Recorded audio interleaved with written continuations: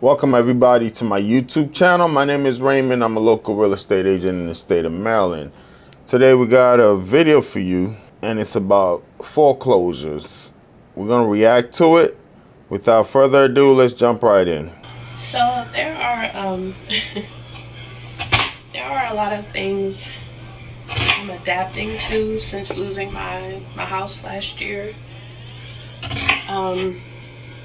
And I've shared before, it's not that I've never lost the place before. I went through Hurricane Katrina at age 14, and we had nothing.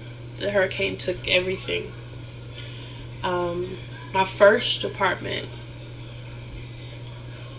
couldn't pay the rent, was pregnant, all of that.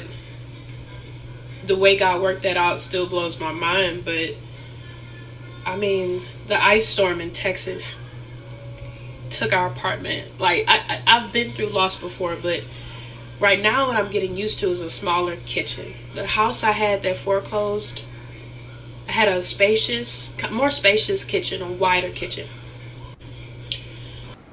Well, hopefully she can get to why and how she foreclosed, because this is a real estate channel. There are some personal life lessons that we can glean from, but I try to stick with the real estate part of it. What causes foreclosures?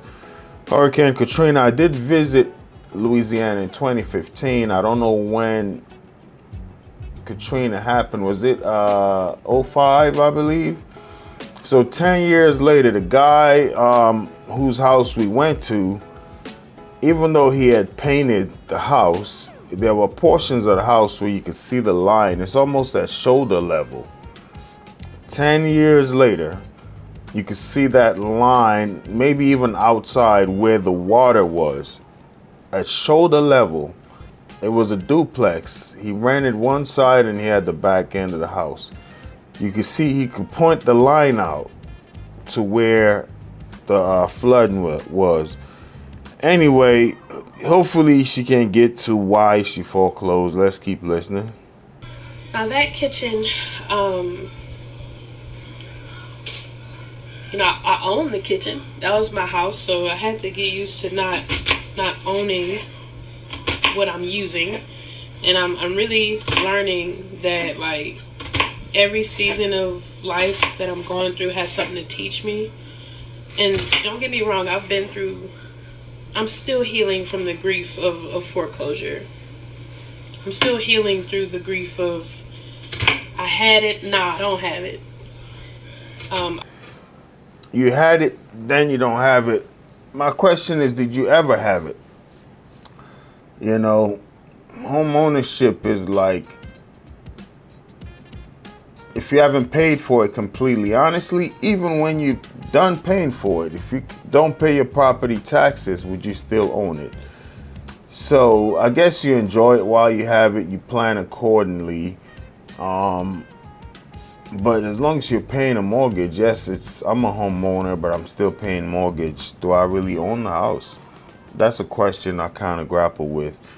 So the grief of foreclosure can be something, but also the recovery from that, right? Like, once you foreclose on a house, now you got to worry about your credit being bad. And how long is that going to be on your record? So if you foreclose on a house at a certain time, it'll take so many years before you can possibly buy a house again, because lenders are going to see that. I think 7 years that stays on your record, if I'm not mistaken. Unless you land some kind of cash to invest, I don't know how you're gonna just buy a house again after a foreclosure. So the grief, the emotional aspect of it, I get, but there are also financial ramifications from foreclosing that I was hoping she can get into, but I can't tell her how to grieve and explain herself. Let's keep going. I was proud to own a home. I believe I'll own a home again. But as I'm maturing for the lessons that are there for me, if I'm willing to learn them, not just lesson, but the perspective shifting. That's what I'd rather say. I'm learning lessons, but my perspective is growing from one that's bitter, angry, frustrated, or ashamed to, wow, look at what I'm learning. Look at what I'm getting from this. So I personally still wish I had a larger kitchen. I'm like a more open concept kitchen person. I'm starting to, I would say, even prioritize cleaning the kitchen more, because since it's smaller, I have way, like I have. Once again, she's not really talking about what caused the foreclosure. It's more like a cope, I guess. People come to the internet to cope. She lost her house. I want to glean the cause, right? The cause, because I'm a real estate agent talking to buyers and homeowners. How do you lose your house? Was it a job? What caused it? Did you buy a house you couldn't afford? You know, so this concept of I'm an open kitchen concept person, or I'm a Bentley driving concept person, I don't really understand that. You are a person of what you have accomplished. You know, it's kind of harsh, but life does throw curveballs at people. But yes, I have a fantasy of the life I would want to live, but if I haven't built that or accomplished it yet, I'm not that person. In my mind, I guess there's some kind of saying, manifestation. I understand that. Or as when I was trying to climb up the corporate ladder, they say dress for the role you want, not the role you have. So if you want to get a promotion to another level, you dress like that role. It kind of gets your mindset there. Or some people say if you want to move into a neighborhood, drive around it a few times, so you kind of aspire for that. Let's say it's a very affluent area, or you want to buy some kind of something expensive, you go do window shopping. If you want to drive a Ferrari, you go to a Ferrari dealership, you go manifest it, I guess. So I get that concept, but I'm also a realist. If I don't have an open kitchen, I'm not an open kitchen person. I haven't accomplished it. That's a fantasy in my mind. I'm a person of what I have, what I've accomplished. I'm not, I'm a mansion type of person. If I don't have a mansion, I'm not a mansion person. So she said she's an open kitchen concept person.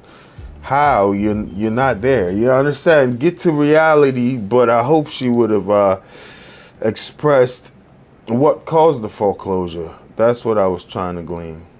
Half the amount of counter space in here, but the same amount of kids. It's still 5 kids. And now the baby eats 2. So I need I'm using so this kitchen has more shelves than I think than my last kitchen did. I don't know.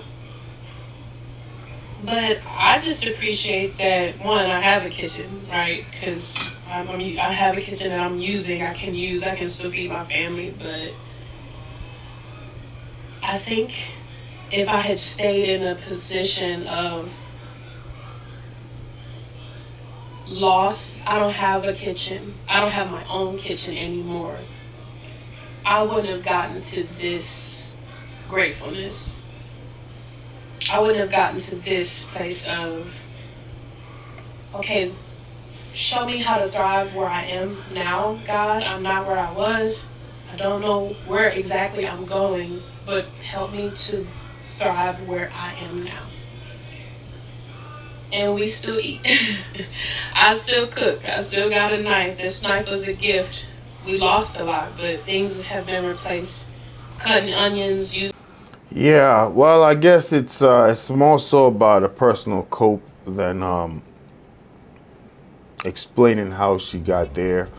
I try not to watch all these videos. Most of them I try not to watch because I want to give you guys the honest reaction and live reaction without thinking it through or having don't want to fake it. So what I'll say here, I appreciate her appreciating what she has, if anything. I appreciate her appreciation, I guess, of what she has. And that's something that we as a society tend not to do a lot of. We're always in the fantasy of what I want, what I desire. And that's actually funny. I'm reading a book right now that's titled The Power of Now, right?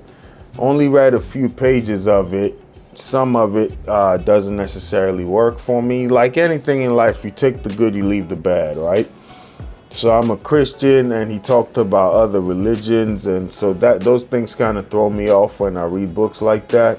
But I glean what I can apply. So that power of now, I think, is something that I appreciate, or that she's talking about, appreciating your now, your circumstances now, rather than being stuck in the past, ruminating, I guess is the word. You're in your head. Let's say you have a bad conversation with a spouse, a boss, a client, whatever. You're ruminating, you're just chewing those words, you're replaying it over and over in your head, and you never move past that. And you think whatever slip up you may have had defines you. It's like a constant shame.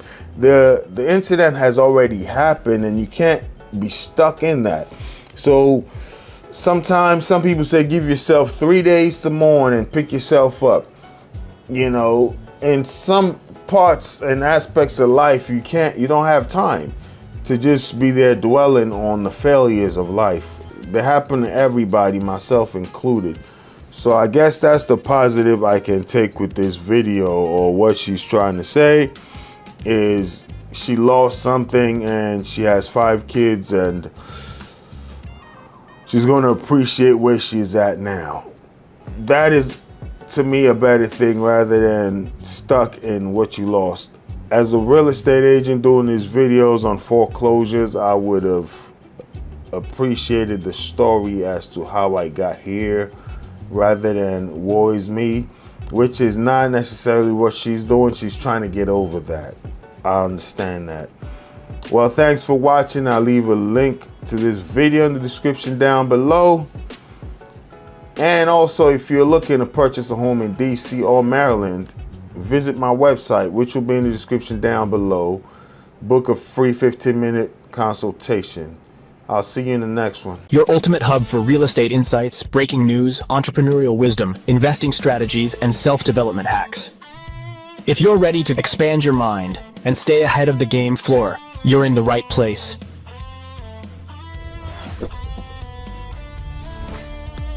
Subscribe now. Your future self will thank you. Hello?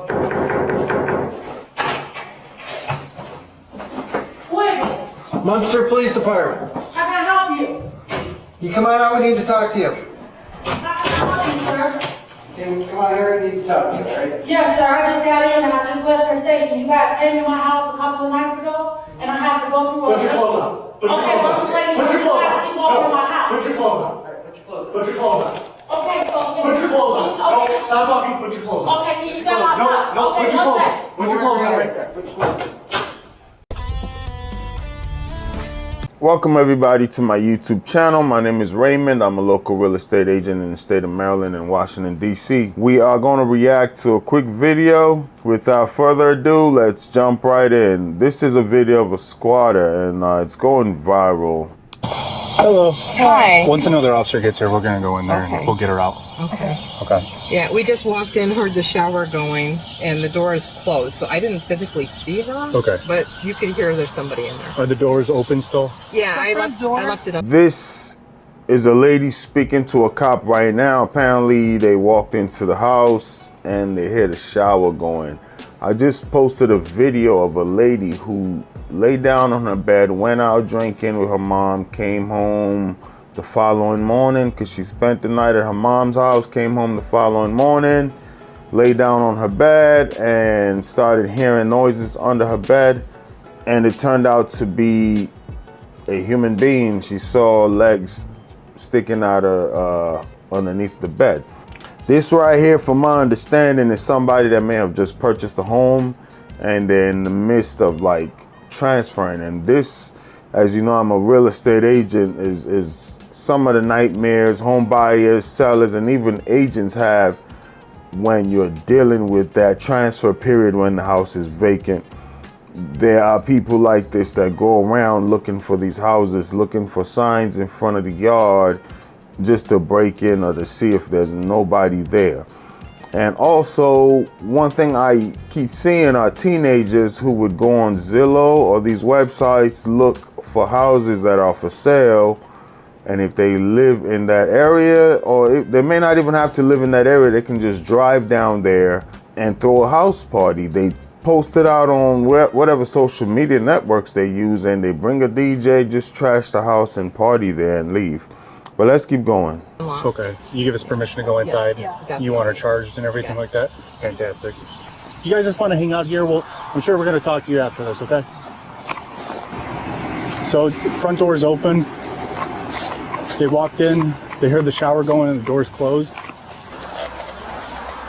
She said going in. She's trespassing. Yeah, she said we could go in. Hello?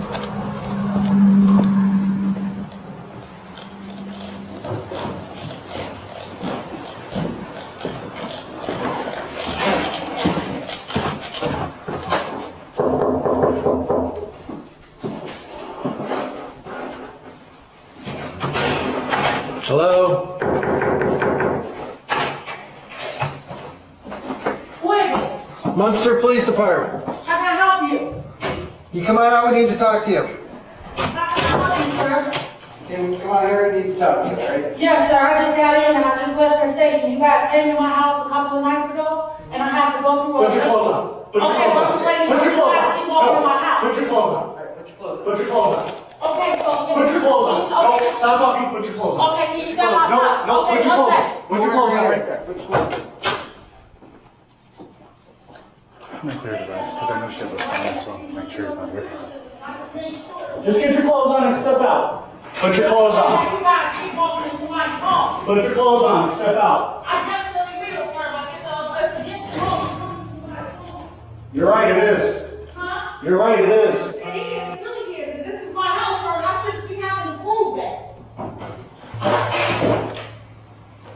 And you guys all know me, all these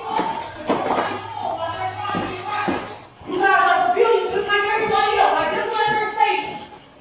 Just now. Did you figure that out? And I have been here faithfully since the month of August. How does she keep getting back in?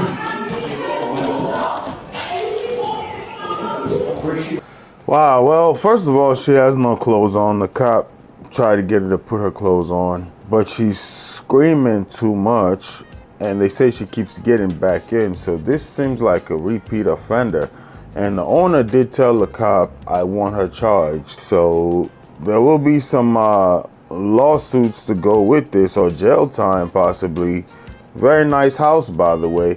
And this is what I talk about. I saw one of these right here in Maryland where the lady used a U-Haul and moved into the house with her furniture, similar to this. Like moved in and is living there. And the neighbors had to call the cops on them. That made the news because it was one of those big houses in the Potomac area. Anyway, let's keep watching.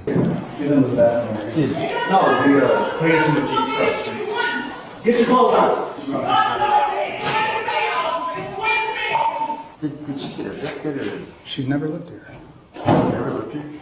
She has no associations with this house. I mean, yes, I'm not doing anything illegal. I just left. Here, hold on, let me turn around. Sir, I just left your department to pick up my keys. I just came from there. I just moved in as of August. You guys are the ones that hold me in. I'm trying to figure everything out. You guys aren't at the office, and you guys are coming through my door. I'm not illegal. You can run me, and you can look it up. I gave you all of the information, and I had to go back to get my permit. So one thing I'll say, she's just too, hate to say it, too loud and just yelling. The cop is right there next to her. Why is she so loud? And how did she come out of the shower without any clothes on and room full of male police officers. Some people would try to get some clothes on. I don't know. Yeah, she's just yelling. And here's the thing. You know, I hate to say it, but discernment in people's demeanor, right? What I'll say is, I keep saying this, I've been in management before, and when people get a job and they give you this good game, always too eager, always got something to say, I don't judge them, but I'm a show me, don't tell me type of guy. I take it with a grain of salt. She is, what this is doing right here is just deflecting. It's like you call somebody in the office to hold them accountable on job performance, and they're blaming everybody else in the room. And a trick we always do, or at least I was trained to do, is write down what the issue was and always come back to the issue. They're going to blame another manager, they're going to blame another associate, they're going to blame the work conditions. Just say, okay, we'll address that at a later date, but here, this is what we're talking about. She's just yelling and deflecting, and if the cops are not going, trained, they can just follow her down a rabbit hole and forgot what the issue is, which is you're living in somebody's house. Where's your documentation? Okay, that's it. You guys are walking into my residence like I don't live here. I'm right here. I'm just saying, I'm just now coming home. You guys just did this, and you guys are the ones, the vendors are the ones that helped me to get in here. So you know I'm not illegal. Yeah, this is an application for employment. Well, I just left your village is what I'm trying to tell you. I have my information and you guys got some as well. Okay. And it should be You see? She's just over talking and yelling and deflecting, threw paper in their face and give a story. So you're now focused on the story and not the document. But the cop is being very calm and keeping his eye on the document and saying this is an application to whatever. It has nothing to do with this house. And she's yelling, and the guy's right here in front of her. Like, what's the purpose of that? I don't get it. But that's what they'll do. And they, good thing the lady came in there. That's what I mentioned in the other squatter video I uploaded. If you haven't seen it, please go do so. Is have a camera there. Make sure you are there. So as soon as they move in, you're there, or you can see it. So now when you call the cops, it's a break-in and entering thing. It's not a kicking somebody out that lived here, because we did another squatter video where the guy had lived there for a while and the cops told him, well, we can't kick him out. You guys can both coexist. In his grandfather's cabin, they have to coexist because he's already established a residency in your house. Now you got to go through the court system to get him out. But if you see him on your camera, they go in, you call the cops, you get him out, or you get the cops there immediately. Now it's a trespassing thing. So with squatters, I always say catching them on site red-handed or as soon as possible is the best way out before they settle in. Let's listen to a little bit more of this. Your computer system, so this is not illegal. Only thing is, I have to get to I'm going to the B&B in the morning. I'm sorry. I'm going in the morning because you guys have something, a glitch in the system somewhere. I'm getting up B&B early in the morning so I can get all the documents, so I can get everything transferred over. Until then, I can't do anything until you guys are open. You guys are closed and you guys are kicking in the door. We didn't kick in nothing. Well, I mean, you're standing in the door. Do you have a house key or something? Yeah, and yes, and it's in your property. Could you take me? I can definitely give it to you, and I will open my door. Do you have stop shouting. I'm sorry. Right I understand, officer. Room is echoing? Yes, I have keys to the front door. I have keys to my back. I have keys to the entire place. Do you have a copy of the lease agreement? Well, I purchased this home. I purchased this home from somebody a couple of years ago, and I just moved in August. So she doesn't live. Who is the somebody? She's from the Sotheby's Realty. She doesn't even live in Illinois. I don't even. She purchased the home a couple of years ago, but she just moved in August. Sometimes, all you got to do is listen to people. They'll tell on themselves. She purchased the house a couple of years ago, but she just moved in August. The doors are open. Do you have keys to the property? She'll go get the keys. Take me there. Do you catch my drift? Like, there's a lot going on here that's just, it doesn't sound right. And I'm glad the cops, one, told her to put her clothes on. Why would she even come out of the bathroom naked. I don't know what that's about.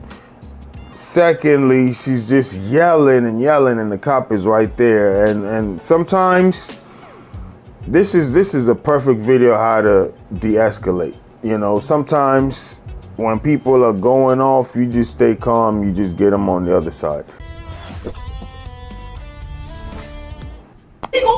This is an application for employment. Well, I just left the village is what I'm trying to tell you. I have my information and you guys got some as well. Okay. And it should be in your computer system, so this is not illegal. Right. Only thing is I have to get to the, So, just a quick recap. They busted in the door. If you didn't see the previous video, well, they didn't bust in the door. The door was open. The owner called them. The house is open. Apparently, the owner came in and they just heard somebody in the shower and called the cops. And if you hear the cops, she's been in this property quite a few times and she keeps getting in. And the other cop was asking, how does she keep getting in? And one of the cops said she has a son, so he went around to look for that person. Then another cop was asking, hey, what's going on with this lady? Was she evicted or something? And then the other cop said she has no affiliation with the house whatsoever. When she came out, she brought this piece of paper and just stuck it in the cop's hand and is talking over the cop, just loud talking, in essence just trying to distract him from reading the paper she gave. The paper, it's almost like Training Day. Remember Denzel Washington, Training Day, when he folded up the piece of paper, gave it to the lady, hey, I got a warrant, and he busted in the house, and she just sat there when everything got stolen, the cash got stolen. Then she looked at the paper and said, oh, this ain't no warrant. That's just how it goes. They distract you and you're not focused on the document they put in your hand. Now you think something is legit and they got another play going on that they're running, right? So sometimes you just got to slow down and just listen. And the cop did a good job there, just listening. And ma'am, this is a job application and an application for unemployment or whatever it was. A pamphlet that she stuck in his hand talking about the house. That paper had nothing to do with anything. And the way she's confrontational and screaming is all about deflecting you from what the problem is. I hate to say it, but this is next level criminality. You're so used to being a criminal or just lying that it's just natural, you know? It's just like your mother tongue, you know. I hate to be, I'm not going to say I hate to be, but I don't want to be preaching on here. But Jesus said something like this when he said, when you lie, you speak your native tongue. You're of your father, the devil, who was a liar from the beginning. I think it may be somewhere in John 6. When you lie, you speak your father's native tongue. And this is just like a native tongue. It's just natural. She's just spewing out lies after lies. It's just crazy. Let's keep going. B&B in the morning. I'm sorry. I'm going in the morning because you guys have something, you know, a glitch in the system somewhere. I'm getting up B&B early in the morning so I can get all the documents, so I can get everything transferred over. Until then, I can't do anything until you guys are open. You guys are closed and you guys are kicking in the door. We didn't kick in nothing. Well, I mean, you're standing in the door. Do you have a house key or something? Yeah, and yes, and it's in your property. Could you take me? I can definitely give it to you, and I will open my door. Do you have, stop shouting. I'm sorry. Like right I understand, officer. Room is echoing? Yes, I have keys to the front door. I have keys to my back. I have keys to the entire place. Do you have a copy of the lease agreement? Well, this is I purchased this home. I purchased this home from somebody a couple of years ago, and I just moved in August. So she doesn't live. Who is the somebody? She's from the Sotheby's Realty. She doesn't even live in Illinois. I don't even know where she is. She just called me with congratulations. I got my key. I got in, and I've been here. But if you want to, you can take me to the station. So this is a real estate channel. She's from whatever realty she said. The person doesn't even live in the state. She got her keys. She got in. You're in the house. How did you get in the house just now? The cop has to take you somewhere to go grab your keys. How did you enter into a house just now? You mean they sold the house and it was vacant, or you left the house open or something? Anyway, it's just, once again, lies after lies, deflections, and it's crazy. And I would have to say this is a good lesson of de-escalation. I just watched a video where the cop literally shattered the window of the guy in the car, and he turned out to be, some people are saying, I don't know how true it is, some people are saying he's either law enforcement himself, either an undercover cop, an FBI agent, or whatever, and he was being calm, and the cop just shattered his window with his hand, literally pulled it, cut himself. It's all on body camera, just escalating it. And then the victim in the car is the one who was just calm the entire time. This is a complete opposite of that. This cop right here is the one that's calm and is de-escalating. While this lady, if you met a cop that was rowdy or matched her energy, this could have went left. She could possibly get a lawsuit, even though she's a squatter, you know. But this cop just de-escalated it. Like, I'm 2 feet away from you. Why are you yelling?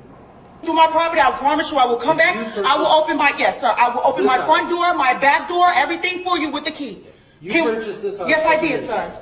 But you don't know from what realtor or It's Sotheby's. So Sotheby's is the realtor, but I do have my keys. So if you can get my property, like I will give you all of my information, and you can get it. Any information showing that you purchased? Everything that I have went to the station. Only thing I have to go to, they told me I have to go to the BNB in Griffith, and once I get there, they can switch everything over for me, and that's gonna take like 10 or 14 days. Purchase. Only. What a switching everything at the DMV. Here in Maryland, we got an MVA, but DC has a DMV. So MVA here stands for Motor Vehicle Association, but everywhere else has a DMV. Don't know why Maryland chose MVA, but she's speaking about the DMV.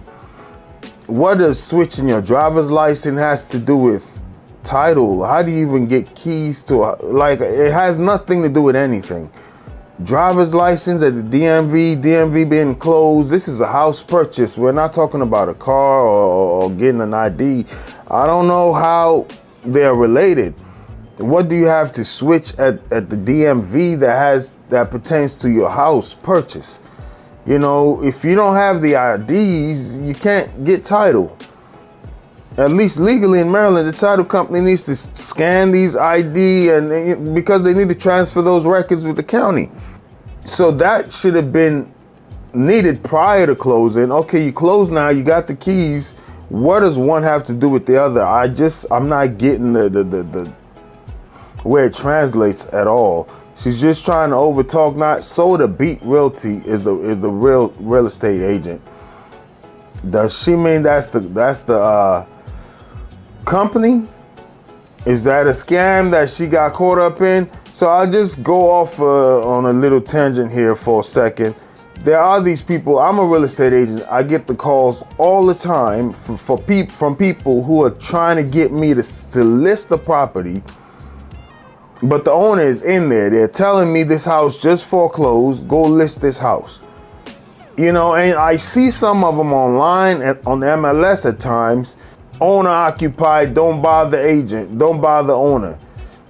I get it if the bank is trying to foreclose, but as an agent, I'm not going to tie my name to that. I haven't been in the house. I don't have any proof you have ownership of the house, and I just put it on the MLS. But I get these companies all the time trying to get me to list a property that they have no ownership of. Is that what she's talking about? And I'm like, how can I put this on the MLS and I haven't gone to take pictures of it? Oh, it's about to be foreclosed. Okay, find somebody else to deal with that. You know, that's not something I want to engage in. But I would say some of them are scams. Some of them I get. They are going through a foreclosure process, and the bank just wants to sell it to an owner and cut cost of kicking this person out. And then the new owner has to go through the court process of evicting. It's a way for the bank to kind of get their money, and you deal with the problems, but you don't know what that house looks like on the inside. When somebody knows they're getting ready to foreclose, they just tear things up. Anyway, let me get back to this one. No, everything that I purchased, no, they don't give you anything. When you purchase something and you sign a lease agreement and it's over with, I'm not paying a monthly note, so I don't have anybody to consort with. So I don't have a consorter, but what I do have. They never gave you. Well, I mean, I got keys and I got my transfer information to get over with the B&B, like, transfer plates and titles and stuff like that to get my house together. I got furniture coming, that's about it. I don't have anything else that can prove that, but I do have the keys. So if you want to go to the station and bring me back, I would definitely open up my house with the house keys. When did they get your stuff? 2 days ago, they got my things and bring it to me, and they say, you don't have anything, everything registers, you don't have to worry about coming here, and if anything happens, let us know. That's the only thing that they told me, so I don't have anything against me. She's clapping, she's talking. If these cops are homeowners, she's lying. As a real estate agent, nothing she's saying, this just tells me she's never bought a house before. Nothing she's saying right there has anything to do with a home buying process. You don't get keys without paper, everything transfers. That's not how it works. When you're closing, the stack of papers is almost about this thick, maybe 100-something pages. That's why I tell my client sometime, if you need that email to you earlier so you can read through it, because I had one client who was trying to read through that at the closing table. She's my client, but I was frustrated. That's not the time to read through that. It's just so many pages. You're not going to get all the details. If you need those closing documents sent to you earlier so you can review them, please do.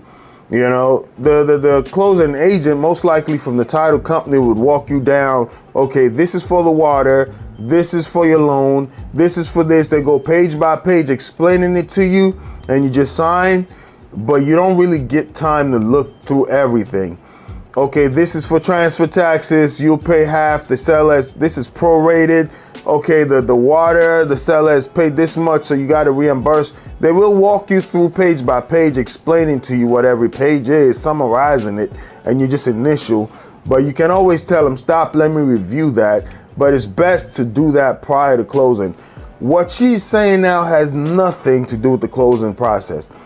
If these cops have ever bought a house, they don't need to be a real estate agent. They would know the processes she's talking about is not related to the real estate industry at all. At all. You just go there. Whatever she's saying has nothing to do with the way a house is sold. And there are different state laws, but when you take your real estate exam, you got to take it nationally. You got to take so national standards are there. I'm in Maryland, I'm licensed in DC, but the national standards are there. Some areas may have more codes and different laws and fair housing laws than others, but the national standard is a national standard. Nothing she's saying has anything to do with the home sale process. I don't have anything or none of that stuff. So that's what I'm saying. If you need to see that information, because I just left from that, but there's nobody in the building for them to process the information to give it back. I will gladly take you there, and you can come with me as well, and you can bring me back, and you can lock everything up. I'll let you lock everything up, and you can see that I entered this house with my key. That's the only thing I can tell you. Where's your key right now? And property at Munster, Indiana. Then how did you get in today? Because this is my door. My back door. My back door needs to be fixed. I need to go to the Ace Hardware. Only thing that I don't have a lot of tools. I don't have anything. The only thing that I have is the things that you see now. I have to salvage up on food and furniture and everything. I'm just new to the community. So now I'm trying to get everything done so I can, live a homely life and get some things together. But I can't do that if somebody's at the door saying, hey, well, who lives here? I live here. And if I live here, then I have to be Do you notice how she didn't answer the question? Where are your keys right now? They're over there. How did you get into the house? This is my back door. I'm trying to live a homely life. She didn't answer the question. And I'm telling you, this is something they train us when you're in management, and you got to write somebody up. Just keep your ears out for the question you asked and let them explain their behavior, but there's a crier, somebody that cries. When you call people up to hold them accountable, you got a personality type that's going to cry. Then you got a personality type that's going to deflect. That's just deflection right there. I'm trying to live a homely life. I'm not new to the community. I'm got to go to Ace Hardware. My back door is broken. how did you get into the house? That question wasn't answered. Life and get some things together, but I can't do that if somebody's at the door saying, hey, well, who lives here? You know, I live here. And if I live here, then I have to be just like everybody else. You know what I mean? I'm not causing any trouble and I'm not causing any drama. This is bringing conflict to my community. I've been good since August, since I moved in. Now they're like, what's going on? The neighbors, what's going on with all these officers coming around to the property that's been sold? Because the homeowner called us. Well, yeah, I definitely not, because I'm the homeowner and I don't have any complaints, and I'll be the first person to call Munster, Indiana if I do. All right, we're going to wrap it up right there. What we'll do is we'll watch the third part. So stick around for that video. Make sure you like, comment, share, and subscribe. If you're trying to purchase a home in DC or Maryland, visit my website, which will be in the description down below. Book a free 15-minute consultation. Without further ado, let's get started. Make sure you lock your doors. Get a camera. If you're a listing agent, check on your listing periodically. If the owner allows you to have a camera in the front door or something, and in Maryland you gotta have these signs, that's fine. This property is under surveillance, whatever you need to do, because you don't want to get a listing and somebody's squatting in there and you didn't catch up on it and it becomes too late. All right, so always try to check, have a plan with you and the seller as to how this house is going to appear, as though it's been monitored. Because the good thing here is this lady got caught instantly. The seller came, the old homeowner came in there while she was in the shower. The property back and we can come directly in with the keys. Is it like something? No. 1085 and then drop He's gonna handle the charge. Criminal trespass. Or residential. No, it's not, sir. So if we go get my property, I will show you the entryway to the Ma'am, you house. don't live here. Okay, sir, once again, sir, can we go? What's your last name? It's Goodson, Goodson, and it should register 127 Beverly Place, Monster, Indiana. What thing you? Okay, well, I'm just trying to say. What's your last name? Okay, it's Goodson, Goodson. First name? Dominique. What's in the bag? These are personals. I went and picked up a charger for my phone because my phone was dying. I got some personal things that I got. That's about it. I just left the store. Did you shower while you were here? Well, I just came home. That's what I'm saying. I'm hot. I'm sweaty. This is my phone, and then all of my personal stuff. I'm sorry? Were you using the shower? I just came home, and I just came home, sir. I just came home, and I'm in the house. Okay. Yeah. I'm gonna place you under arrest. That's okay, but can we go get my keys, sir? So we talked about this in the last video. Deflection. Do you know how she didn't answer? So they're contemplating criminal trespassing. Deflection and crying. Crying, sometimes people say play the victim, and deflections.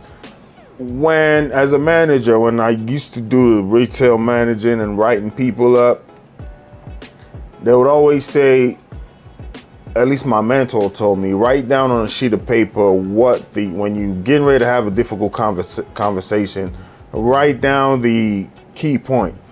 You know, I think it was Bill Burr or one of these comedians that say they can never win an argument with their wife because they deflect and talk about all other things. Then you make a comment that you can't come back from, and now it's about the comment you made and not what the argument was originally about.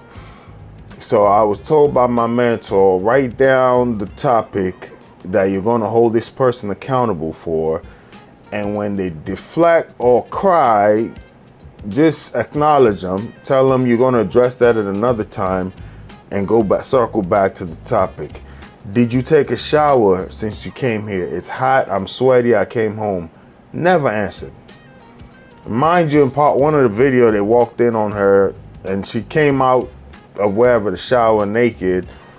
Even though the door was closed, they told her to come outside. She could have eaten. They didn't open the door. She voluntarily walked out to the cops naked. They had to yell at her to go put on her clothes, which is crazy.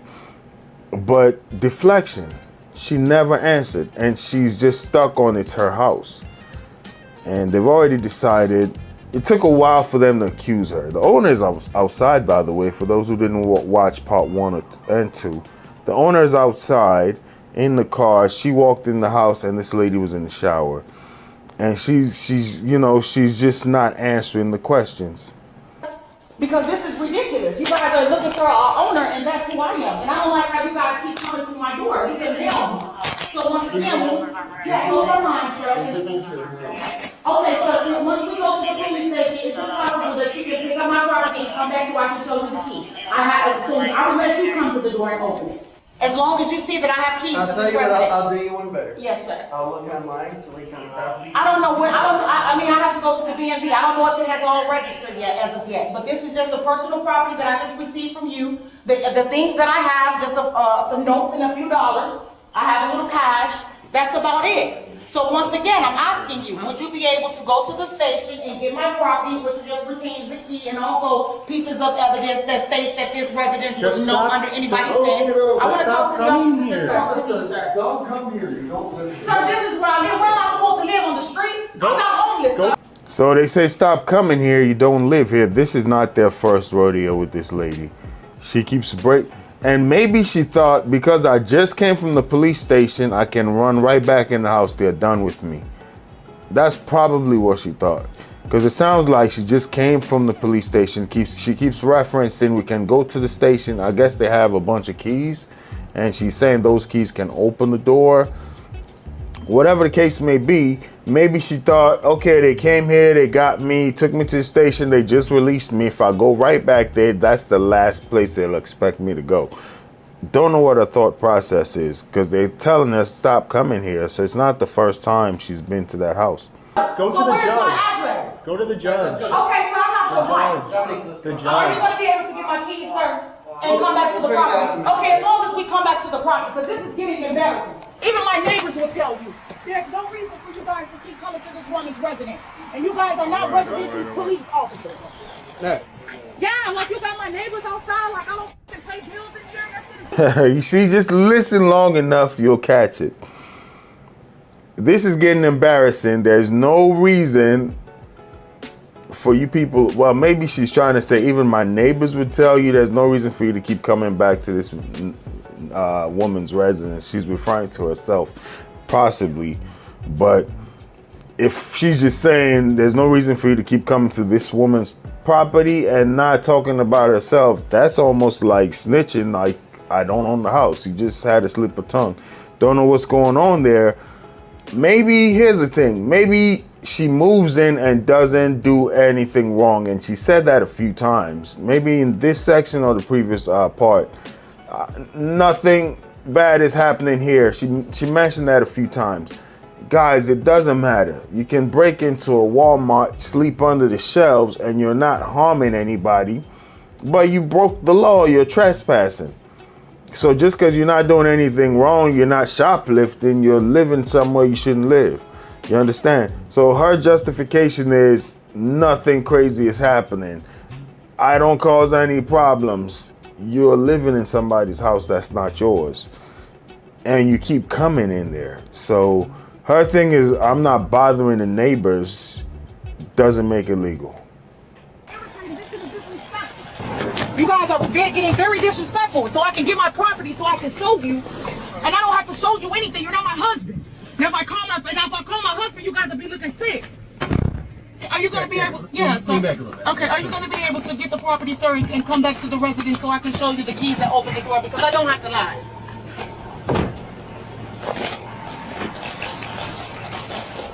Hello, who's the homeowner? Right here. All right. So what's going on? You're not my husband. If I get what does your husband have to do with proving it's your house? Title and deed is what proves ownership, not your husband. And you can she's all over the place. Are you able to go to the property so I can prove it's my residence? What does that even mean? And finally, they're going to go speak to the homeowners. Let's hear this. Hello, who's the homeowner? Right here. All right.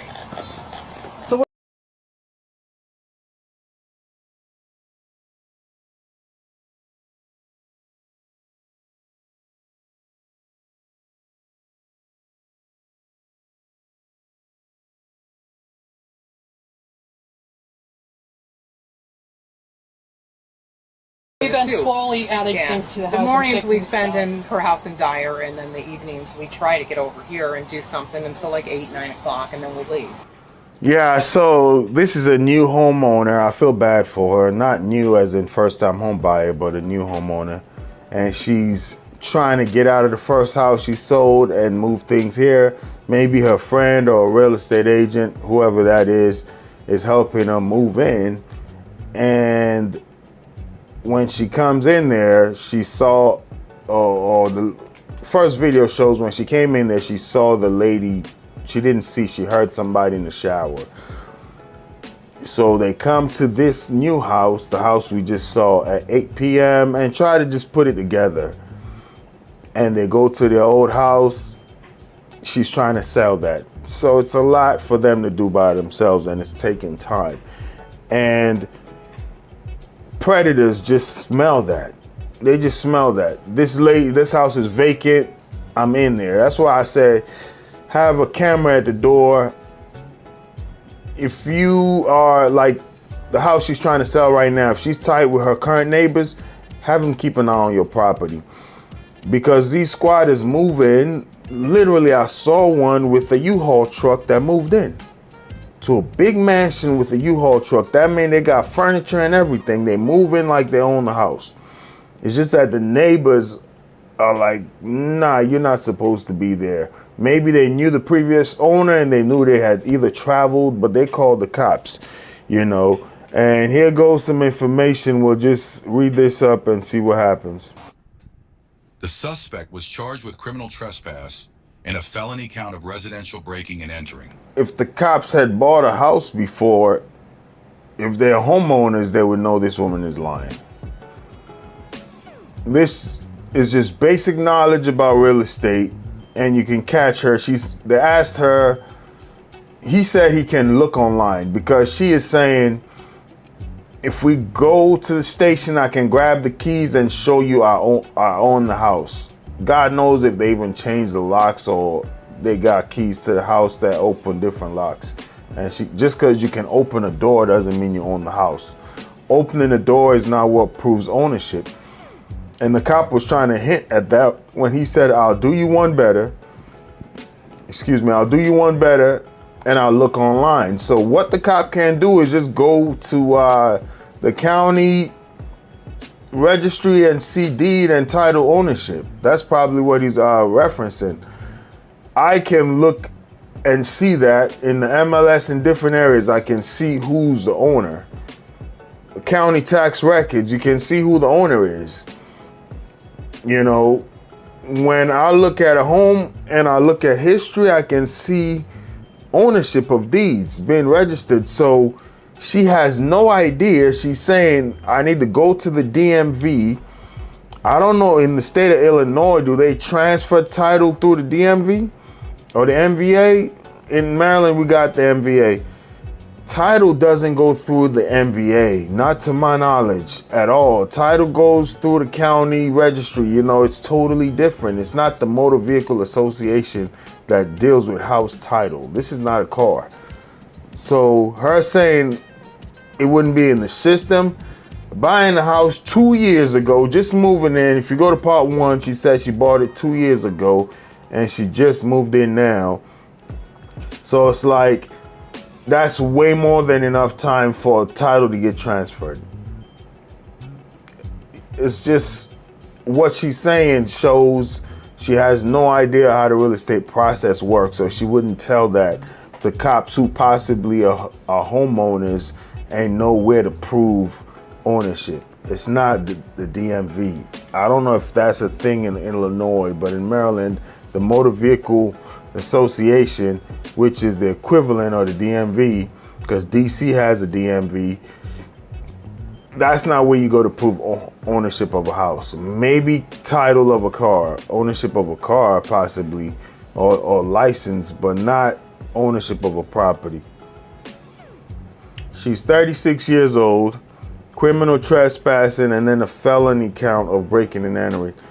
You see how she just spoke with so much, I wouldn't say confidence, it's just a deflection tactic. Just aggressive yelling, just to throw you off from what the facts are. Good thing the cops stayed. They really de-escalated. I really commend them for that, because there are so many videos of cops just not knowing how to control themselves. They really de-escalated this. This is a master class on how to de-escalate and, you know, handle a situation. Well, once again, for real estate agents out there, make sure you got eyes on your listings, because when they're vacant like this, people break in, go in there all the time. Not all the time. I've never dealt with that personally, but I have dealt with somebody who cut like the netting in a new construction trying to get inside. Brand new construction, almost $700,000 house. And the way they built those new houses, they got these little latches that keep the window from coming up from the outside. It's like a security mechanism. You can only open it from the inside. You got to push those latches in.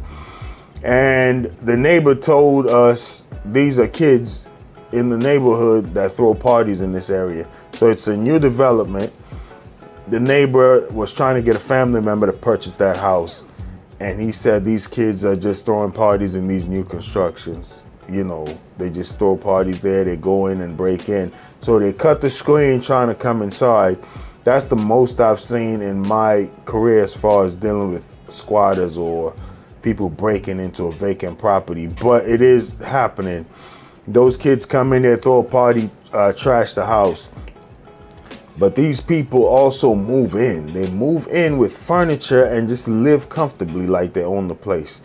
And once they establish some kind of residency based on the state, it becomes a nightmare to get them out of there.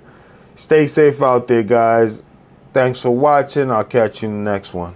Your ultimate hub for real estate insights, breaking news, entrepreneurial wisdom, investing strategies, and self-development hacks.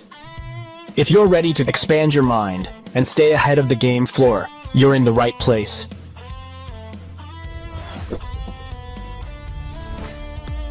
Subscribe now. Your future self will thank you. My HOA is foreclosing on everybody's house. I may have just created a neighborhood war. And I took my association to small claims court for $20,000. Hey guys, so I live in an HOA and I got another HOA horror story for you. Welcome everybody to my YouTube channel. My name is Raymond and I'm a realtor in Maryland and DC. Today we got an HOA horror story video to react to. We're going to jump right in, but before we do, make sure you like, comment, share, and subscribe. That's how you'll help the channel grow. I really will appreciate it. Also, if you know anybody looking to purchase or sell a home in DC or Maryland, I'll leave my information in the description down below. Without further ado, let's get started.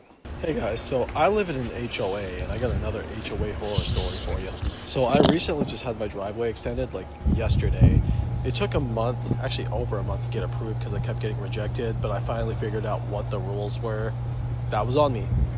And I got my driveway extended per the parameters of the HOA guidelines, which is it could only be extended 3 feet on either side from the existing driveway. So yeah, so I extended it 3 feet on either side using these. Kudos for is he took ownership, didn't know the bylaws, and that's something I've been stressing in these HOA horror story videos, right? Make sure you read the bylaws of the HOA. And one of them is he didn't know exactly the dimensions of how much he can extend his driveway, and he kept getting rejected. And that's another reason why people don't like HOAs is I want to extend my driveway. It's my yard. Who are you to tell me I can't do so? And that's another reason why people love HOAs. Make sure the whole neighborhood looks a certain way so we can keep the value of our homes.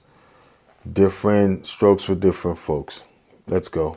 Same type of materials that the original driveway was constructed with when we bought the house. So I had a neighbor walk by and looked at my driveway and she was just like, hey, just so you know, I don't think, this is allowed. And I was like, oh no, I got the HOA approval. I had to submit a whole application with a sketch and a mock photo and like the vendor's proposal and all that stuff. He's like, yeah, but it looks too big. And they said the only rule was I can only be 3 feet on either side of the existing driveway. That's my extension zone. And I cannot go to the sidewalk. I have to stop before the sidewalk. So I'm well within that. So, yeah, but it looks a lot bigger than the other driveways. And I'm just like, yeah, and? So that is sometimes the problems with HOAs. You did your construction. The driveway looks pretty nice. But then you got an HOA, just a neighbor. That's the problem with HOA sometimes, right? If you know, there can be a lot of bossing around going on. And depending on who's in the HOA, as far as the board, it can be a lot of bossing around going on. You just spent all that money, got your driveway done, and the neighbor is walking around, and it's not about, hey, nice driveway. Just think about humanity. You did your driveway, looks pretty decent. It's not nice driveway. It's, hey, I don't think this is approved. That's why some people don't like HOAs. But as I mentioned, if you let somebody get away with extending the driveway, somebody's just going to add another room to the house, on the side of the house, you know, things, and the whole neighborhood can look a mess. So I get why certain neighborhoods want to look a certain way. Anyway, let's keep going. You know, I just don't think I'm comfortable with that. And I was like, ma'am, you're not even on the HOA board. So, yeah, but they're going to be hearing from me. And I was like, dear freaking God. So I'm going to make it my mission to make sure this woman never gets any position of authority on the HOA board as long. Well, there's always his story, her story, and the truth, they say, sometimes is in the middle. But just imagine you got your driveway done and your neighbor's telling you they're not comfortable with your driveway. You know, it's amazing what happens in these HOA communities. But if it did violate the bylaws, then she has all right to do so. But he said he got permits and approval. But even though he did that, she doesn't like the way it looks. And the board is going to hear from her. Wow. Because we live here. But this woman, whenever she walks around the neighborhood, you know, I guess inspecting her fellow neighbors, making sure they're following the rules, she takes her really loud, obnoxious little dog, like it's a Chihuahua, which is like my least favorite breed, to each their own. You know, like I have no problem with people owning dogs. She lets it crap everywhere and doesn't even pick it up. So now that I know that she does that regularly, I also know that actually is against HOA guidelines. So I'm definitely going to be recording that and sending that to the HOA like every time. Well, what I'll do is I'll leave a link to this video in the description down below. And that is one I'll say we didn't touch on before, is not the board, just your neighbors. Can this happen in a non-HOA community? Obviously. The only thing is, they may not get a board, they can call the county on you, but there's not that much power as in an HOA community. And that is a horror story sometimes that make people tired of HOAs, is this lady apparently is not even on the board. You can say if it's a board decision, it can be understandable. This lady is not a member of the board. She's just a neighbor walking around inspecting people's homes to make sure it's within guidelines. You can say, does she not have something better to do? But as I mentioned, in real estate, when a neighborhood has a certain aesthetic look, feel, when you drive in, all the grass is cut to a certain level, everything seems kind of uniform. As much as there might be subtle differences, the developers and planners keep it within a certain frame and guideline, which can increase value over time. So on the lady's part, you can see why some people do that just so they keep the value of their home. They don't want people coming in there with green doors, yellow windows, and just tanking the value of their homes. However, some people can go overboard. Happy Saturday, everyone. I may have just created a neighborhood war. Now, I need your opinions, your thoughts, because I might have just fucking pissed off my neighbor, and part of me is just like, you know what, I don't care, because they just don't seem to care. Now, I live in a community, right? HOA. We are houses on top of houses. My neighbor has like a secret garden. All of his fucking plants, trees, everything just grow over everybody's fences that are surrounded by his house. He don't give a flying fuck. I wouldn't care so much if the plants on. So she said she just created an HOA war. And this is some of the things that I wanted to address. And some of the reasons why people don't like HOA communities. If you're in a non-HOA community, unless the county stops by to mess with you or the local municipal government, for the most part, you're free. Your neighbors may despise certain things you do. They can call the cops, but for the most part, you're free. In an HOA community, however, if you do a little thing your neighbor doesn't like, as she said, we're houses on top of houses, so they're all like together.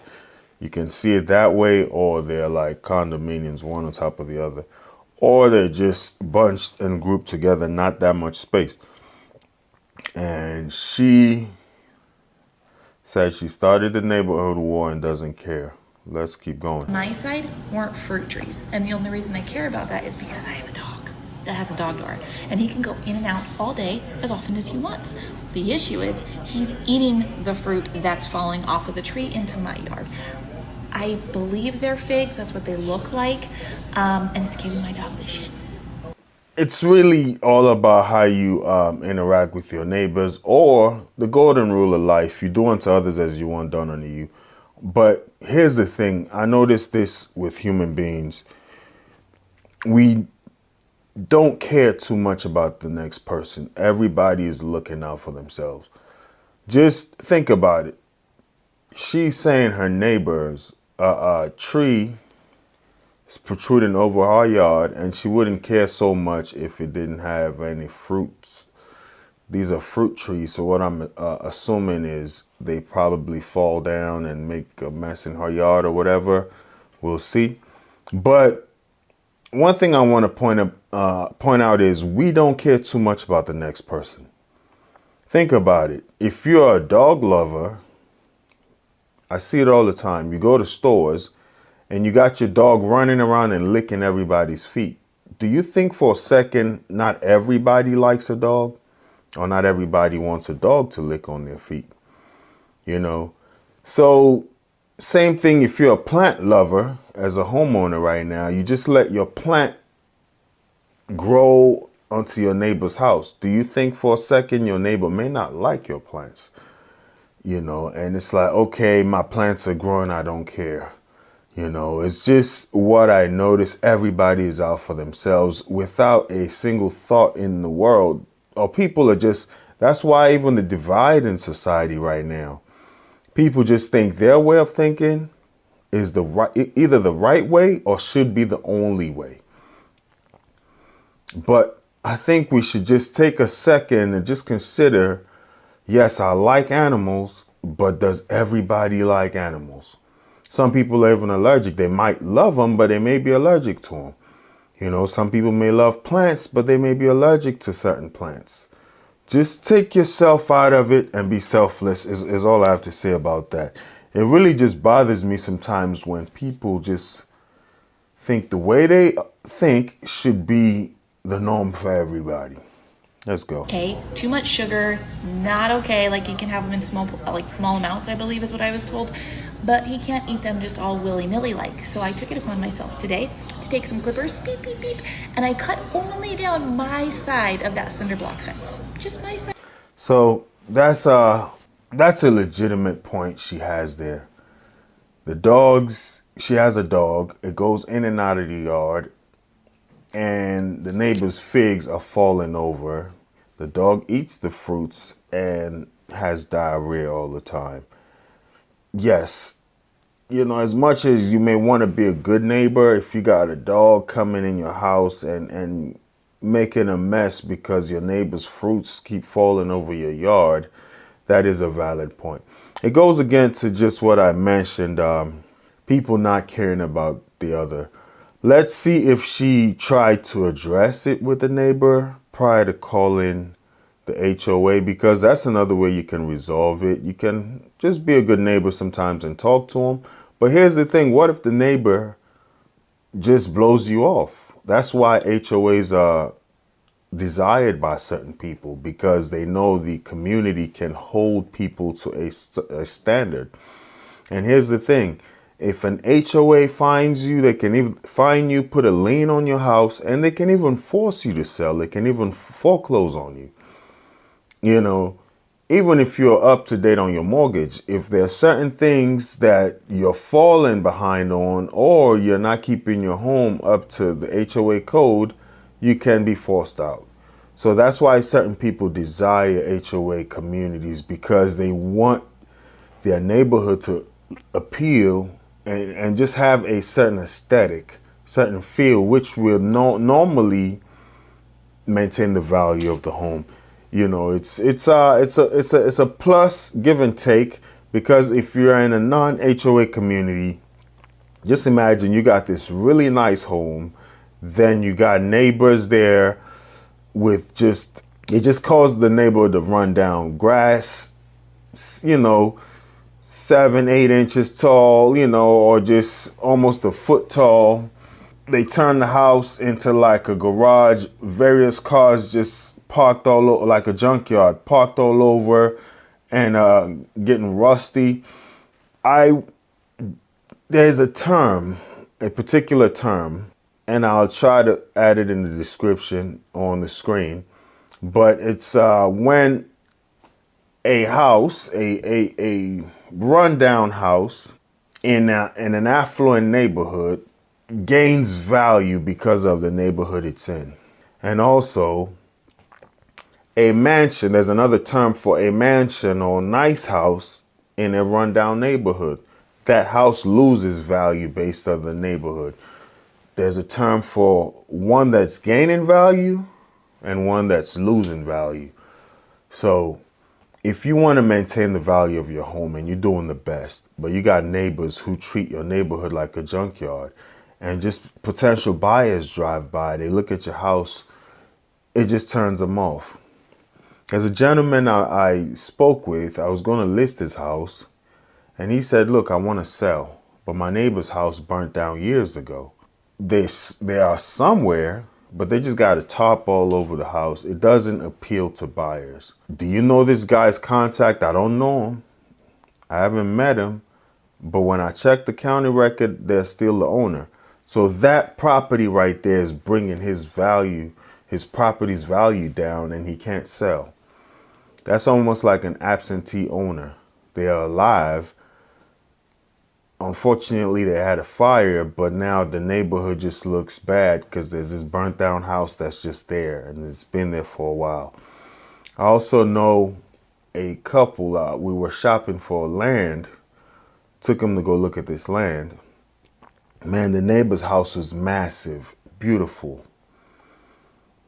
But when they walked the yard that they were trying to purchase, as nice as that neighbor's house was, on the backyard they had like chickens in like a barn, and that turned them off. They're like, I don't know if I want to be in this kind of setting. So your neighbor's house and how they live can influence the value of your home, is the big thing about HOAs, why people want HOAs for the most part. They keep the standard of the neighborhood. And let's keep listening. I didn't even go over the center block fence. I just went all the way up, straight up my fence line. Now, is my neighbor gonna fucking hate me? I don't know, let's be honest, but what it comes down to is it's on my side in my yard and it's affecting my animals, so it's gone. We're gonna wrap it up right there, but that's what I was talking about. She just took it upon herself to trim the branches that were protruding over her yard. And she within her rights to do that. Technically, it is her yard. And as far as land goes, it's considered the ground all the way down and all the way up, right? You own that.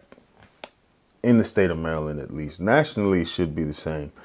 You do have certain restrictions if you're by a body of water and things of that nature. You may have to share. So she's within her right. Technically, it's her yard. but it's all about being a good neighbor. You just wonder what kind of relationship she has with her neighbor, why they can't talk, why she didn't talk to the neighbor. Maybe she did already. Maybe he refused to listen, but she just cut all the branches. So here's the thing. What if that cutting of the branch now kills the tree on the other side? Does the neighbor have grounds to stand on for a lawsuit? Or sometimes you trim branches and it's like they even grow faster. Anyway, I'll say this much: be a good neighbor. Try to talk to your neighbors, and hopefully they are also good neighbors and they're considerate. And also just be considerate of somebody else's point of view, feelings, and things they go through, right? I'll leave a link to this video in the description down below as usual. And let's read. Do we have any comments?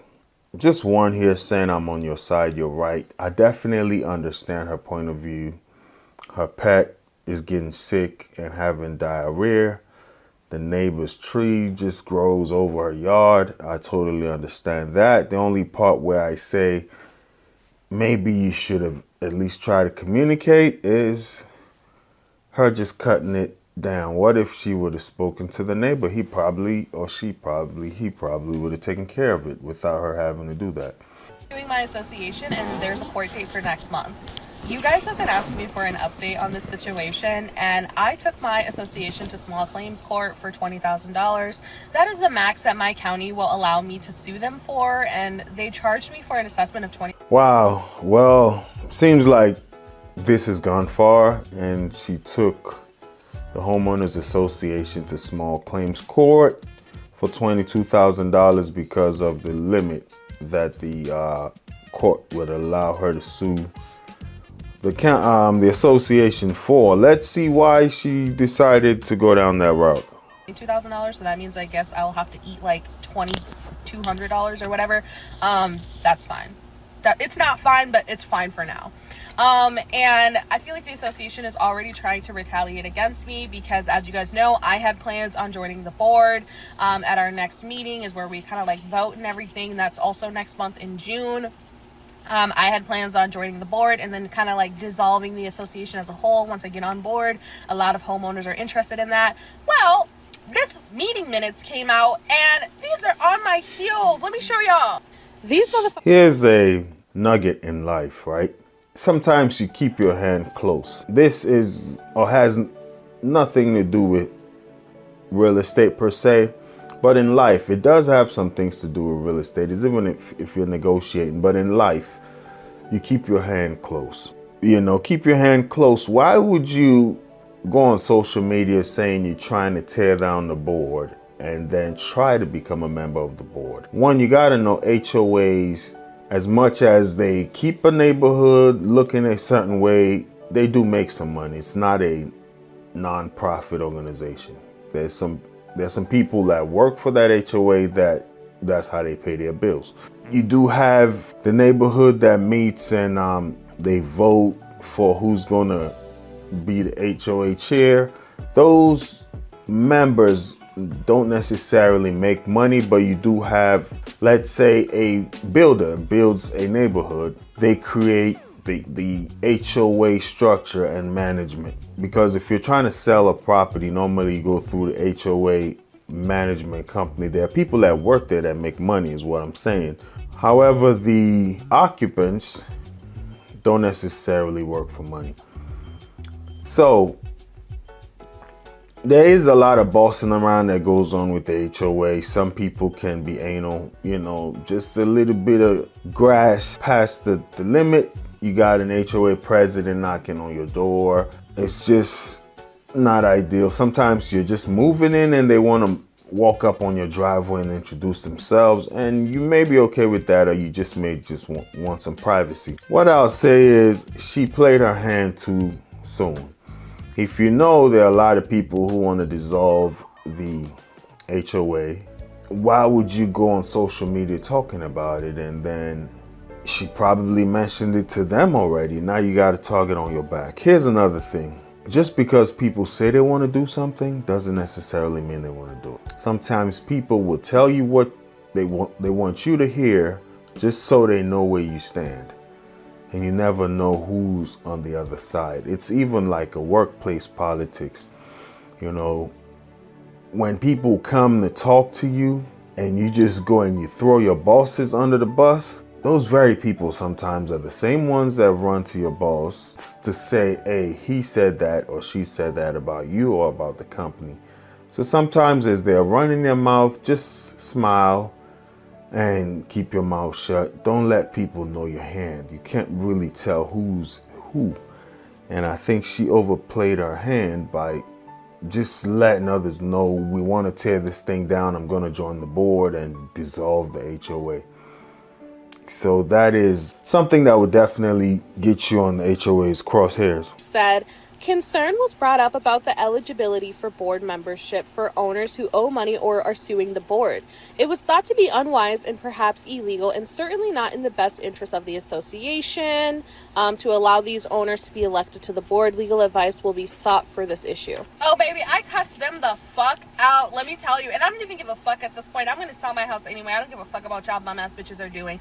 But that is just straight up, as much as I don't know all the backstory. Let's say if I have a business and I know somebody wants to become a member of the board of my business just so they can dissolve the business, why would I possibly want you to join my business? You know, because people do that. They come on board and then they take over your business and then they sell it. You sell shares, they just come in and then they sell it, right? So if I know that is your end goal, for the best interest of my business, I may not want you to be a member of my board. You can be a shareholder, but not on the board where you're a decision maker. All right, let's keep going. No, I said trying to change the bylaws strictly because you don't like somebody in the community, like you can't do that. Any lawyer will tell you that you can't fucking do that. You got racist people, bum ass people. Y'all are backdating contracts. Y'all are having actually.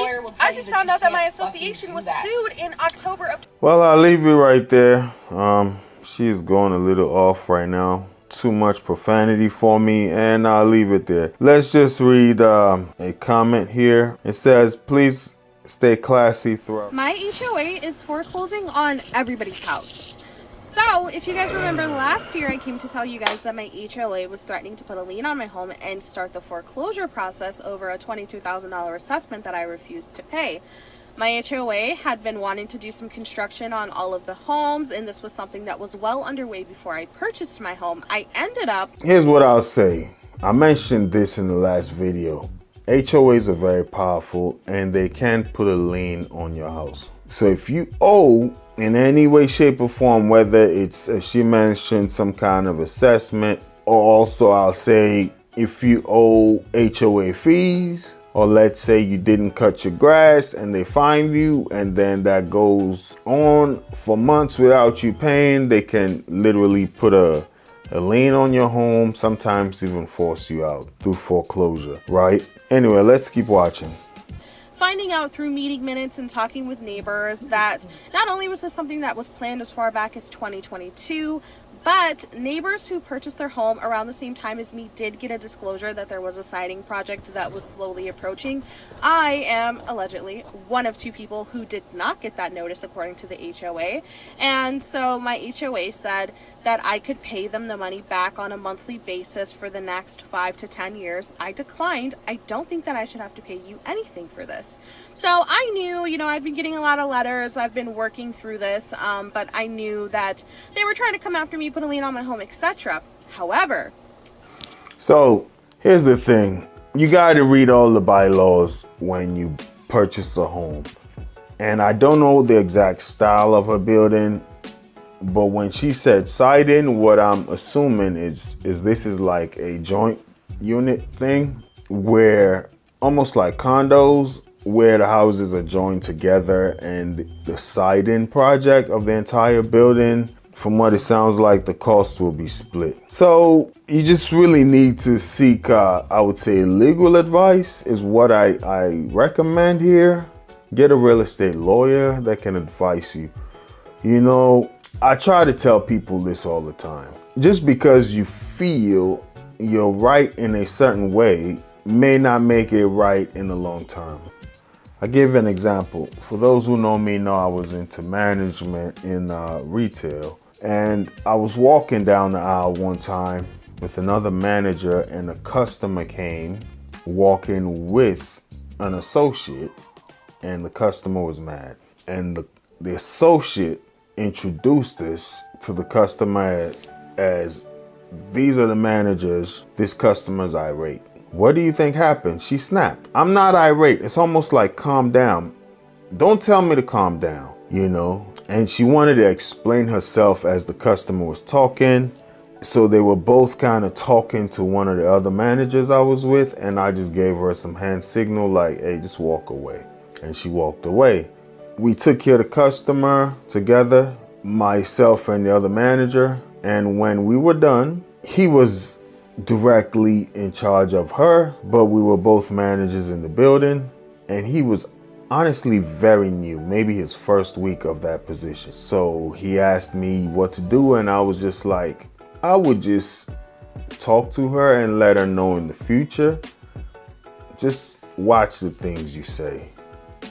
As in, don't trigger somebody by describing it as she's irate, or she was rude, she was loud, or please calm down. Just watch the words you say, for one. And secondly, once you introduce the customer to a manager, you can walk away. We'll always come back and ask you what happened and get your side of the story once the customer's not there. The biggest thing we got to do is separate the two parties that are involved in this conflict or disagreement, whatever you may call it. So as I was explaining that to him, after we had taken care of the customer, this associate walked right into us and was trying to tell us how a customer agreed with her. And I'm like, yes, we ran into that customer who did tell us that lady had an attitude. I said, but here's the advice I'll give you. And I just gave the associate the advice I was telling this new manager to give was, in the future, when you introduce a customer to us, just walk away. We'll always come get your side of the story later. If there's conflict, if it's something friendly and the customer just wants a discount, sure, you can stick around and hang out. If you don't know how to solve the problem and you want to learn, fine. But if it's something that involves you and the customer going back and forth, these are my managers. This customer would like to talk to you guys, and just walk away. Unless we ask you to stick around. If you know that there's conflict, try to just avoid it. Because the customer may say something that is totally wrong, totally a lie, and you're going to intrude, just to explain yourself, and that's not going to help anybody. That's one. Secondly, just watch the words and don't say this lady is irate. This lady came in mad. I told her to calm down. Whatever it may be, just don't say words that can escalate. That lady cut me off and said, well, I'm not going to let anybody talk to me a certain way. As I mentioned, that was that manager's associate. I just disengaged and walked away. And the reason why I did that is because I already advised this manager on how to address it. I can be the petty manager because at the end of the day, I have leverage over you and then write you up for not listening to the advice I'm giving you or carrying a demeanor that's going to cause conflict with customers. Yes, that customer may be irate, but she also didn't de-escalate. It was a lesson on de-escalation. And I did tell that manager, you got to address this with this person because in the future, they're going to take it up a notch. And she didn't understand disengage. And here's another example of that we're watching here. When she's talking about, she just took it upon herself, I'm not paying that. This other lady told me, I'm not going to let somebody talk to me a certain way. Breaking news, regardless of what you think is right sometimes, don't put yourself in a position where you had everything going for you, but your reaction now puts you on the other end. And this is coming out of experience. I have been so right in situations, but the way I react, everything turns against me, you know? So here's what you do in these situations. Go seek legal advice. If you think it's unfair, they didn't notify you on time, you shouldn't pay this amount, don't make that decision on your own. Get the right advice from a legal professional, a real estate lawyer. Because now you're hearing the amount that they're tagging on her, trying to foreclose, and then the fine they're trying to put on her. You can't just go against these corporations by yourself. If you don't have the money, I think you can look for ways to get professional help. There are legal firms out there that may take up your case, so just give you advice. Don't just decide on your own what you think is right, because even if you are right, you can end up being wrong if you react in a manner that is inappropriate. Anyway, let's go. A new person came knocking at the door. It was the construction company. The construction company is now saying that the HOA, my HOA board, has not paid them, and they have not received all of their money, and the houses have been done for months. Like, I'm saying, like, for months. And apparently, they didn't get all their money. And so now, they're putting a lien on the homes, which that process, I think, has been done today. And our property management company and the HOA is trying to say that it's because of the homeowners who haven't paid. I don't believe that. I know that when the HOA was accepting bids and what they were looking for a company that could give them a $3,000 advance that, of course, they would pay back. However, they never really told us what that advance would be for, why they needed it, etc. It didn't make sense to us. However, they ended up choosing a company that would be able to give them that, which, of course, they have to pay back. The amount that the construction company says the HOA still owes is $207. Well, I'll leave the link to this original video in the description down below. Here's what I'll say. That's another reason why people don't like HOAs. It's because it sounds like almost a condo fee, or they're doing some kind of general maintenance and then everybody has to share the cost. If you're a homeowner and you weren't budgeting for something and all of a sudden now you gotta be accountable for it, I can get her frustration, but read the bylaws. Sometimes these condo packages, resale packages, they're mostly digital now. Some people require hard copies. I've seen a few hard copies. Sometimes they're this thick. Hundreds, if not thousands of pages of different things. Really read them. Take your time to look through them, because you may end up being liable because this may be in their bylaws. And construction companies knocking on your door for money is something that I don't think that construction company can do.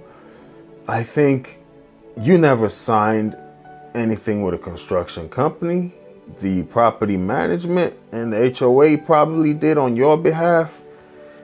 That's why I say seek legal advice. Is it right for them to cross over the channels in which they got engaged? You didn't hire them. An HOA company hired them. Now they're coming to you directly. Pay your bills because we're going to foreclose or put a lien on this building. I don't think they should even engage with you. You shouldn't even engage with them. Seek legal advice is what I'll say. Here's what I say mostly for homeowners and even for realtors. Be a resource to a better resource. You know, this seems like it's getting too much to the part where there are lawsuits, foreclosures. Get professional help. Get a real estate lawyer behind your back that can give you the right advice, because one thing can lead to another that may end up being way more than it could have been. All right, thanks for watching. I'll leave a link to this video in the description down below as usual.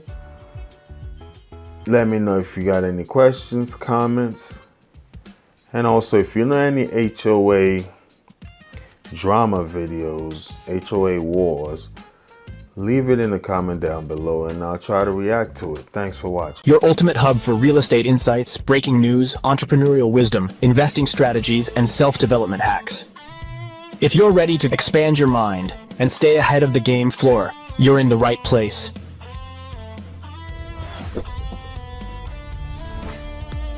Subscribe now.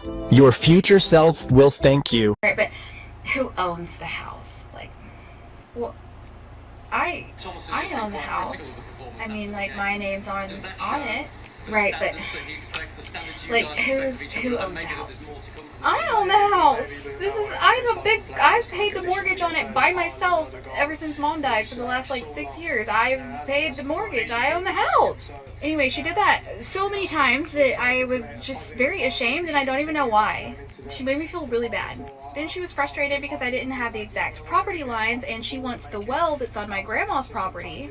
And she was like, so where's the property line? And I was like, I don't know. I mean, this is my grandmother's, my next door neighbor. We take care of her yard and everything. Like, I really couldn't tell you exactly where it is. This is where I think it is. So you have the well? No, we don't have the well. But then the realtor pulled up the property lines on his little app thingy, and it looked like maybe we did. And I was like, I'm pretty sure we don't, because the lady we bought this house from way back when, like, that wasn't her well then. It was my grandparents. So she's mad about that.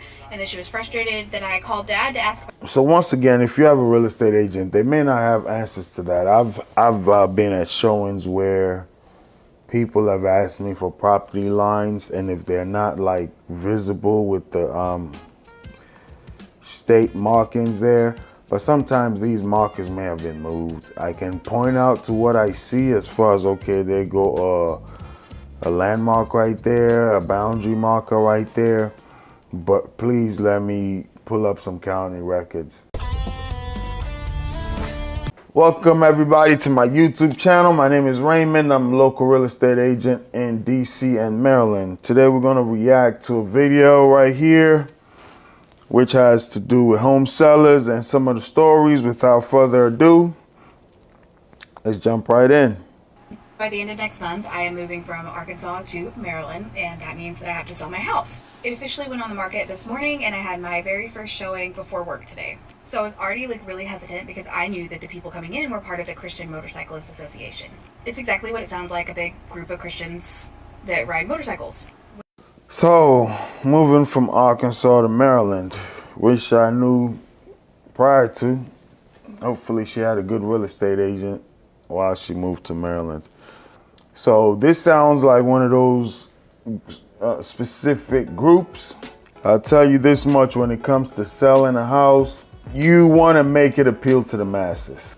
You know, you want to make your house appeal to the masses because you just, oh, I want it to go to a certain type of family. I got a client who doesn't want to sell his house to investors, and it's slowing the process down. He only wants to sell it to families. I get the sentiment of, I want to keep this neighborhood in a family's hand rather than an investor. But that's just an example. Some people will go on a religious thing, a racial thing. You do have fair housing laws you need to watch out for. But when you sell a house, make sure you're appealing to the masses with your furniture, your ads. It just makes it sell quicker. Anyway, let's keep going. When I was little, they were really cool people. They have aged to be less cool.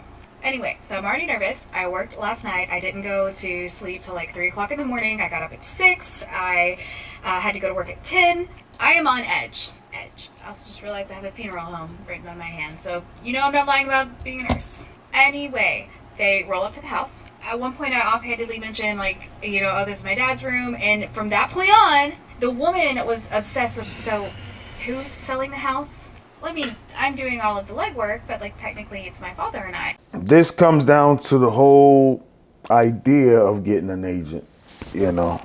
If she had an agent, she would have insulated herself from all of that. I understand you want to do all the legwork, you want to save yourself some money, but now you're there, these people are going to rub you off the wrong way, you didn't get any sleep, you got to show the house. That's what an agent is for. For some people that don't understand the benefit of a real estate agent, this is an example of it. Not too bad of an example, but it's still an example, right? Like, if you're a professional, you're working all the time. The agent, that's their job. They can show your house when you're tired, when you are at work, you know. But if you have to go to work and you're not going to be there to show the property, you know.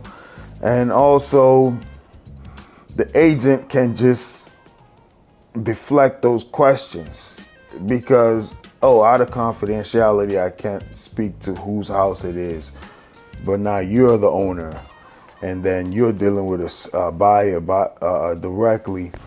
And some of these buyers, the same way they may rub you off the wrong way as sellers, you may also rub them off the wrong way. They may not want to move into your house after they see you. So an agent is just that buffer. One, if you're a professional, like she said, she's a nurse. If she has to go to work and somebody wants to see a property, that slows down the process. But if you have an agent, they can see it at all times. Then now she's kind of already butting heads with a buyer. You don't even have to deal with them. Let's go. Right, but who owns the house? Like, well, I own the house. I mean, like, my name's on it. Right, but like, who owns the house? I own the house.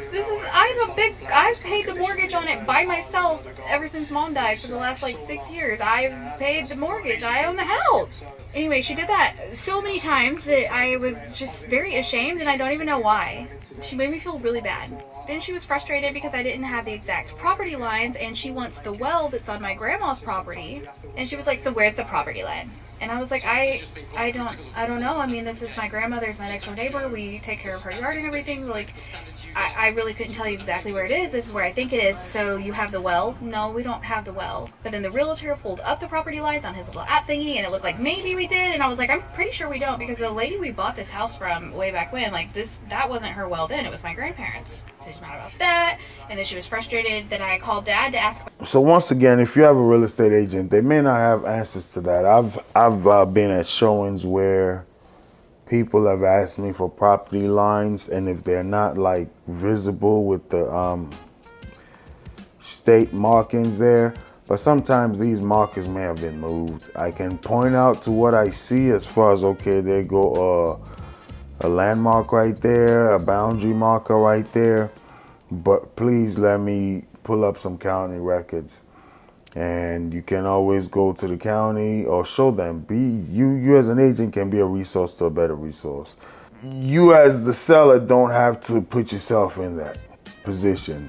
Sometimes it really works well when the seller's there and they have all this knowledge about the house. Like, for instance, where's the property line? Oh, it's right here. That's my grandma's well, as she's giving an example. Things the agent may not know. If you have that information, seems really good. If you don't, and she's already skeptical as to, are you trying to sell your father's house and you're not the owner? Whatever her skepticism may be, and now she's asking a question that you can't answer, it may just push her off a little bit more. And it may also rub you off the wrong way to even go under contract with this seller. And now if you do go under contract with them, how willing are y'all gonna be able to be to one another to compromise on little things like, okay, this door need to be fixed by the per the appraiser or the lender. You may not want to move an inch just because the way they rubbed you off the wrong way, and vice versa. They may not want to go more as far as on asking to close the house, you know, just little things, because, or give an extension, whatever it may be, just because you guys already butted heads. So it's better, not to say it's always smooth selling, but let's say an agent was there, you ask property lines. Me personally, if I know, I can show you some of the markers on the ground, and I'll say, hey, this is the county atlas where you can go and get that information. Once upon a time, you could just look it up on the website, but now you just call this number right here. They'll have it mailed out to you, you know, and it's pretty fast, maybe in a week or so you can actually see what the county says. We'll wrap this one right here. I think it does go on for a little bit more, but what I'll say is get a real estate agent if possible. I understand trying to save some money, but as a nurse, you got a job, you're moving out of town. Yeah, I get the money aspect, but sometimes, believe it or not, people that sell houses with agents end up netting more than those that don't.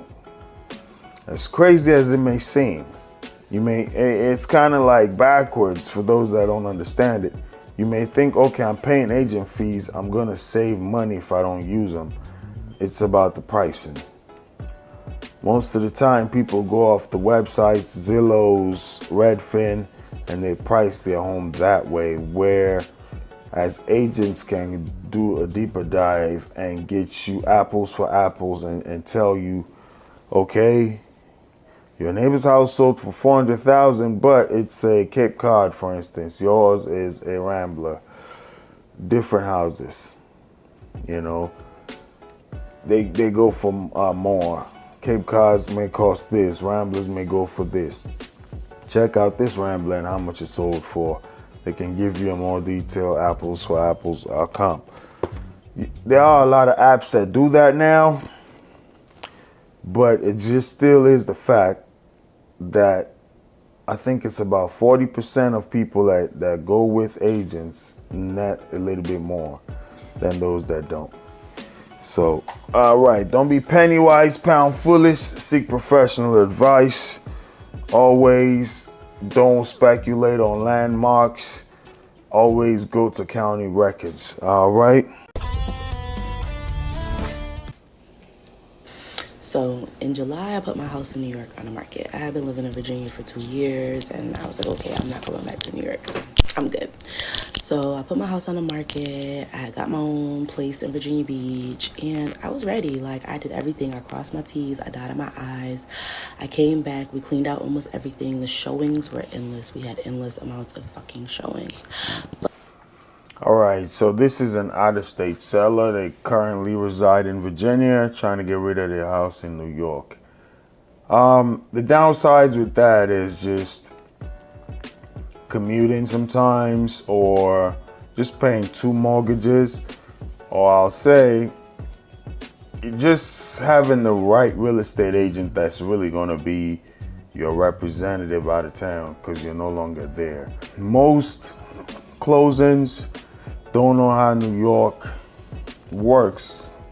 Funny enough, I'm in New York right now, but I don't know how it works as far as real estate goes. If they can close virtually. I know in DC and Maryland, some title companies close virtually, others require a wet signature. But yeah, let's listen a little bit more and see what else she has to say. But because of the neighborhood and the businesses that they're bringing to this part of New York, all the houses' prices had tripled. I was like, I need to get the fuck out of here. So I lowered the price, and then I got a whole bunch of offers coming in, even $20,000 over asking price, which was giving me the money that I actually wanted anyways. So she lowered the price and created a bidding war. From what it sounds like, there's a lot of development going on in the area where she has her house. And that's not only in New York City, there's a lot going on in DC, Baltimore, some parts of Detroit, New Orleans. There's just a lot of developers going around building stuff up. So a lot of these homes, you may have bought them a little less, but now the market is kind of working in sellers' favor a little bit. Not as far as interest rate goes. It's a buyer's market right now. But let's say with the development going on and the inventory shortage. So it sounded like she created a bidding war right there, and she got offers $20,000 over asking. Let's keep going. Cool. So we finally get a house. We finally get a buyer under contract. Let me tell you the major mistakes that I made that I don't want anybody else to ever make. Never enter into a contractual agreement with somebody who is not financed for the entire cost of the house. If you are selling your house for $350,000, make sure they are financed for $350,000. Don't, even if they're just financed for $300,000, don't, because that means they have to come up with that Make sure they are financed for $350,000. I understand what she's trying to say, but I don't wholeheartedly agree with that. So what I can say is make sure they have the entire $350,000. It doesn't have to be financed for it. So for instance, deal with some investors who never get financed for the entire amount, but they have the equivalent in either stocks, in either a house that's under contract that's getting ready to close. In essence, what I'm saying is they have proof of funds. So I don't necessarily agree with the fact that you have to be financed for that amount. What I can say is you have to have that amount in proof of funds. So let's say if you don't have $350,000, you got 300 grand, make sure that buyer sends you either a bank statement, a cashier's check, a money order of $50,000, you know, which is not necessarily been financed. It's like you have cash. You're not dealing with the financing sector, right? So that part of a statement I don't necessarily agree with, but what I do agree with is don't go under contract with somebody. We'll just stick with the example she gave. Somebody tells you I got 300 grand, but I'm going to make an offer for 350 for a house you're selling for 350. Don't go under contract, because where's the other $50,000 going to come from? They may have a strategy, but you cannot go under contract based on a strategy, based on a thought process, based on a dream or a hope that somebody is going to give them $50,000. You need to see that. I think that's what she was trying to say right there. All right, let's keep going. $50,000 cash. I'm telling you right now, don't do it to yourself. I did that to myself. They were only financed for about 75% of what I was selling my home for. My realtor tells me, oh, they got the money for this house. Boom. That was my realtor was actually my first mistake, and let me tell you why. Shop around for your realtors. Whether you're buying or you're selling, shop around. At least talk to 3 different ones. Tell them what you want. Tell them how fast you're moving or how fast you want to move. Tell them what your money looks like. Be real with them and find the one that is most aligned with you. That's where I messed up. And your real estate lawyer, shop around with them too. Don't just let your real estate agent give you a lawyer, because you just never know what he... So I definitely agree with that right there. She said her realtor told her they got the money. With all due respect in business, there's nothing verbal that I would advise anybody to lean on. They got the money, that's fine. I trust them. Just verify. Trust but verify. That's it. You know, you don't want to say, it's like somebody going to a store to shop and you're profiling them. They may feel offended, sometimes even give you a lawsuit. Like, okay, you looked at me and you kept following me around the store. What, don't you think I could afford this? So when somebody tells you to have the money, you don't want to be argument. You don't want to be a contrarian. Okay, cool, I trust you. But for peace of mind, I need some kind of proof of that, of funds. That's it. In order for us to ratify this contract, I need some proof of funds. And on the part where she talked about interview real estate agents, I definitely agree. The stats show that 70% of people work with the first agent that they come in contact with. When they're trying to buy or sell their house, 70% of people work with the first agent they come in contact with. So it's amazing. This is the biggest transaction people make for the most part in their lifetime, and they just go with the first person that's in front of them. You know, it's like we use an example of, if you're going under surgery, would you just go with the first doctor you speak with? I think you probably would do some research, interview other people, get some second, third opinions. So I think the same is required for real estate. And I see it all the time when I deal with sellers. I call them, they tell me, oh, I'm doing a for sale by owner, but I have a friend in case it doesn't sell that I'll list with. And I just throw it out there like, hey, I agree. I know how it feels. Let's say my brother or my friend sells a house and they don't use me. I'll feel some type of way, but it's always good to get a second opinion. So if you're not opposed to it, I like to give you a second opinion. So I definitely agree with that right there. We'll just listen to a little bit more and we'll wrap it up. He's carrying what he's got going on. Shop for yours. Research. Ask the right questions. If you don't know the questions to ask, research the questions. I'm telling you now. Those were some of my 2 biggest mistakes in my realtor and my real estate lawyer. They were not good. They're probably good for what they usually do, but they were not good for my situation. I was looking for a 30 to 60 day close. So I guess New York is a state where a real estate lawyer is needed to close, from what she's insinuating. In Maryland, you don't necessarily need a real estate lawyer to close. Neither in Washington, D.C. It's not prohibited, but it's not a requirement. Some states require real estate lawyers, but let's say, for instance, you need a title company.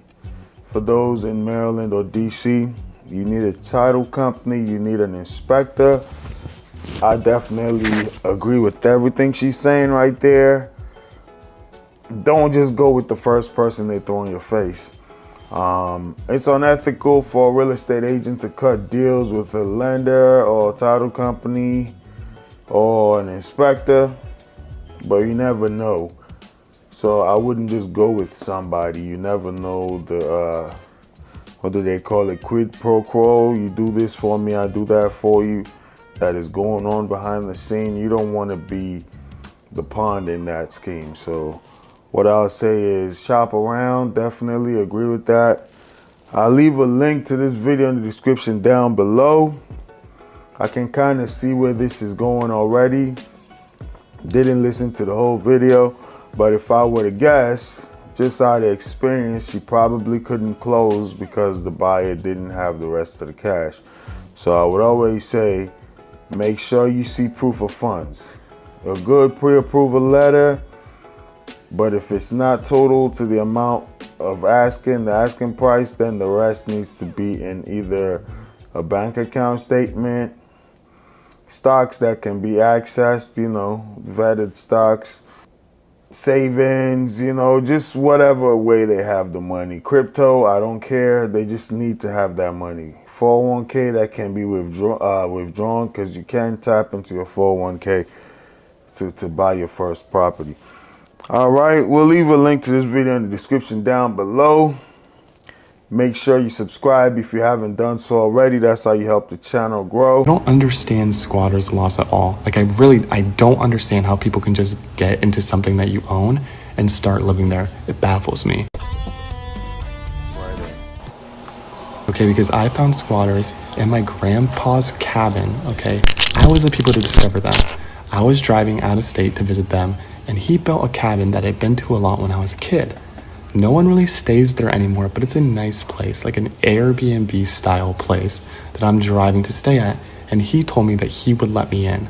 When I get there, I'm really excited to spend the weekend there, hang out with my family, and when I knock on the door, I am met by a complete stranger. I'm confused because I'm expecting to see my grandfather, and they go, "Who are you?" And So here's the thing, did a few videos about squatters. What he said right there is nobody stays there. So one thing that was trending on the news maybe a few months back were like these teenagers, same way they do these takeovers, teen takeovers, as far as cars pulling up to like roundabouts and they doing donuts or whatever there, or just shopping centers, wherever. They do the same thing on vacant houses, right? They go look on these websites, see houses that are listed for sale, throw parties there. So I always tell real estate agents, if you list in a property, try to stop by multiple times a week if possible. If you can do every day, at least just to stop by, that's cool. Because when people show your house, you're listing, sometimes they use the bathroom, don't clean it up. They leave trash. They may leave a door open accidentally. They may not cut a light off. You know, sometimes you can conserve air by cutting off the AC or the HVAC unit or cutting it on prior to showings. But I do understand some showings are a little far out or you may be busy. That's why you at least stop by once or twice a week to make sure nothing is going on with the property. So for homeowners, even if you own a house where you don't live, do you have a caretaker that can stop by, a neighbor? You know, he said grandparents' cabin, so they may be getting old to where they can't go there. But if they could, they need to stop by periodically, cut a light on, cut a light off. Or if you hire a landscaper to cut your grass, maybe you give them the authority to go and cut a light on. Just don't make your place seem vacant, because people will move in. I say, oh, is my grandpa home? Because I don't understand the situation yet. They then tell me that they do not know who my grandpa is. And after a little bit of confusion, I just say, oh, okay. And I step away to call my grandpa. He's about 5 minutes away. I beat him there. I guess he was stuck in a little bit of traffic, you know, a busy city. And I get word that he's like, what? Who's living there? Who's staying there? I'm almost there. He's frantic on the phone, which alerts me that the situation is a little more serious than I originally thought it was. By the time he gets there, he knocks on the door and they get into an argument.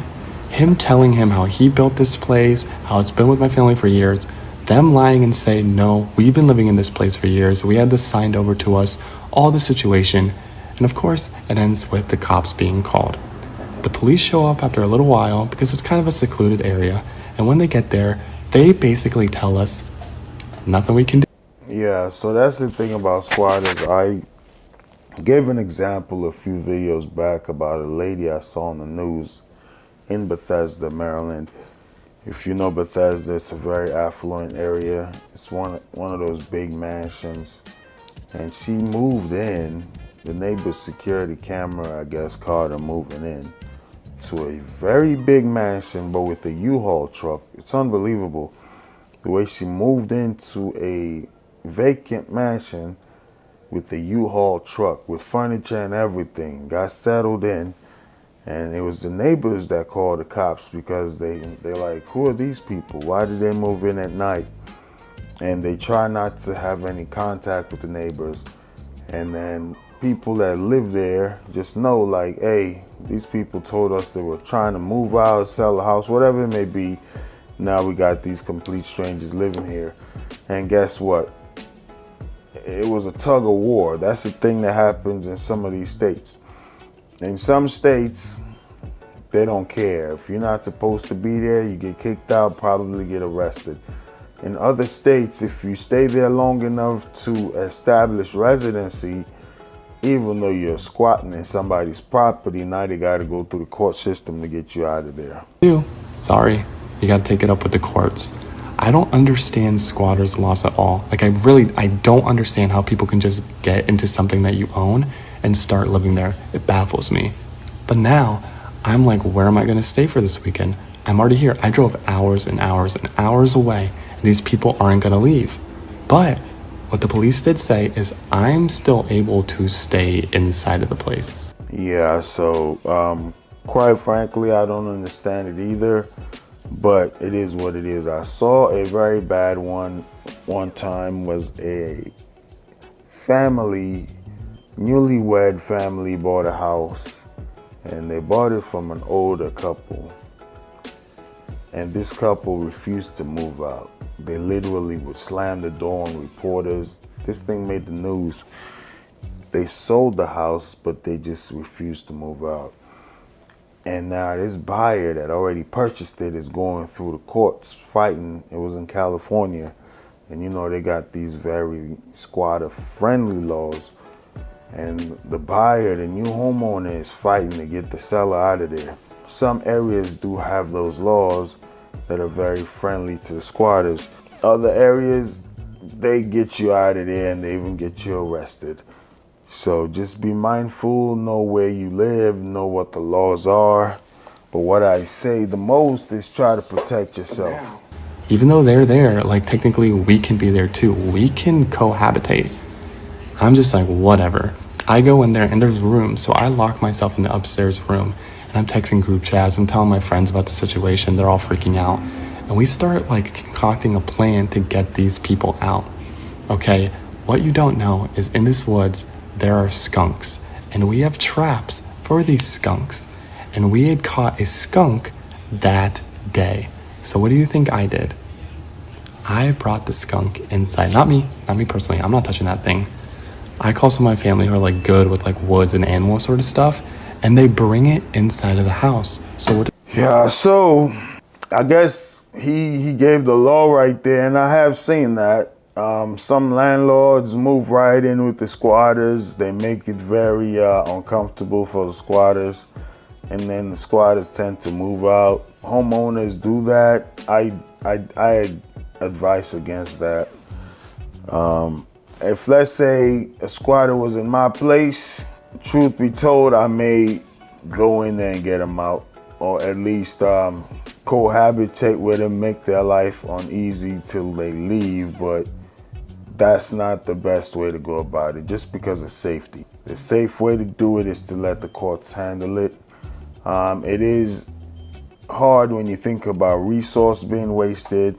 He came on a little vacation, wanted to be in and out, and that's his grandfather, so he had to go and try to stand up for family. But the danger in that, even though I think, just to be completely honest with you guys, let's say I walk into a rental property and I see a squatter there. If it's mine, I may say, hey, call one of my brothers or something to go live in the house and just make it uneasy on them.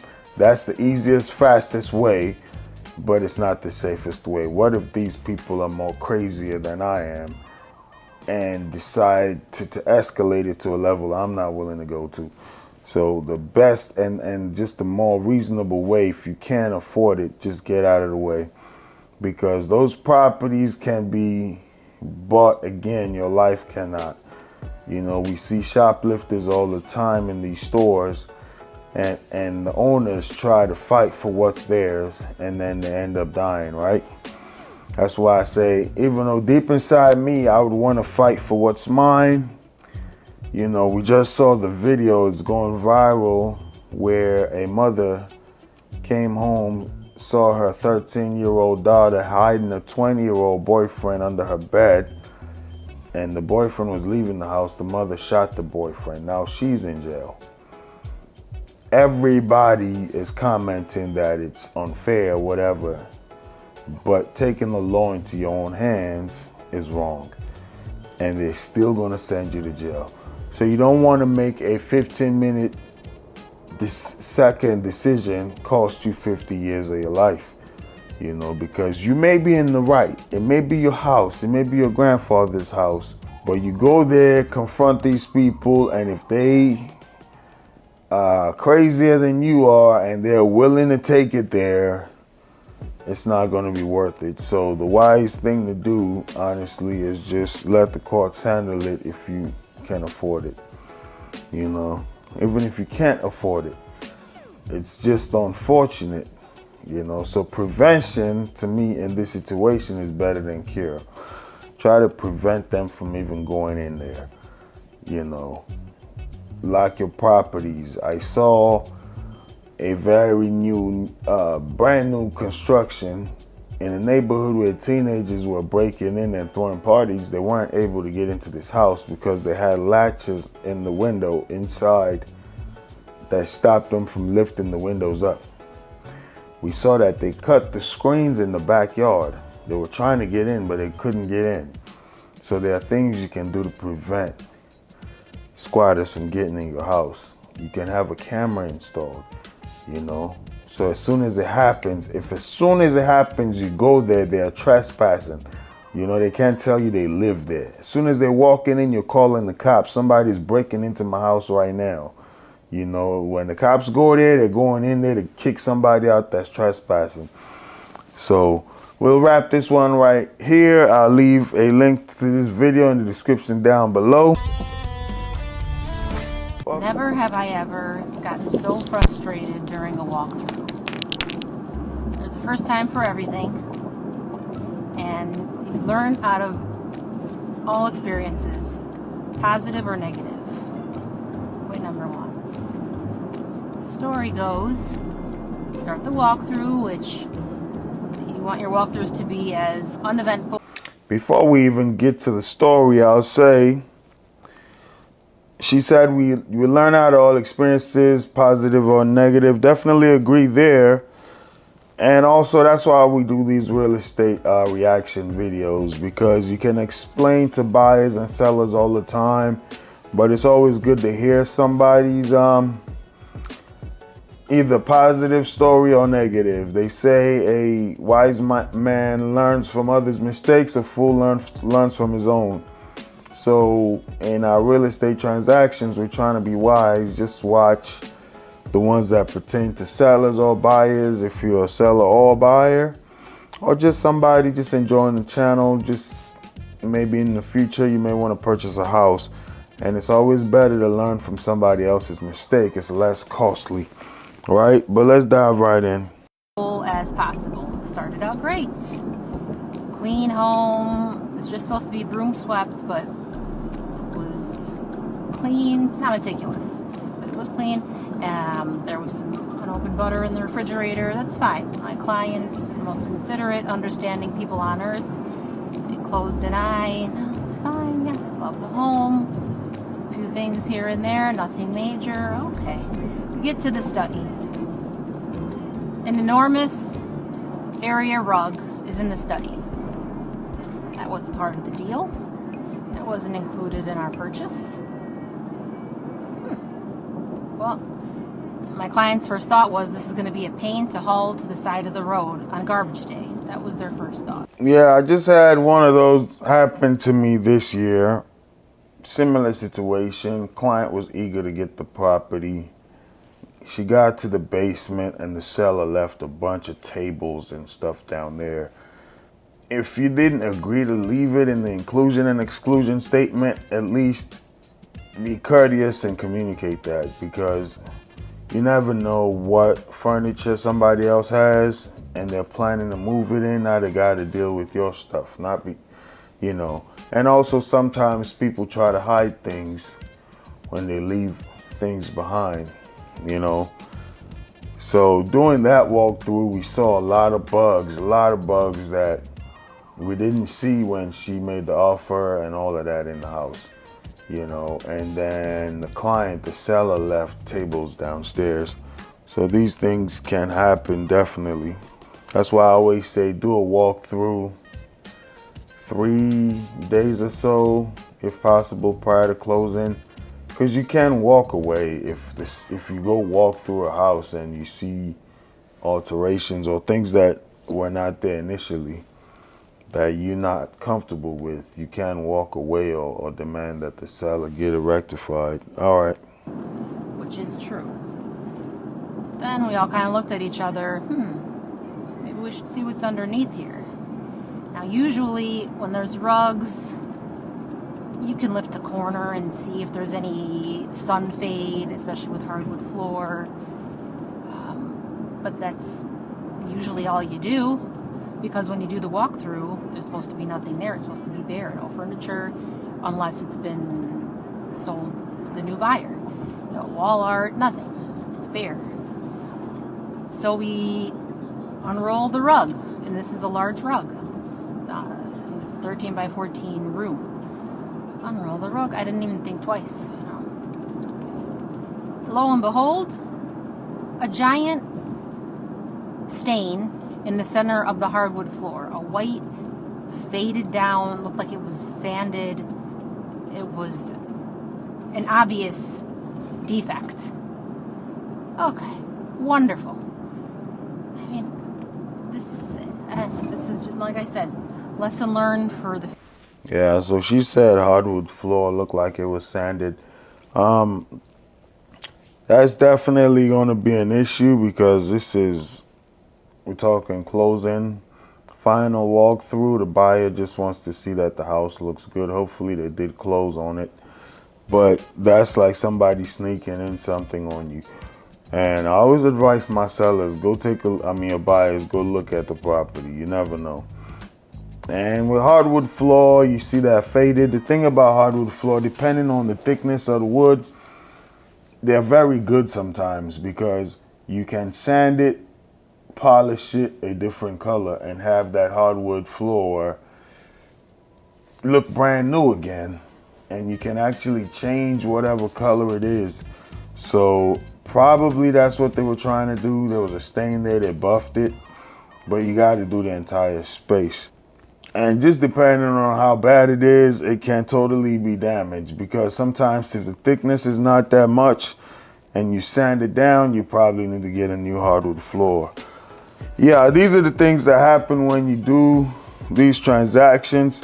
So I always tell sellers, make sure you get stuff out on time. That way my buyers can go look at it.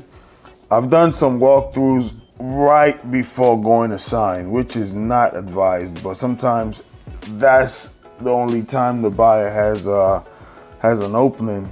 But I always try to tell them 1 or 2 days prior to, if possible, because if you see something you don't like, you want to be able to give the seller the option to fix it, or you walk away. All right, let's hear this rest of this and then we can wrap it up. Future, my fellow agents out there, when you guys do home inspections, do you guys lift rugs? Because technically we're not supposed to touch furniture. It's not our home. But the floors belong to the house. So, yeah, send pictures, this and that. And what a time I had with this lovely agent. Oh, what a dream, this guy. Oh, are you accusing my client of unethical behavior? No, what's the response here? What's the educated, calm response? I guess. Yeah, we'll leave that one right there.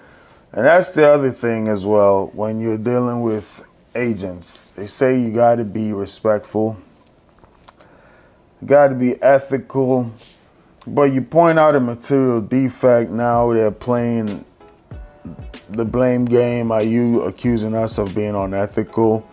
No, I'm just pointing out that we're doing a final walkthrough and we see that this hardwood floor has stains. But trust me, I've dealt with some nightmare agents, think I'm dealing with one right now that's trying to just force my client to submit an offer.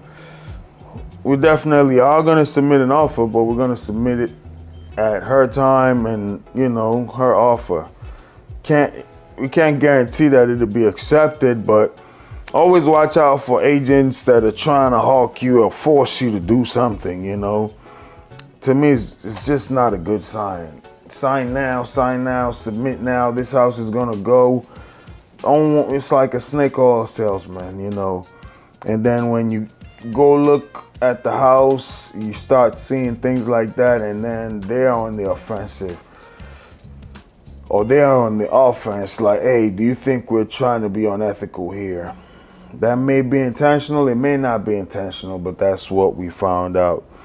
Anyway, we'll wrap this one up right here. What I'll do is I'll leave a link to this video in the description down below. And to agents out there, all buyers, always go to the final walkthrough at least the day before. Even if you do 2 or 3 days prior to, there's nothing wrong to go the day of, just to make sure nothing is taken out and you're okay with the property. Because people can be moving furniture out, those houses that are staged, and something can be damaged, and then you find it out when you purchase the home. So go take a look at it, make sure they're not leaving things there for you to clean up. I still got some stuff in the shed of the house I purchased 4 years ago that I'm gonna need like a junk team to come and clear out. I was just excited to get my house. It's my first house. The seller didn't take the stuff out. I'm like, okay, I'll handle it. 4 years later, I haven't used the shed.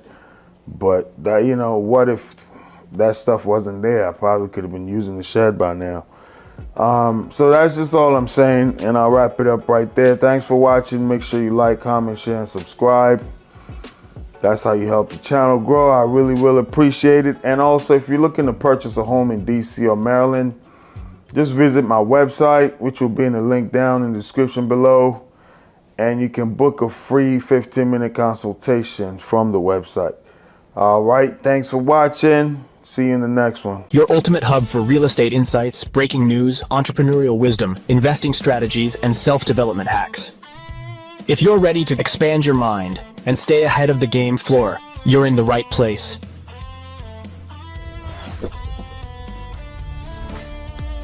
Subscribe now. Your future self will thank you. This is the ultimate home buyer's guide if you're looking to buy a home this year. Right now, the interest rates hover around 6.11 to 6.26, which is slightly up from previous days. That's a 30-year fixed mortgage. The 15-year fixed mortgage rate is approximately 5.50 to 5.625. Rates have remained relatively stable, though some forecasts suggest potential drops due to economic reports, right? We know the president is trying to get the interest rates lower, trying to stimulate things, shake up the feds. Some people are against that. We're just going to talk numbers, right? So buying a home in 2026 requires focusing on total monthly affordability, right? You think about taxes, insurance, HOA fees, if you live in an HOA community, right? Rather than just price. As rates stabilize now, key 2026 strategies include securing mortgage pre-approval early. So now it's winter time. As a buyer, this is when you might want to start looking at pre-approvals, right? Because those are normally good for 4 months. So if you're thinking about buying in the spring, it's a good time to get your pre-approval. This might be a good time because the market is not as flooded with buyers, so you might get a deal. The market has kind of slowed down a little bit, starting to pick back up compared to last year. But when you think about pandemic and early post-pandemic, the market was booming and it was a seller's market. Right now, buyers kind of got some leverage, but it may tilt back towards the sellers, especially if the interest rate drops and we get more buyers in the market. You know, supply and demand. So the more buyers we get, the more sellers feel like they can charge you an arm and a leg, right? So right now, when things are still kind of favoring buyers, maybe a good time, even though it's cold, but you don't have that many buyers out there. So your offer may be stronger now than in a few months. Something to think about. So you want to focus on getting your securing your pre-approval early, focusing on a long-term 5 to 7 year sustainability. You're thinking about, can you maintain this lifestyle for at least 5 to 10 years? Exploring energy efficient homes is a good thing, and using the 3-3-3 rule. So 3 homes, 3 neighborhoods to reduce decision fatigue. You don't want to go. I've shown houses to people, showing them tons of houses.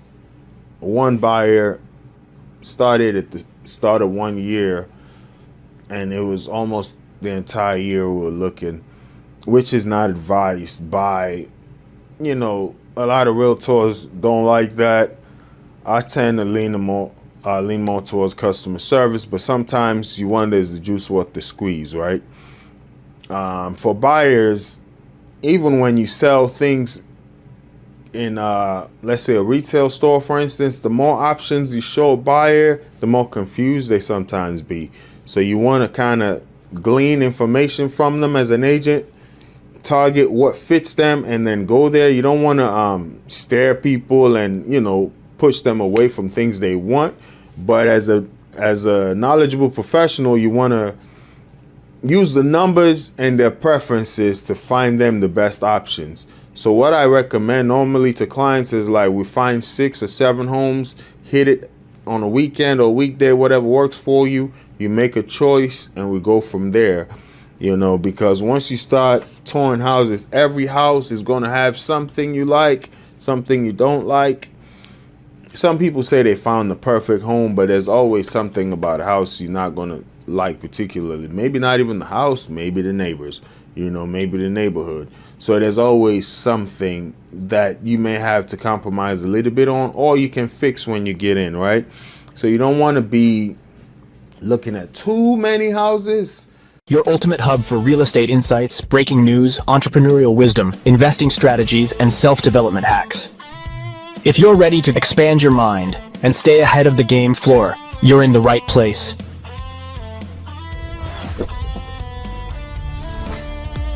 Subscribe now.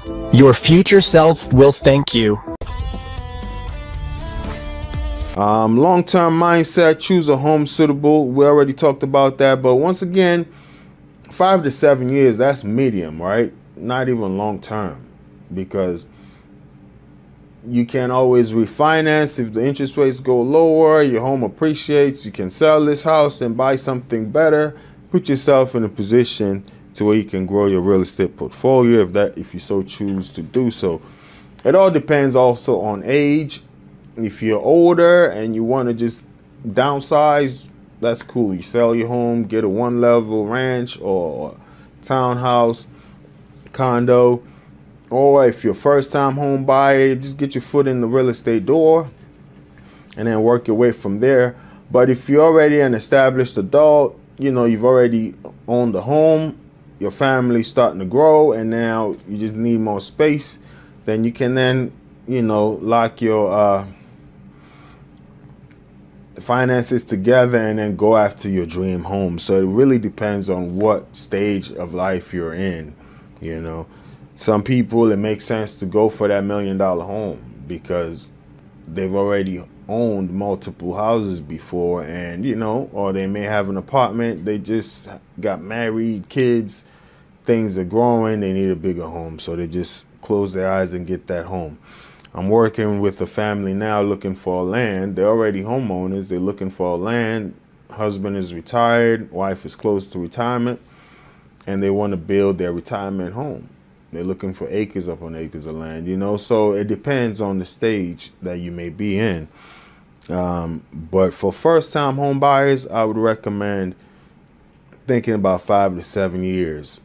If I don't get a raise, if I don't get a promotion, if I only keep this job, and taxes go up, inflation, can I maintain this way of living?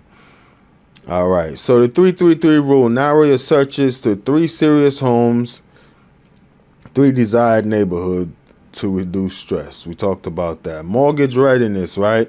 The pre-approval, shop different lenders. I work with one lender primarily, but I have backup lenders, and sometimes my main lender wasn't able to come through, called a backup lender, they came through. So that's something to think about. Also, I always recommend to my buyers, they come with their lenders sometimes. I tell them, hey, that's cool, you can try these 3, just make sure you apply within 10 days, because it's not going to hit your credit score 3 times. It'll be like 1 search if you go do 3 pre-approvals. Some say 10, some say 14. I'm on the safe side. I say try to complete these 3 applications within 10 days. So you kind of get just that 1 ding on your credit score, and you see what lender offers you the best rates. This is business, right? You're not trying to just go with the first lender that comes your way. A 0.5 differential in an interest rate offer, you know, from a lender can turn up to thousands of dollars, you know, in a 30-year span. So think about that. Your ultimate hub for real estate insights, breaking news, entrepreneurial wisdom, investing strategies, and self-development hacks. If you're ready to expand your mind and stay ahead of the game floor, you're in the right place.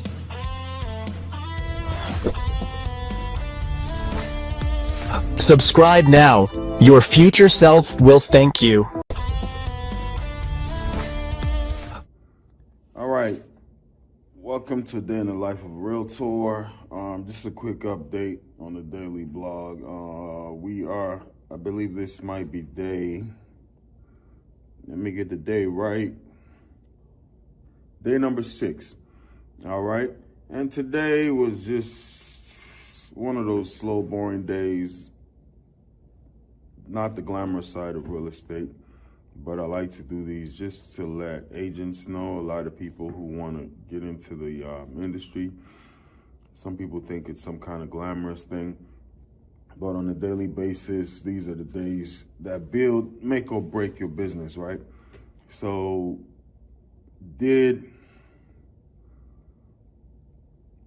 update a contract in the middle of negotiation for one house, and contract waiting on a client to sign. They're currently at work.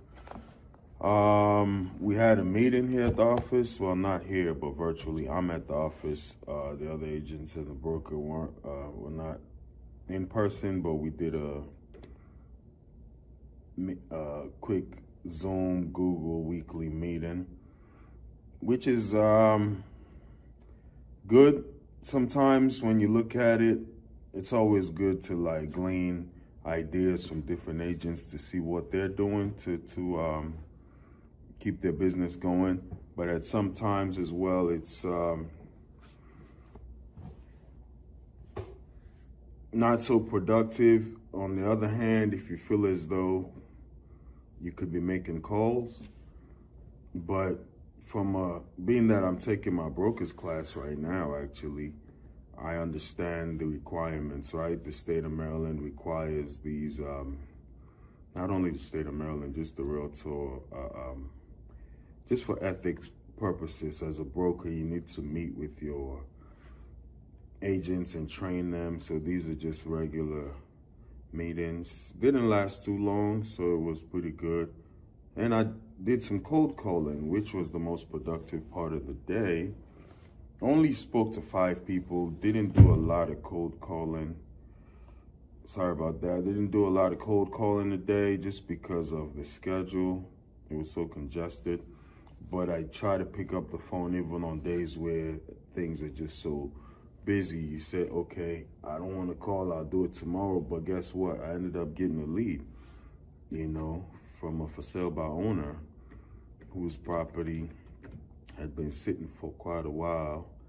And, I just like to check up on those to see. Some people are reluctant. They're like, no, we're going to wait it out. We're going to do it out on our own. Others, after a few weeks, will say, I'll consider. This guy didn't go in all the way, but he definitely said he'll consider. So that was a bright side of the day, and I added that to the pipeline. And also, I don't try to let my mind fail me, so I always set calendar reminders as to when to follow up. He gave me a time to follow up, and I scheduled him for some hand mails. You want to market sporadically, not too overbearing. You don't want to be too overbearing on some of these leads that come in. So overall, day 6, daily vlog, that's what we did. Cold calling, ended up getting 1 lead out of 5 contacts, got 1 lead. So as an agent, if you're looking to scale your business, now you see, okay, I got 5 contacts in about 30 minutes and 1 lead. What if I sit on the phone for 5 hours or so? So that's what I need to try to do, is to increase the time that I do prospecting. You do because so much to service the business, but not anything or not enough to generate business. That's why agents, myself included, you see spikes and dips, spikes and dips. You go some months, like next month, for instance, if things pan out the way they're going, I may close 2 or 3 deals in 1 month, but I didn't close any last month. So that's how it goes. There are months when I close 3 deals, then I go 1 or 2 months without closing anything. And that's the spikes and dips And the solution to that is to constantly keep prospecting. And that's what I'm trying to transition into, that constant prospecting, to where I don't get too caught up on servicing the current clients that I lose building the pipeline. The pipeline is what determines sustainability. As we all know, they say 87 to 90% of agents fail within their first 5 years. And it's just because of lack of continuity. You know, it's not sustainable. Those are some of the topics we even discussed there in the meeting, you know, in the brokerage, just trying to get agents, certain agents going, you know, and just sharing ideas on how to go about that. Well, thanks for watching. This was brief, and we'll keep you updated on things that are going on. Tomorrow we should be accepting an offer and submitting an offer. So as I mentioned, the pipeline is starting to flow. This is the exact time as an agent where you just focus and keep that flow going, to where every month you're closing multiple deals. I've had those years before where every month for like an 9 month stretch, I'm doing 2, 1, 3, you know, constantly closing. Then I've had a couple of dry spells.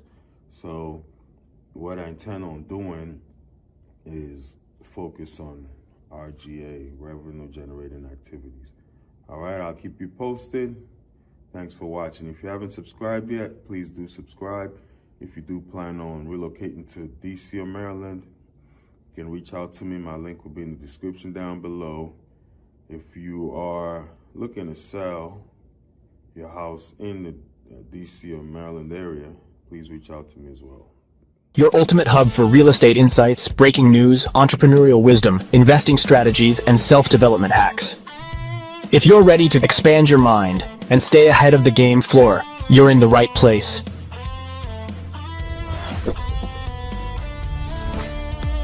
Subscribe now. Your future self will thank you. Another lead source I have worked with is Redfin. And Redfin has a threshold for you to get in. You need to have closed at least 5 transactions, to my knowledge. I think within the past year or so, but at least 5 transactions. I did close 2 deals with Redfin. I currently have a contract that is, you know, has been signed and everything right now. So this will be my 3rd Redfin deal. And they have a split as well based on the price of the home. The higher the price of the home, the more you pay them back.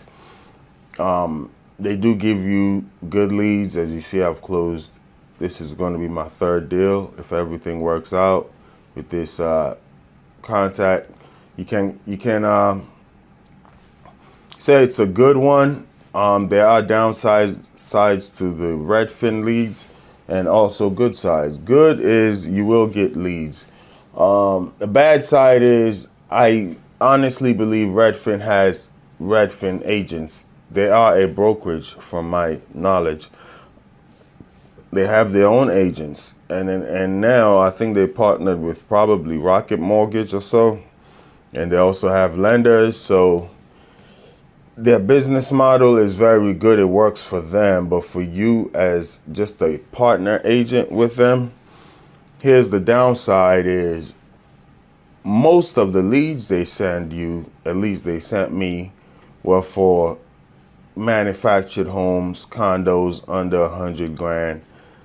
Honestly speaking, it didn't make financial sense for me to be chasing those leads. Most of these manufactured homes, they're on lots where you got to pay about $1,000 or so in ground rent, and most of these people are not aware. So they think they buy the house. Oh, this house is $90,000. I can buy it, but you still got to pay $1,000 a month on ground rent, and those have never panned out for me. You know, it doesn't make sense to be done paying your mortgage, but you're still paying $1,000 every month. You can get a condo in a better area and pay less of a condo fee. So I'll just say this much. Whenever the Redfin leads come, you get a ding on your phone. And whenever I saw a deal that's over 300 grand, 400,000, the average home in Maryland is about $400,000. Whenever I saw a home like that, I would instantly accept the lead and I would instantly get a text message, sorry, this lead has been assigned to somebody else, something along those lines, or somebody else took the lead.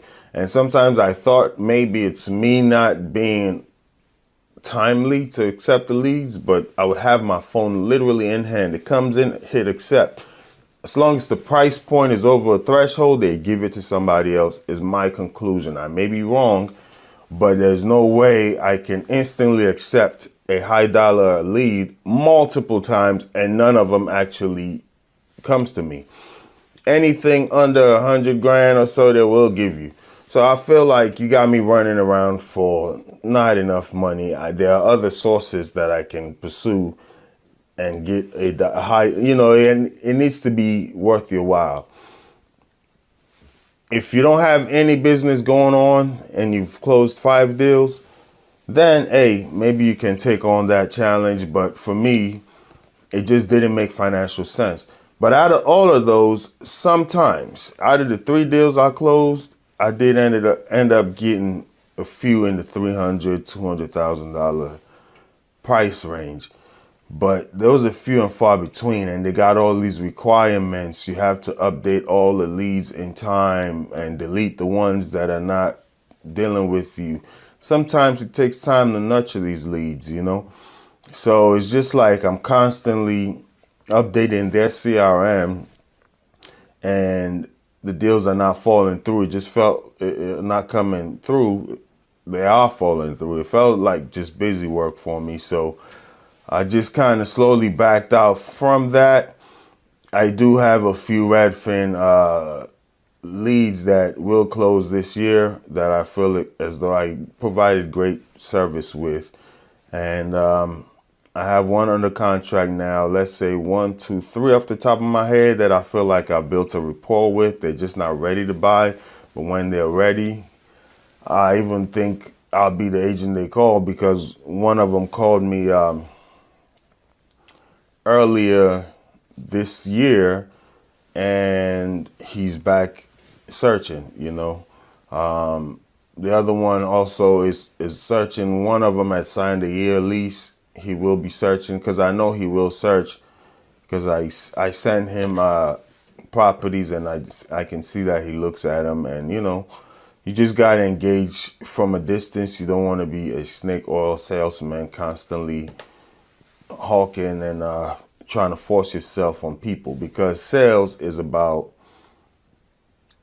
you doing a transaction for somebody who wants to buy or sell a house. It's not about you trying to sell somebody on something they're not interested in. At least that's my philosophy. So Redfin can work. Would it be better for you to be a Redfin agent all the way? And I don't know what their structure is there, how they do a commission split. Are you on a salary? I don't know, but I know they have agents that are Redfin agents, almost like employees, or that's their brokerage.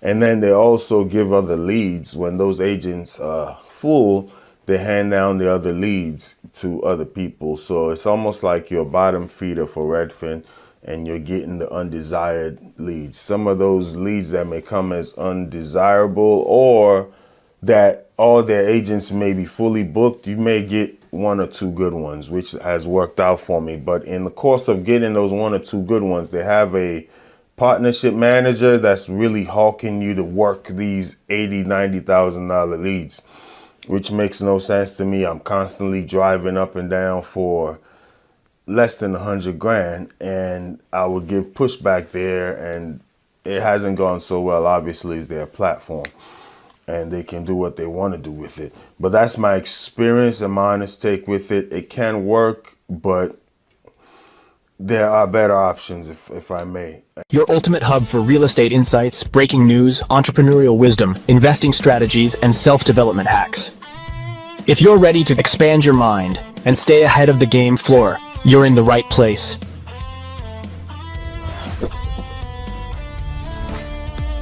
Subscribe now. Your future self will thank you.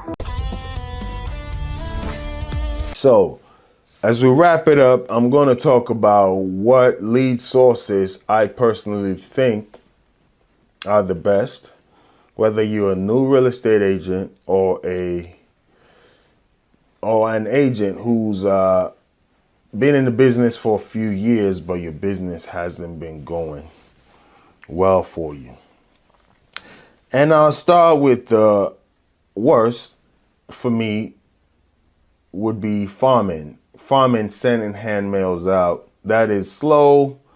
It's almost like a dinosaur. It's dying, you know, back when people were older and they used to get the little val packs on the mail to go to the grocery store and get all the coupons. That used to really work, you know, because when they go get the val pack, they see a mail of a realtor, they take his magnetic business card, put it on their refrigerator, and then they'll call you at some point. That is almost a dying breed. It still works to the sense that I have gotten calls from that, but it is very slow, and there are more fast and proven ways in the modern day where technology is there and you can instantly contact people. So farming, I would have to put all the way at the bottom. And once again, there are way more lead sources, such as working with banks, and then you become a real person where they give you their foreclosed properties to sell. There are investors, you know, there are other websites. There's a Facebook, there's social media, there's YouTube. There are all these things, content creation, TikTok. You got agents who live off of those. I'm just talking about my business and what has worked for me. I do YouTube, as you can see right here. And for me, YouTube has been like used as a tool to solidify my status as an agent, right? Not only do I have resumes and houses that I've sold now, but YouTube videos come handy when I get a question from a client. I do answer them, and I send them a video like, hey, check this out. When they ask me about the Maryland mortgage program, I can just send them a video. Hey, this is what I know about the Maryland mortgage program. Here are links, but check this video out that I did. You can watch it on your spare time, or first time home buyer, home seller. So these videos kind of go hand in hand, and they also are marketing material. When I farm, when I call, when I email, I tag in a YouTube video. So that's how I've used them to help my business. But they haven't given me a business, just somebody searching online, find me and call me. I haven't received that. I've possibly have, and I don't know, because I get leads through my websites, and maybe they originated from YouTube. I don't know. But I still do them. So there are business models, but the ones that have worked and haven't worked for me, farming is one that it can work, but it's slow. The next one I would say would possibly be door knocking. Door knocking, once again, I built some rapport. I just couldn't do it. It was too time consuming. You knock on doors. Sometimes people are in there, don't want to open. Same with me. If I don't know you're coming, you knock on my door, I may not open. You know, so door knocking, it's not my thing. Once again, this goes to what you are most comfortable with. Door knocking is not my thing. Why go drive around, burn gas, walk in the heat, knock on 5 doors? In the time I'm doing that, I can possibly sit on the phone and call 100 people. If the goal is to talk to people, I can do it faster. But door knocking is the most effective because you get face to face with people, right? But slow, same as farming, which is hand mailing material out. Slow. They can be used to complement. For instance, for me, farming can be used to complement. If I have already spoken to you, I can farm you now and send you material and stay, you know, connected. Third, from the bottom, I would say, is Realtor.com. Didn't close anything with them. Surprisingly, I put in some more money because I feel like they have a model that can work. I did get a lead that was pretty solid. Unfortunately, you know, he didn't move. That's nothing I can do about that. He was considering it, and I'm still, you know, going to keep farming and working with that. And then even recently that I got back on Realtor.com about a month ago, I've already had 1 or 2 solid leads. One of them is already listed, but I don't think their current agent is doing the job. So they reached out to me on Realtor.com, and when I spoke to them, I didn't even know the house was listed. It's just I went to make a CMA form, and I'm like, oh, you guys have listed already.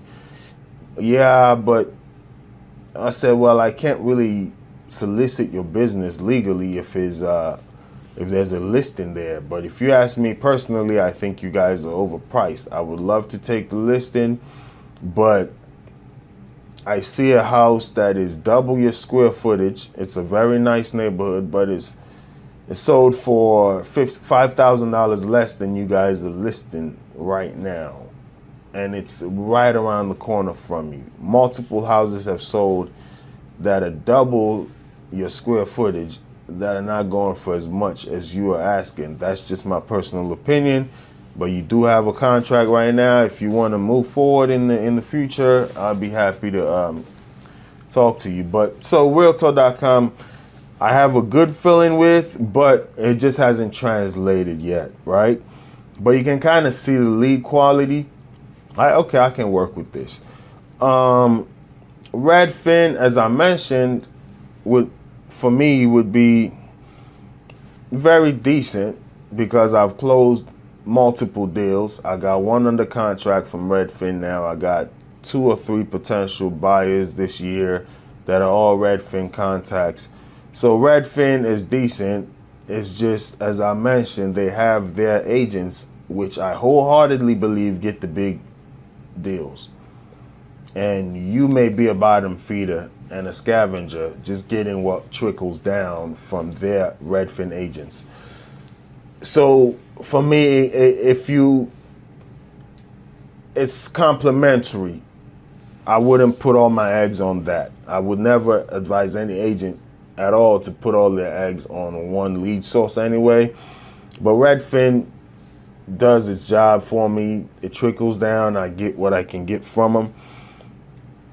But I got to pay them a lot of money when we do close. Up to 33% or even higher based on the price of the house. But that is a model that works. Just be ready to go chase a lot of unqualified buyers, if I may. People that are buying $100,000 houses, $80,000 houses. Is it really worth it in this area when you can do other lead sources? And for instance, when I target a certain amount. I don't go higher than I've done, and I don't go lower. I'm in a nice price range, you understand? But Redfin now, like I mentioned, the quality of the leads, you get a bunch of no good ones and you get 1 or 2 good ones, but it has worked. It's up there. Next one would be my sphere of influence. As I mentioned, every single year, 1 or 2 deals come from people I know. Has always happened. And I would always recommend, it's the cheapest one for a new agent. They trust you already. They know about you already. Always work your phones, work your sphere.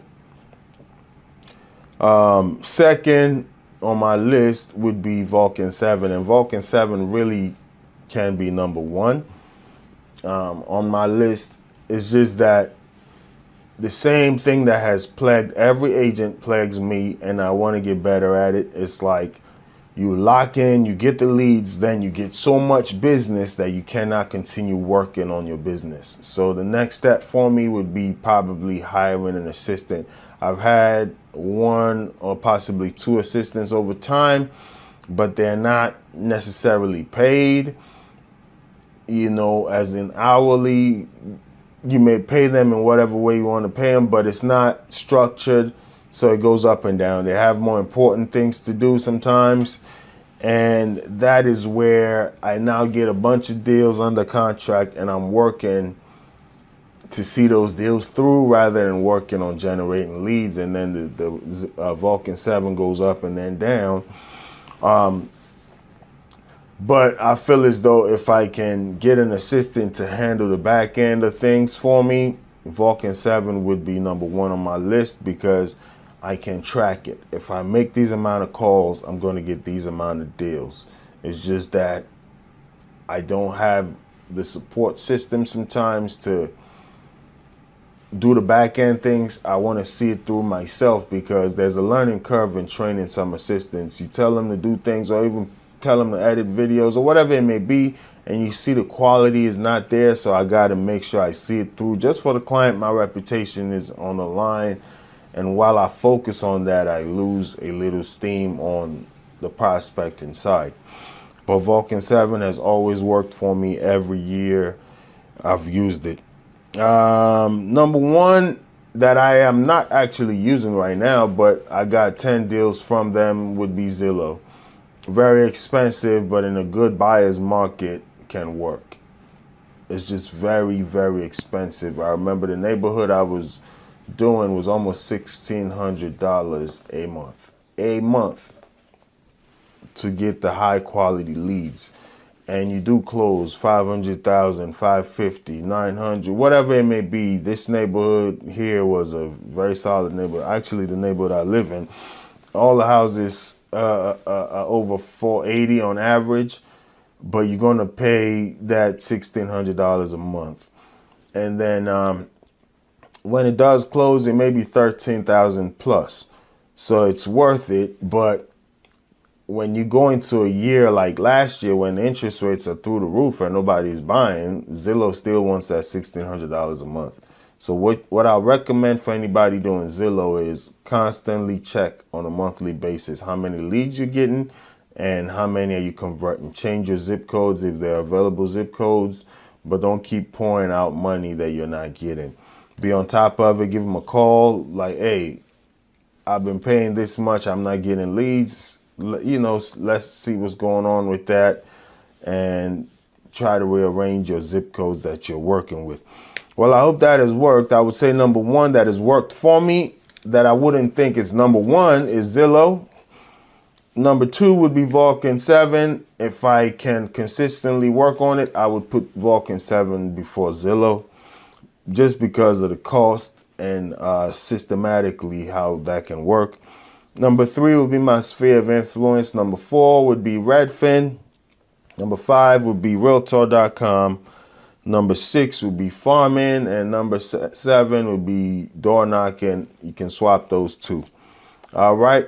Well, I hope those worked for you. Thanks for checking out the channel. Please leave a comment down below as to where you do business and what's your favorite lead source. I would like to know. Thank you very much. Your ultimate hub for real estate insights, breaking news, entrepreneurial wisdom, investing strategies, and self-development hacks. If you're ready to expand your mind and stay ahead of the game floor, you're in the right place.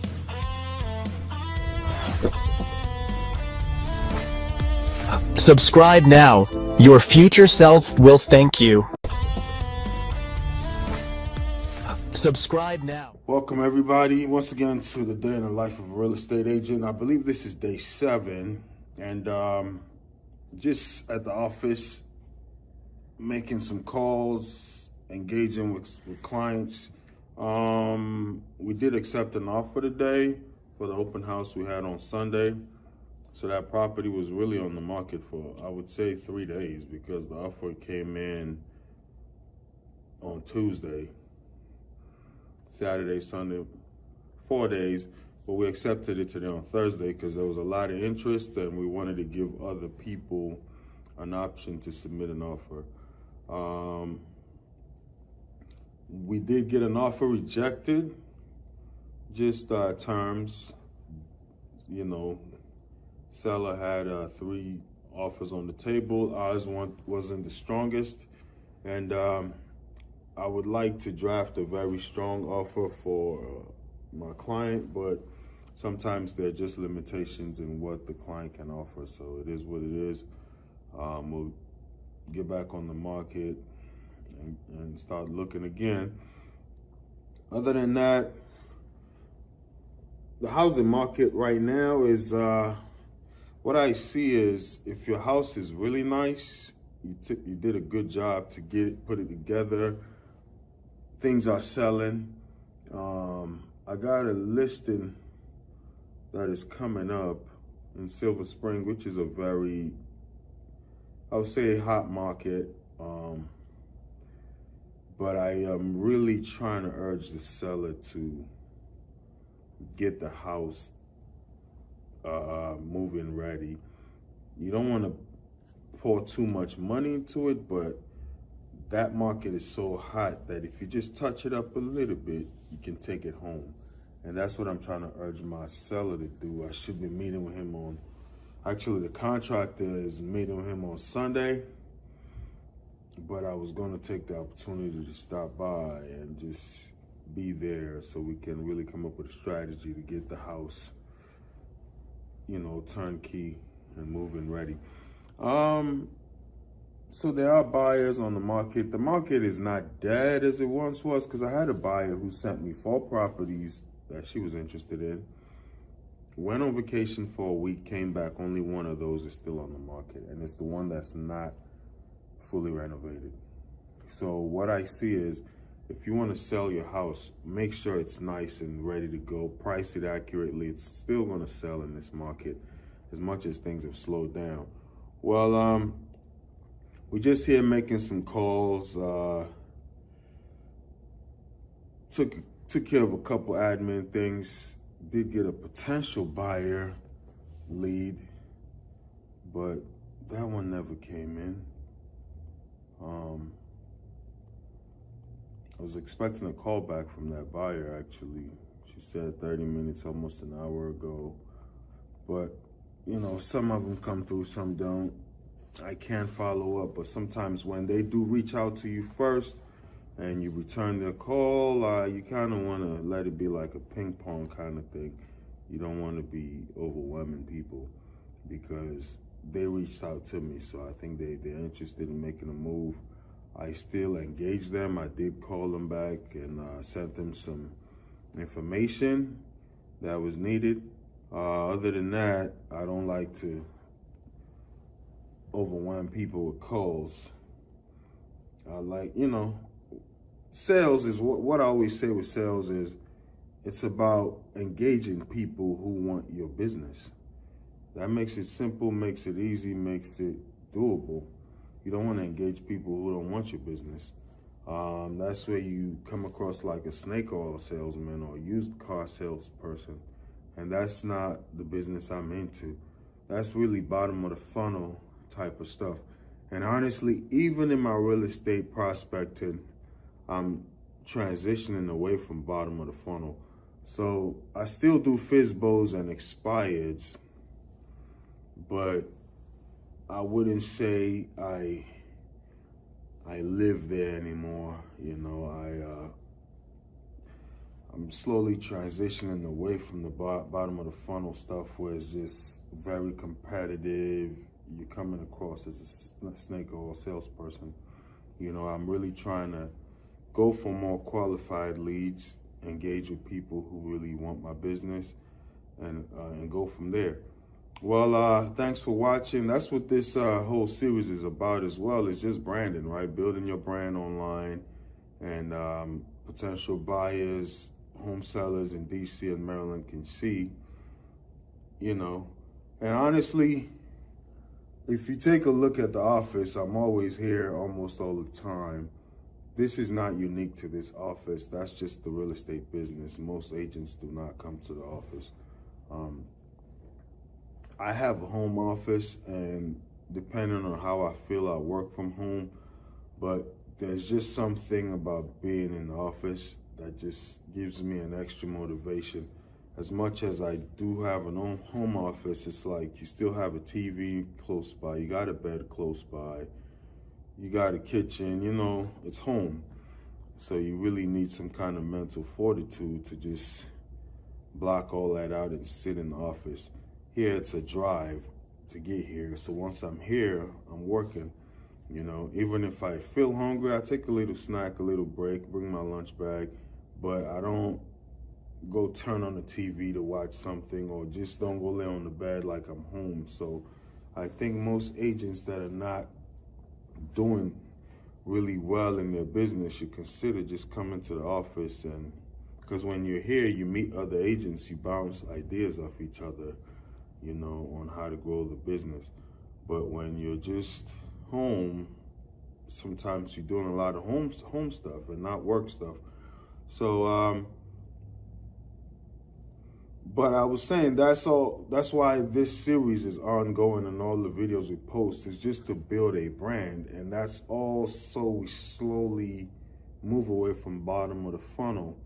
Because as buyers and sellers see things online, I get calls, maybe people that already had known me or I had already engaged in some kind of way, but then they see the work we're doing online, and then I get a call and you know, hey, Ray, I would like to sell a house. I would like to buy a house, you know. So it does work, and those are almost, they're not cold, they're warmer leads because they already know you. Some of them know me through videos here, and they watch so many of them, they like know you, not personally, but at least on a professional level, and they feel as though they can trust you. And when they call you, it's a warmer lead, you know?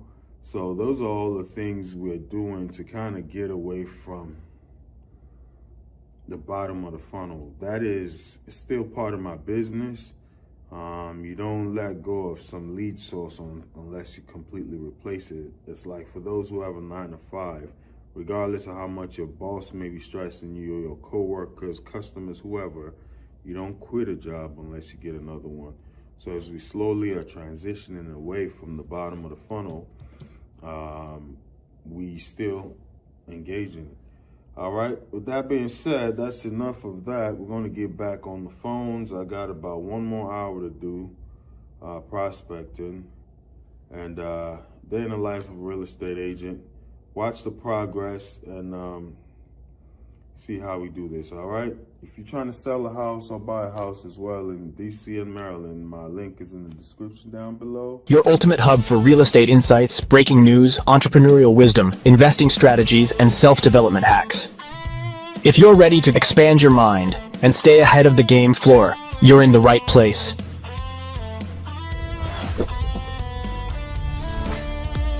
Subscribe now. Your future self will thank you. And then the last one I want to mention is Vulcan 7. On the list of leads, Vulcan 7 has always worked for me.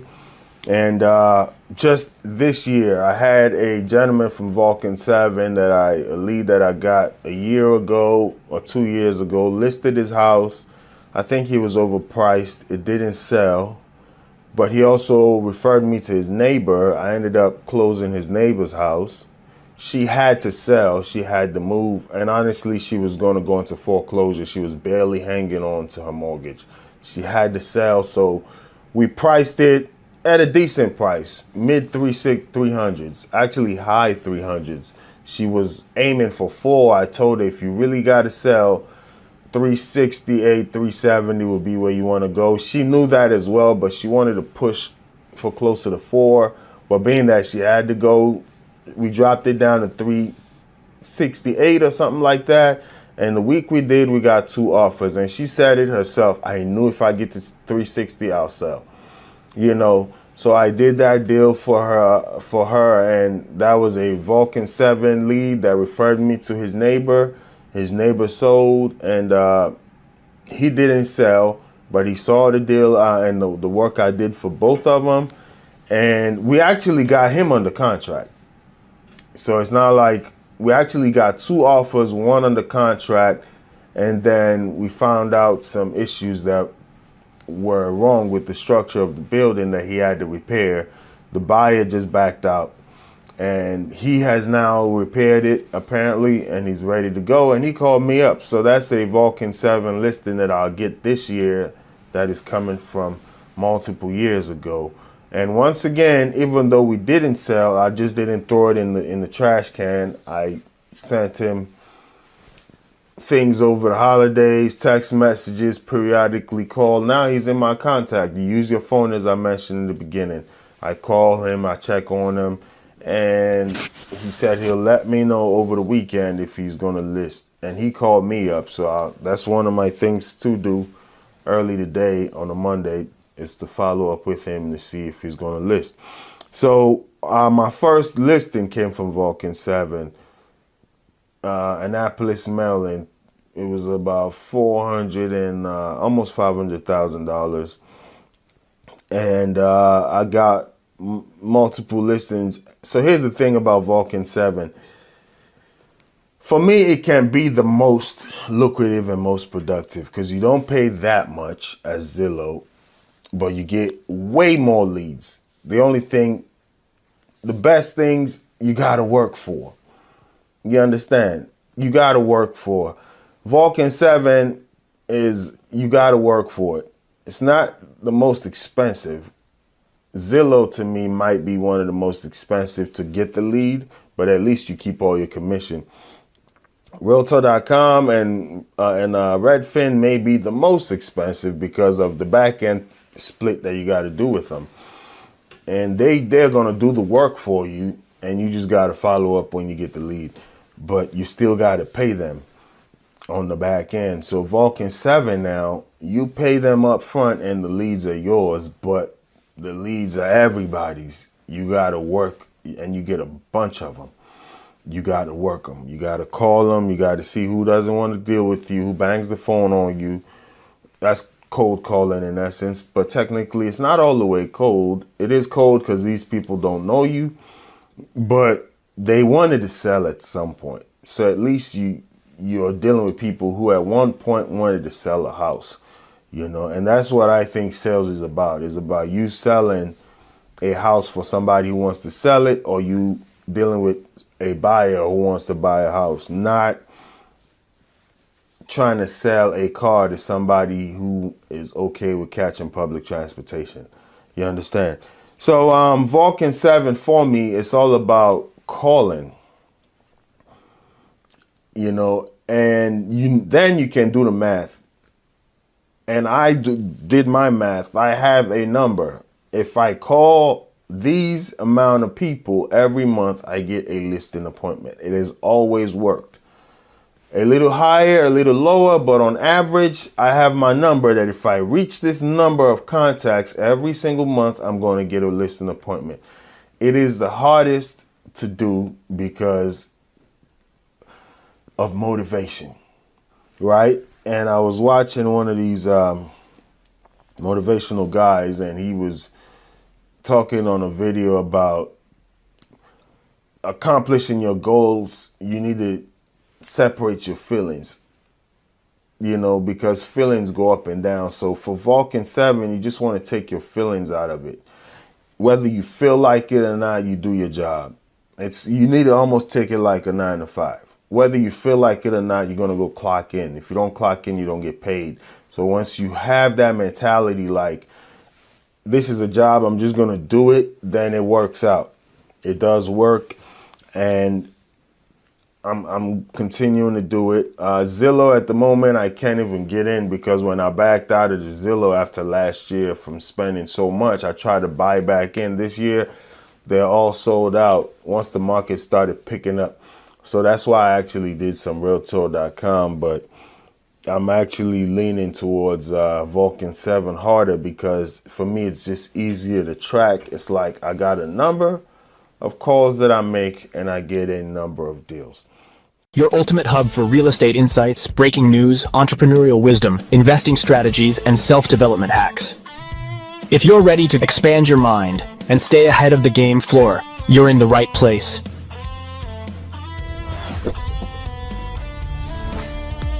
Subscribe now. Your future self will thank you.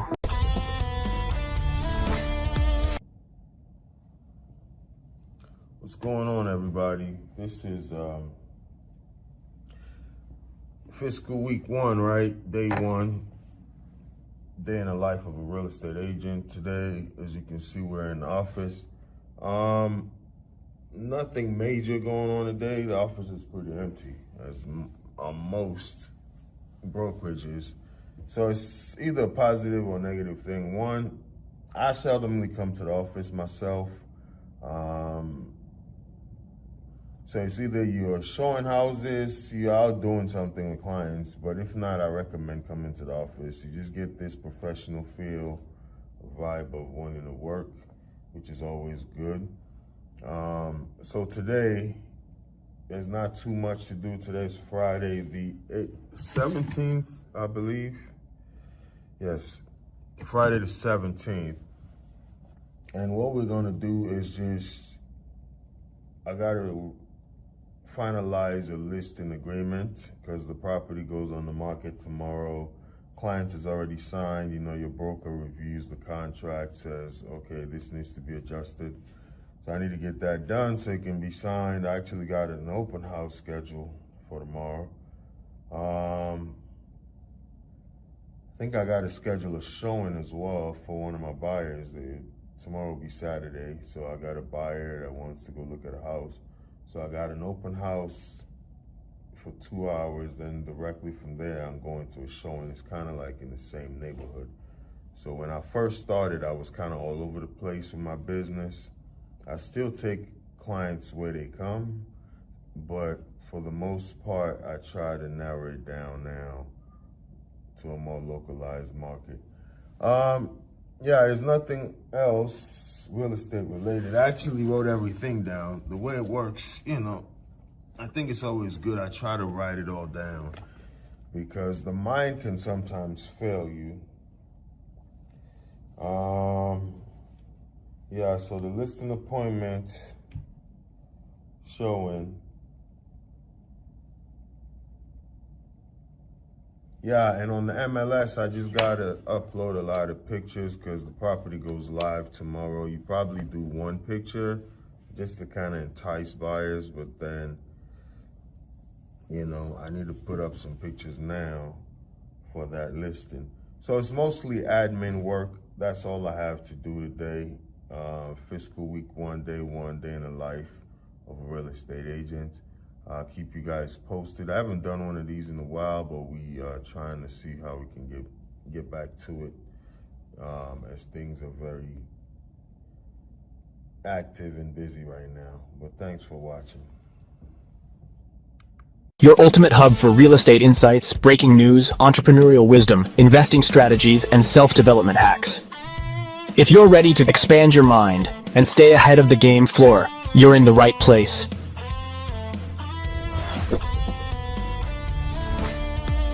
Subscribe now.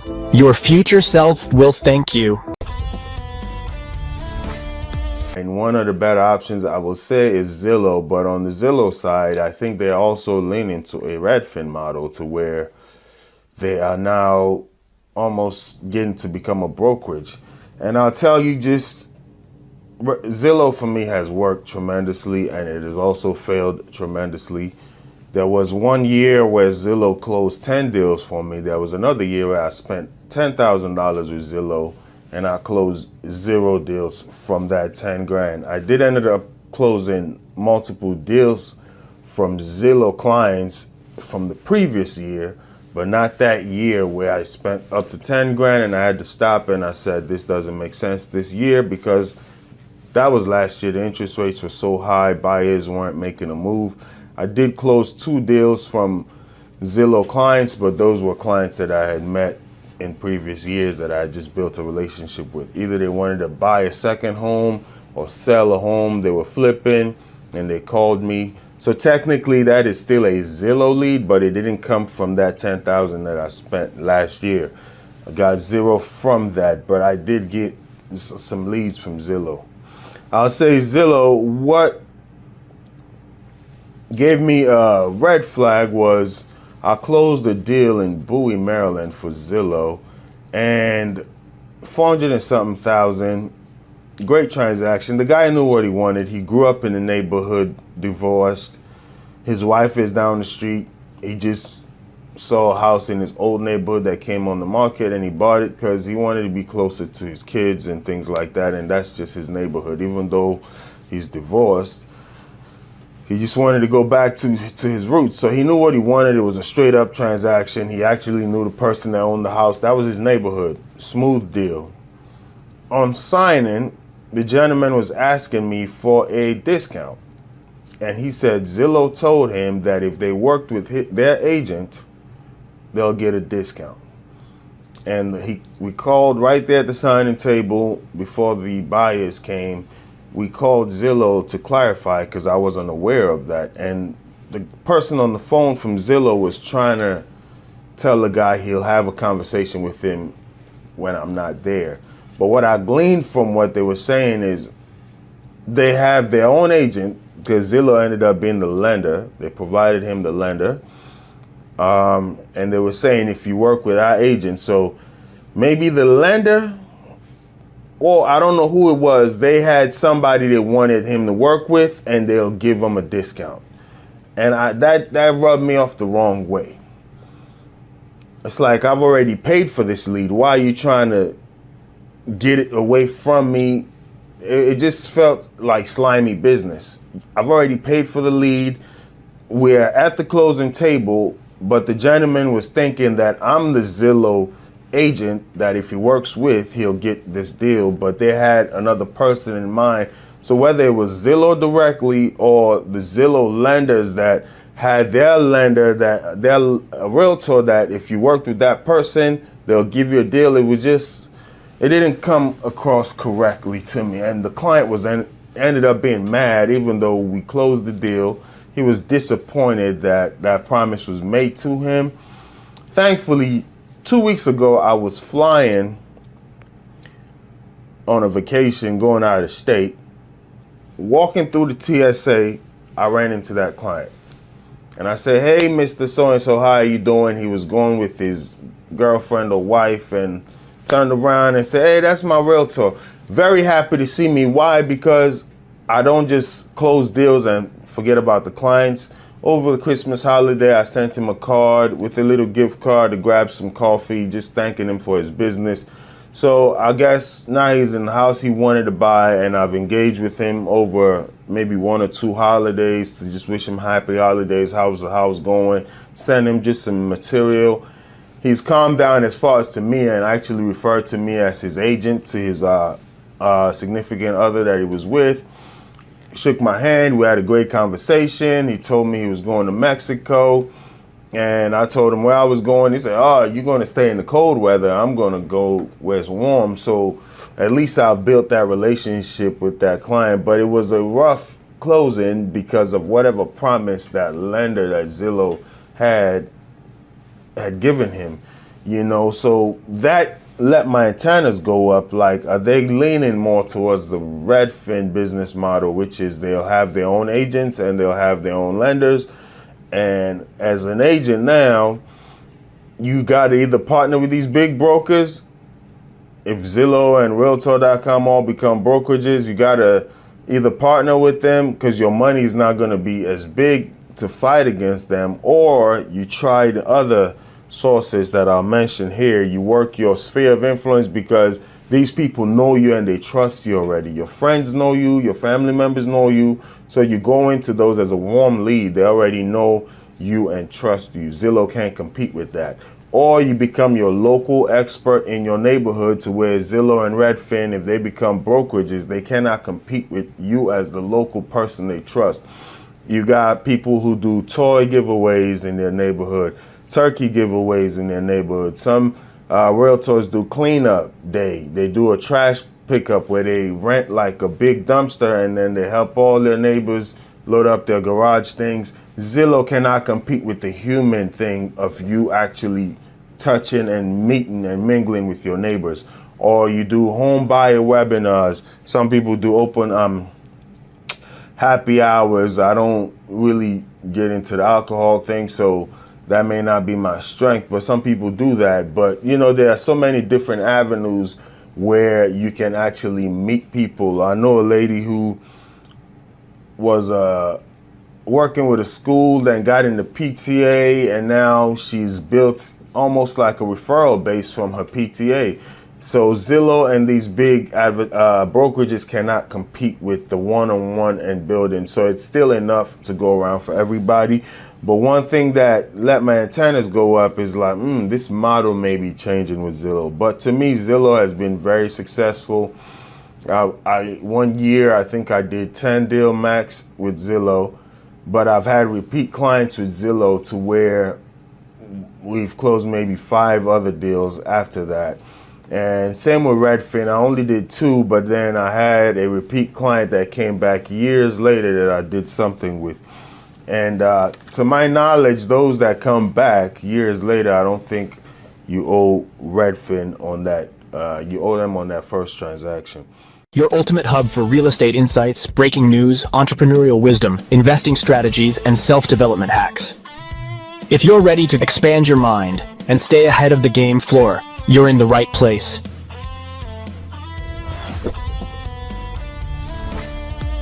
Subscribe now. Your future self will thank you. 2026 home buyer trends and strategies, affordability over price. So it just is what it is. There was once upon a time when some people still do it, try to keep up with the Joneses. The more money you make, the more you try to elevate your standard of living. So you were okay driving that Toyota Corolla, Honda Civic. Now you make a few more dollars. You want to go get a BMW, a Benz.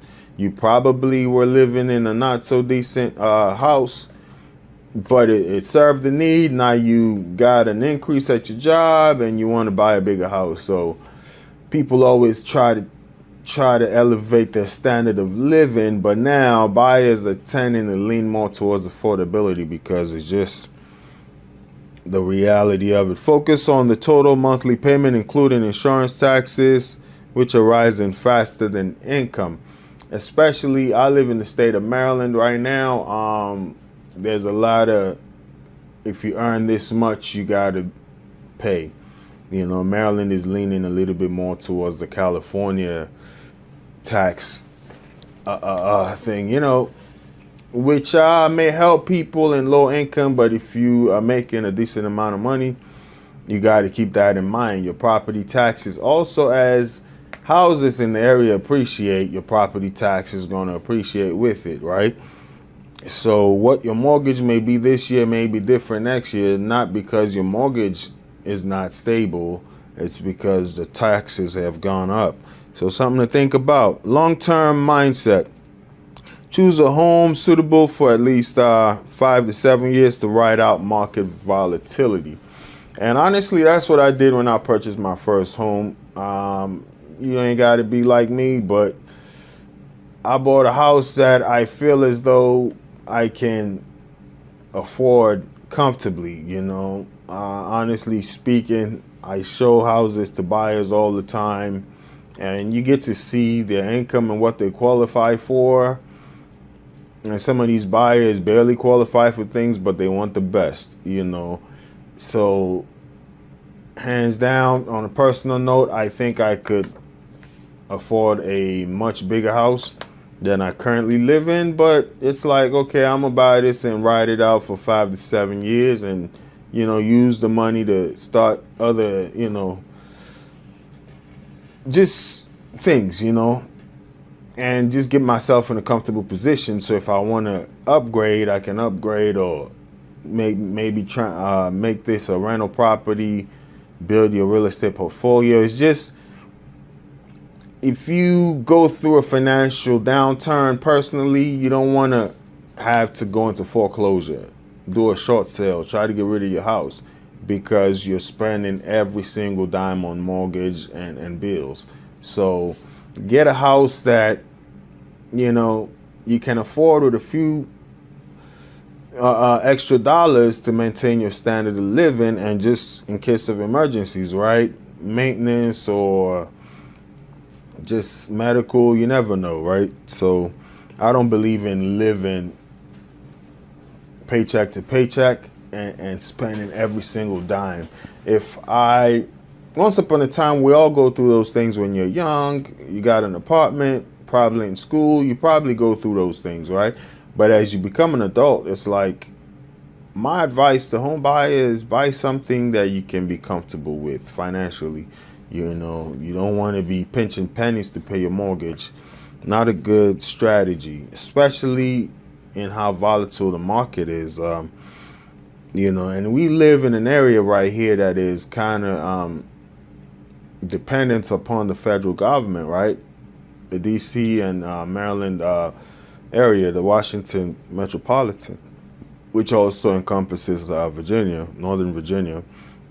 Most jobs rely on the federal government, and we saw all the federal government job cuts. So you don't know, and this is just for this area, but other areas are going through things as well. So things are kind of unstable, not unsure. You hear possible switching of the Fed chair, Jerome Powell, so you never know where things are going to go with the new person, the new policies. So we're kind of like in a volatile situation right now as an economy, a nation.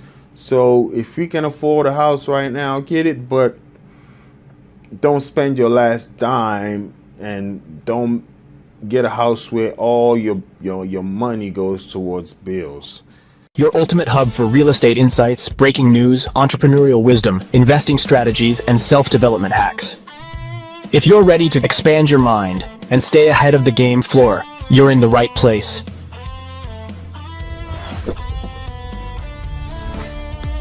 Subscribe now. Your future self will thank you. All right, welcome to a day in the life of a Realtor. We are on day 31, and just trying to do a quick update on things.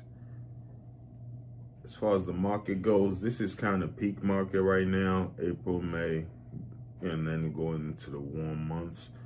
A lot is going on as far as you see the sign back there with Remax Real, the new acquisition.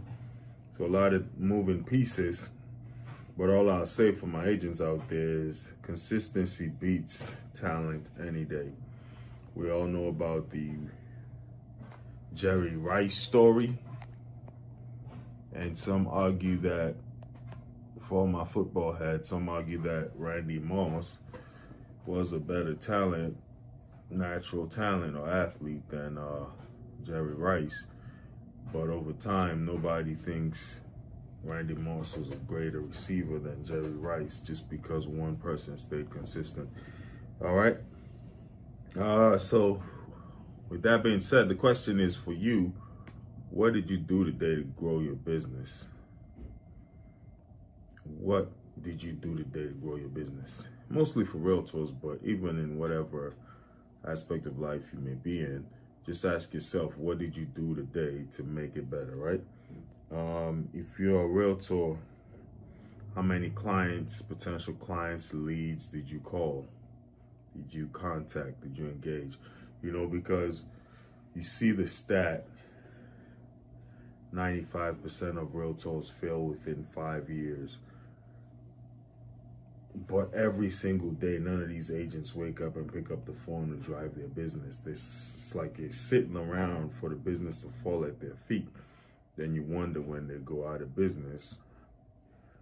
And, you know, ask themselves, how did it happen? The question is, what did you do to grow your business on a daily basis?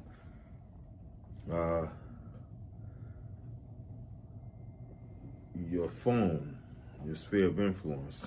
Did you go through your phone? Did you engage people? Did you reach out? What book on real estate or training did you take today? Could be a little video you watch on YouTube, a podcast you listen to as you're driving, something, right? But what did you do in order to grow that, to build that? Well, with that being said, you know, I was in the office today, I think about from 9 to 3, about that, maybe an hour in between, took care of other business, and I reached out to some clients, some good engagements, did some follow-up, on some old leads, potentials that might be brewing, but it's just all about consistency. That's just the takeaway for the day. Consistency beats talent any day. You just wake up, you stay consistent, little grains of water, little drops of water, little grains of sand make a mighty ocean and a glorious land. You know, they say Rome wasn't built in a day. Every day you just lay a brick down, you take a step. Next thing you know, you turn around, you've done a marathon, right? But you just got to keep moving forward. Every day you wake up as a realtor, you need to take a step towards growing your business, towards driving the business, towards knowledge. How can you better service your clients? So those are all the things you need to keep in mind and continue to work at it. Leave a comment down below if you have any questions. If you are a buyer, potential buyer or seller looking to sell your house in the DMV, in DC and Maryland, because I'm licensed in those two areas, not Virginia for the moment, make sure you reach out to me. My description and everything, information will be in the description down below. All right, thanks for watching. Have a blessed day. Your ultimate hub for real estate insights, breaking news, entrepreneurial wisdom, investing strategies, and self-development hacks. If you're ready to expand your mind and stay ahead of the game floor, you're in the right place.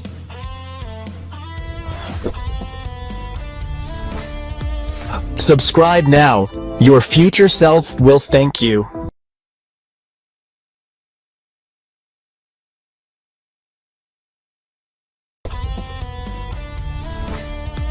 All right, welcome to the Day in the Life of a Real Estate Agent.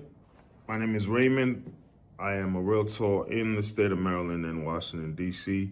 I'm here at the office, and we're just going to talk about, day-to-day going on as far as with the real estate profession. And if you're aspiring to be becoming a real estate agent, things to keep in mind. I'll keep it short and sweet. Do not quit your day job. I say do not quit your day job because this is a sales business. Point blank, period. I know most people like to glamorize everything. The grass is always greener on the other side. You may be looking at getting into law, and then you become a lawyer, then you got to find out some lawyers spend hours just at the courtroom trying to solicit business. Some spend hours just calling people who got into accidents, see if they need representation. Then some people are at the top. Each case, 20 million, 4 million plus. Same thing goes for real estate. You got $1 million agents. You got agents who may even get $1 million per deal or more. And you got agents who close 100 homes minimum a year. And then you got the majority of agents. If you look on NAR, and it gives you all the stats, a bunch of agents, over 50%, maybe even over 70%, not sure with the exact numbers, but I know over 50% may not have even closed a deal last year. And those to close over 2 deals are even lower. And it boils down to why a lot of agents quit. In 5 years, 2 years, they come in, they step out. So I'll advise you, if you're trying to be an agent, I've been an agent now, going on 5 years. If you consider entire time in the industry, I would say 10, 15 years. But getting my license was about 4 or 5 years ago, right? And what has kept me going is, one, I didn't quit my day job. I had a pretty decent job that was able to sustain me for a while until real estate got going. And this is sales. So can you do sales? Sales is calling or emailing or hand mailing or door knocking. That's sales. Or running ads on, billboards, on online ads, TV ads, radio ads, whatever you got to do to generate business, it's sales. Figure out how. Google ads, that's a lane. You could do Zillow, you could do Redfin. Most of these now are actually partnering with brokerages, and they're not running the ads as they used to. You got Realtor.com, just so many lead sources, right? But can you generate those leads, and what's your follow-up plan like? Can you follow up consistently? Are you okay with being told no? Are you okay with the business not being there today and right now? So those are questions you're going to have to answer for yourself. So the average home in Maryland is about $400,000. If you're looking at Washington, D.C., you're looking at average $600,000. Obviously, you got $1 million homes, multi-million dollar homes, and you got those less than $100,000. But the average is about $400,000 in Maryland and about $600,000 in D.C. So the average commission check is at least take home after you've paid your broker at least $7,000 to $10,000, right? So if you are closing $1 million homes, it's going to be a lot more. If you're closing lower homes, it'll be a lot less. But just the average, $7,000 to $10,000, easy, for this area, this market. So if you're looking to becoming an agent, I would say keep your day job until you can consistently close one deal a month. I think this is not a cheap area to live in. You know, the DC area is pretty pricey just compared to nationwide. Obviously, we may be a little lower than in New York or California as far as cost of living, but we're higher than a lot of other places, right? But unless you want to live an extravagant lifestyle, I think if you are making, you know, your gross commission is about $7,000 to $10,000 a month, I think you can be able to sustain your life, right? As far as mortgages, and you got to put some more money into the ads, and also 30% of that, at least they say, put to the side for Uncle Sam. You know, you don't want to get to the end of the year, then you're trying to scramble and get money to pay Uncle Sam. You put his money away first. Some even recommend you pay in advance, and you can file and get refunded back if you don't spend everything, you know. Anyway, talk to your CPA about that. All I'll say is $7,000 to $10,000 a month, 30, percent of that put to the side. So about $3,000 of that put to the side. You get $7,000. You can honestly reinvest $2,000 back in your business. And if you can't live off of $5,000, you can cut your expenses until you sell more houses.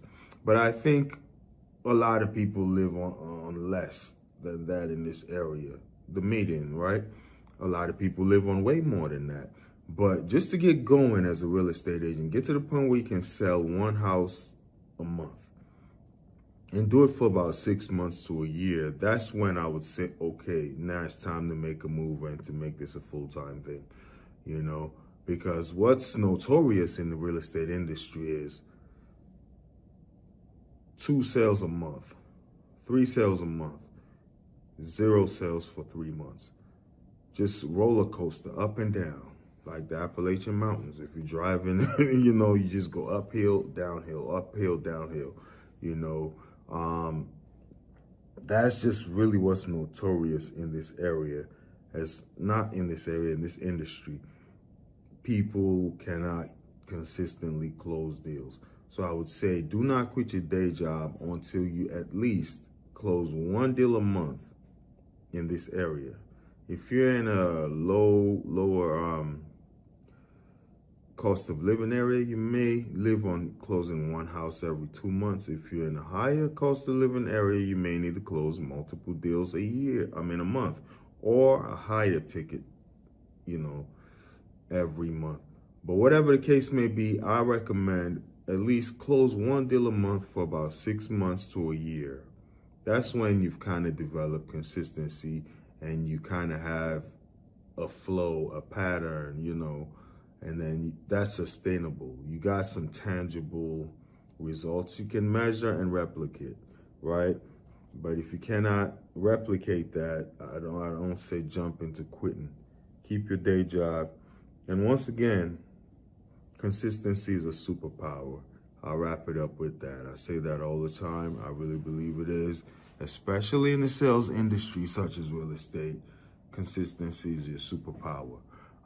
Being able to generate leads every day, work your phones every day, door knock every day, whatever your source of leads are, just be consistent at it every single day and you'll succeed. Leave a comment down below. Let me know how your real estate business is coming along, or if you are looking to purchase a home in DC or Maryland, or sell a house in DC or Maryland.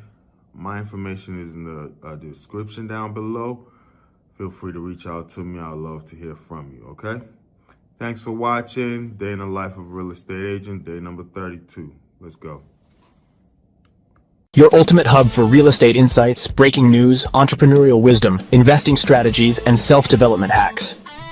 If you're ready to expand your mind and stay ahead of the game floor, you're in the right place.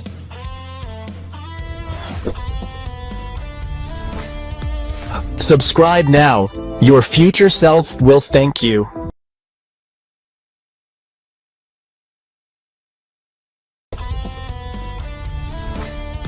I would say the number one reason why agents fail is lack of consistency in lead generation and prospecting, right?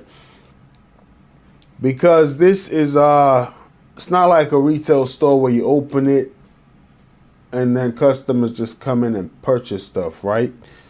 Here you gotta generate, you eat what you kill, as a hunter-gatherer, right? You gotta generate leads and you gotta prospect. And you need a strategy on how to go about that. You know, you can check out my previous episode on business plan.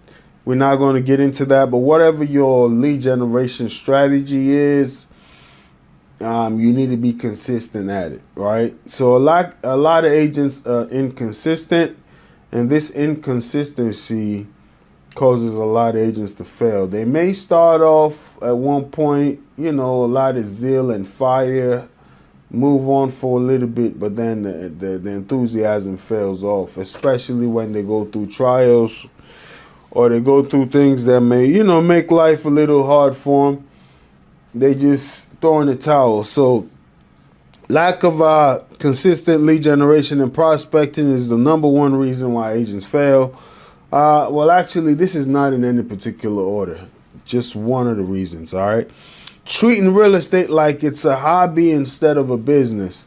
You know, I was guilty of this in my initial years of doing real estate, you know, especially being that I had a full-time job.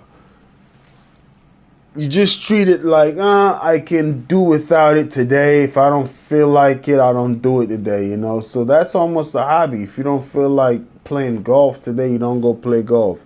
You don't feel like going to the basketball court today, you don't do it. You don't feel like watching a movie today, you don't do it. That's a hobby.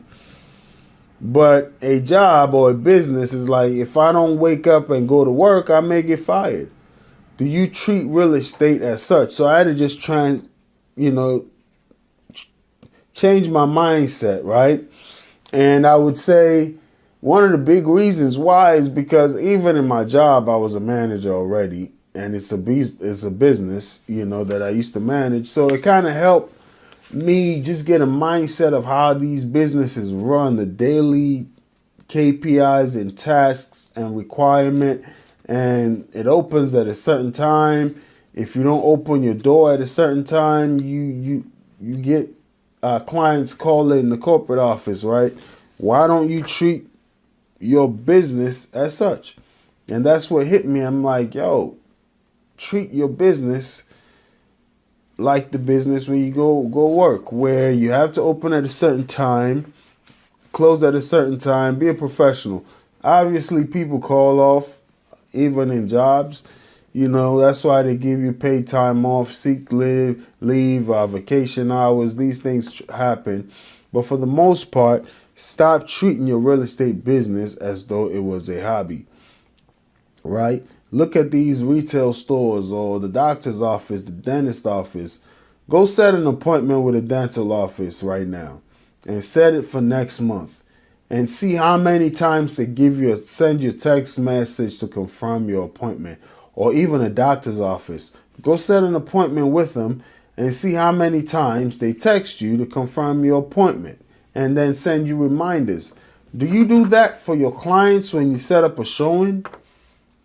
Do you text them and follow up and say, hey, I want to confirm our showing? Are you going to be there? Do you do that for your listing appointments? You treat real estate as though it's a hobby and not a business. And that's why most agents fail. So no daily schedule or structured routine. And once again, this goes back to treating it like a hobby. Because when it's a job, you have a schedule. Like, okay, at this time I clock in, at this time I clock out. You know, treat it as such. You are a business, you know. You have to treat it as such. Structured routine. You know, I think it's Jay-Z that said, I'm not a businessman, I'm a businessman. Like, he's a business entity himself. So you got to treat your life as such, as though it's your career, as though it's a business. You have to structure it, a daily schedule. Like today I clock in at this time, I clock off here. A structured routine. So yes, things happen. As I mentioned, even in a business or a job, you got personal sick time where you got to call out. You know, you may have a family emergency. These things are allocated and by a company. But for the most part, once that day off is gone, you go back to your routine. The same should happen in your real estate business. You got to have a structure, right? Daily schedule and a structure routine. And most agents lack that. They just go to the office and they wing it. You know, whatever happens, happens. And there's no structure in how they go about running their business. They don't have any plan or strategy on how they go about it. They just, you know, whatever happens, happens. And that's just not the right way to go about things, right? Your ultimate hub for real estate insights, breaking news, entrepreneurial wisdom, investing strategies, and self-development hacks. If you're ready to expand your mind and stay ahead of the game floor, you're in the right place.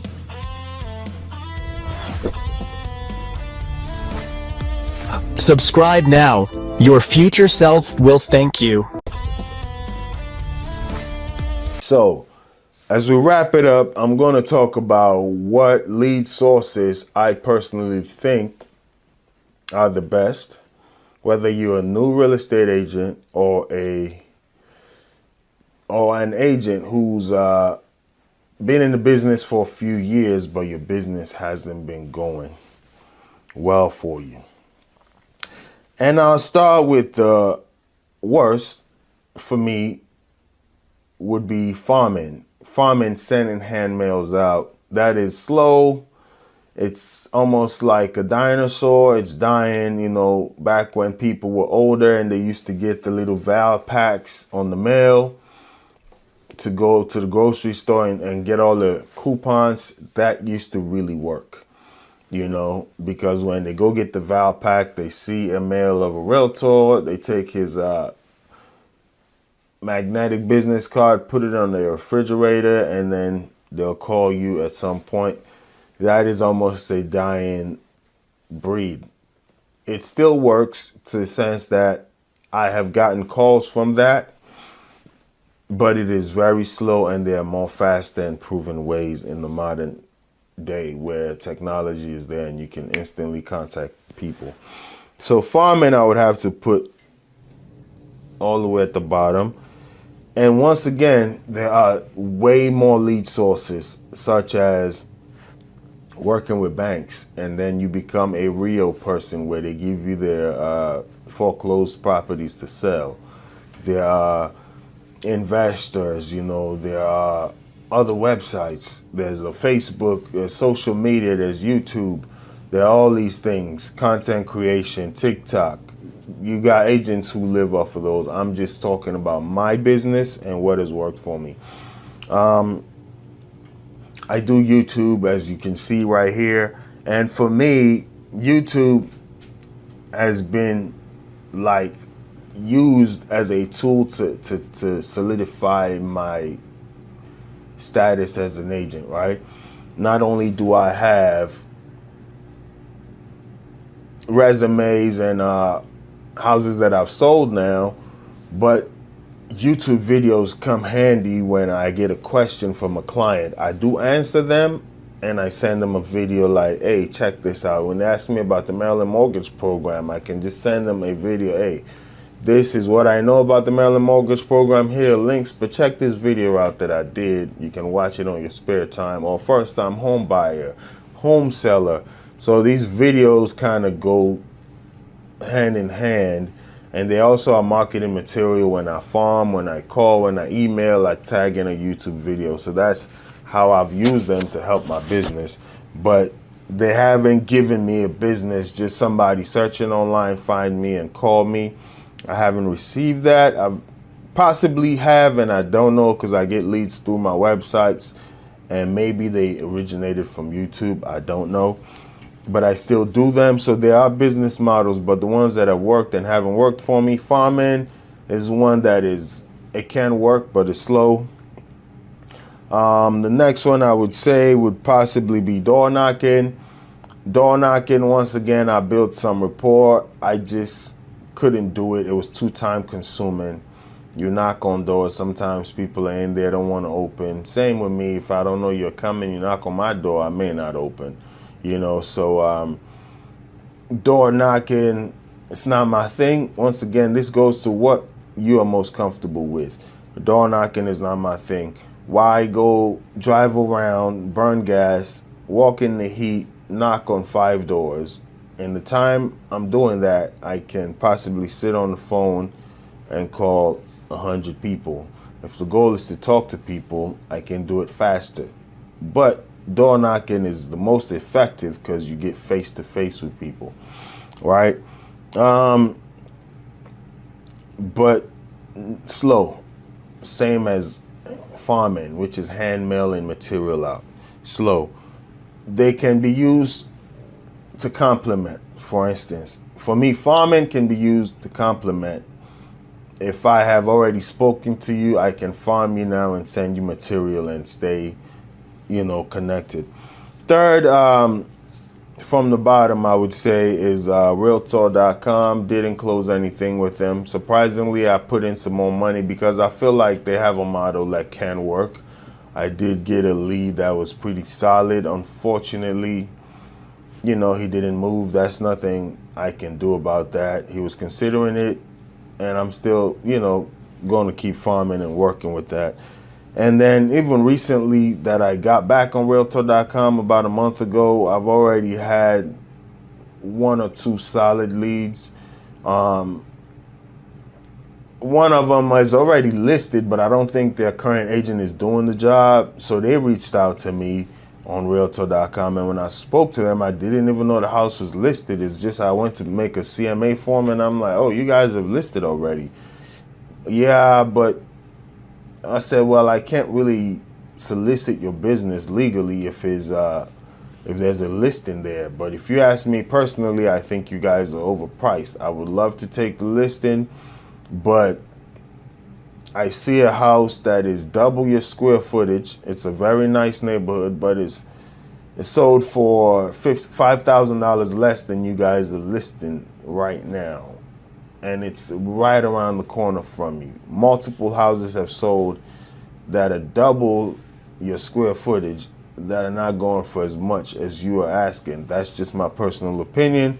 But you do have a contract right now. If you want to move forward in the future, I'll be happy to talk to you. But so Realtor.com, I have a good feeling with, but it just hasn't translated yet, right? But you can kind of see the lead quality. Okay, I can work with this. Redfin, as I mentioned, for me would be very decent. because I've closed multiple deals. I got one under contract from Redfin now. I got 2 or 3 potential buyers this year that are all Redfin contacts. So Redfin is decent. It's just, as I mentioned, they have their agents, which I wholeheartedly believe get the big deals. And you may be a bottom feeder and a scavenger, just getting what trickles down from their Redfin agents. So for me, it's complimentary. I wouldn't put all my eggs on that. I would never advise any agent at all to put all their eggs on one lead source anyway. But Redfin does its job for me. It trickles down. I get what I can get from them. But I got to pay them a lot of money when we do close.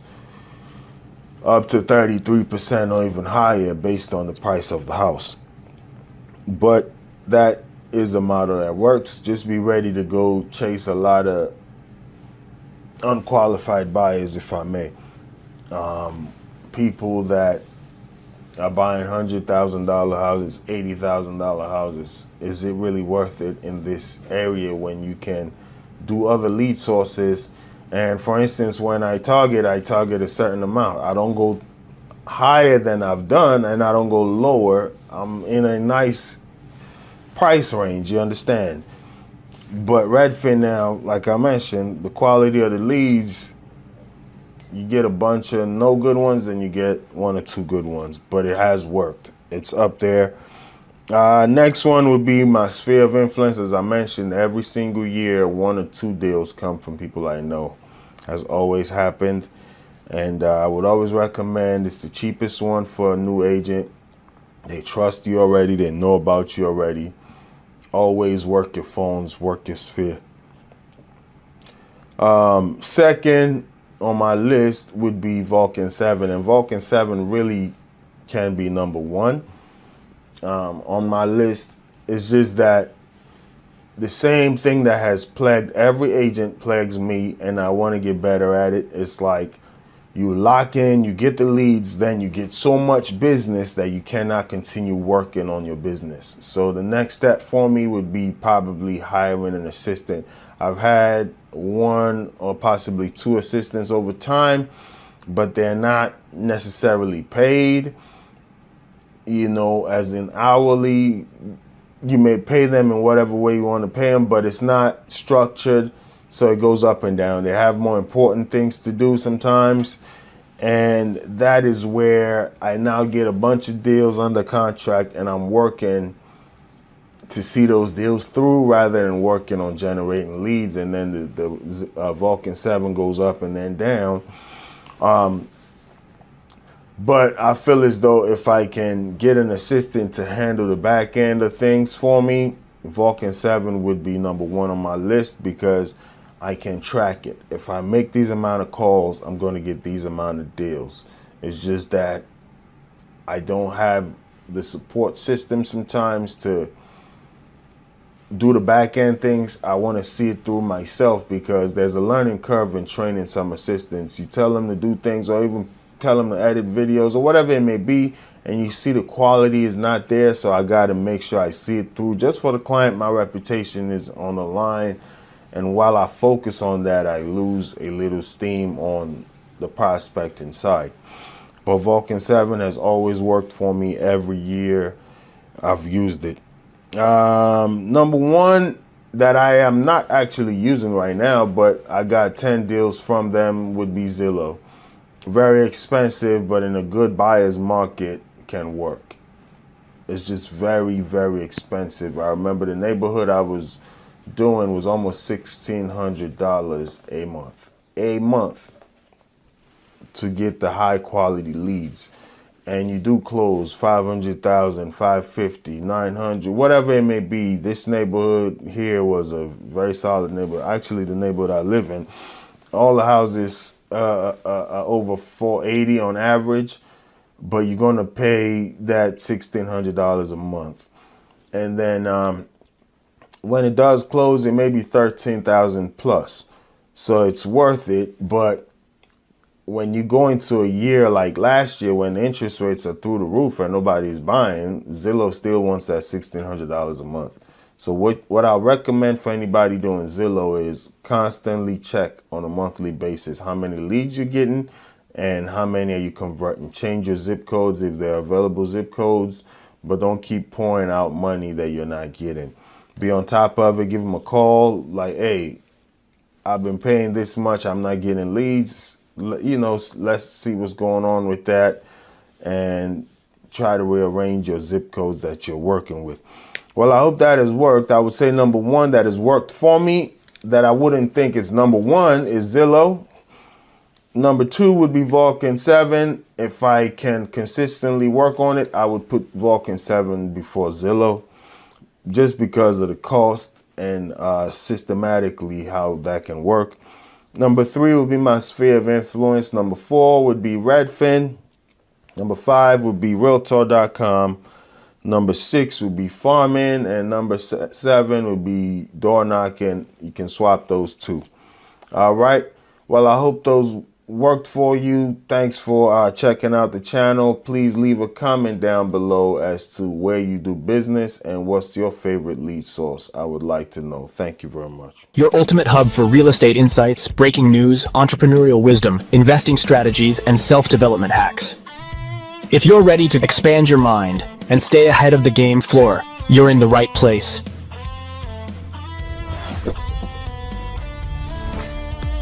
Subscribe now. Your future self will thank you. Welcome, you know, this is what, day 4 or 5? Day 5, I believe. Day in the life of a real estate agent here at the office, just working the phones right now, making some calls. Contacted a couple of people in the last 15 minutes or so. Those are for sale by owners. The new FSBOs are not always the most attractive to call because some of them feel as though they can do it on their own. So there's a trick to kind of working the FSBOs. You want to give it a little bit of time and then you target them a little later in a few weeks or so. Follow-up is key. You know, in this industry, follow-up is key. If you can follow up, you can grow your business. If you don't want to follow up, then that's it. But the last video we uploaded on Sunday, I believe, we recorded a video at an open house. We actually have an offer for that property. So that was listed on Saturday. Offer came in this morning. It's Tuesday. So what's that, 4 days on the market? And we have multiple other interested parties. So normally in a case like this, if this offer looks really good, we just might go ahead and accept it. If the offer is not where the seller wants it to be, what we can do, we can post on the MLS offer on hand and give an offer deadline so people can submit their final and best offer by a certain time. That's a strategy, or you just negotiate with this person who already submitted an offer. We also have one property that may be going under contract. We're negotiating there. They have 2 other offers, so it's a little competitive with that one. I don't recommend the house for my buyer, but you can't tell somebody what to buy. It's just out of experience. There's so many red flags with that property. But this person really likes the proximity to their workplace, the family environment in the neighborhood. But the house itself is not a bad house, just needs a little bit of work. And it's been sold as is, which is like a red flag sometimes. The HVAC unit was not working as far as visually the way we saw it. And on the disclosure, it said it's not working. But they are saying they fixed it already. So we're just waiting for a disclosure that can actually say this thing is working before we can go from there. Personally, like I said, I don't recommend that for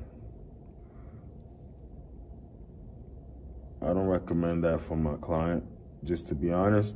But that's what he wants, so we're gonna go with that. We're negotiating that right now. And also another thing is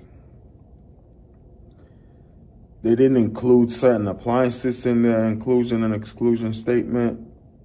So we're trying to negotiate to make sure those are going to be added.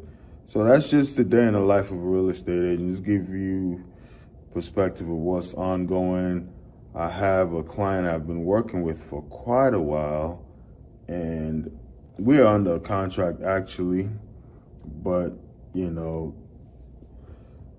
let's just say things are taking a little too long, and we got to go and look at 3 other properties probably tomorrow. So I need to do some admin work, schedule those showings.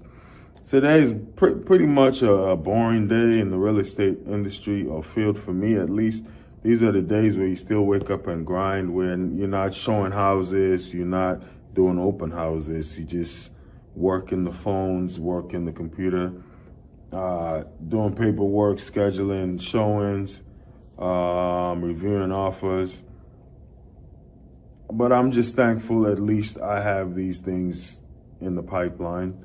And one thing I try to learn now with experience in real estate is it's not the deals that I have now that are going to sustain me. Sustainability in this market is like what's coming down the line.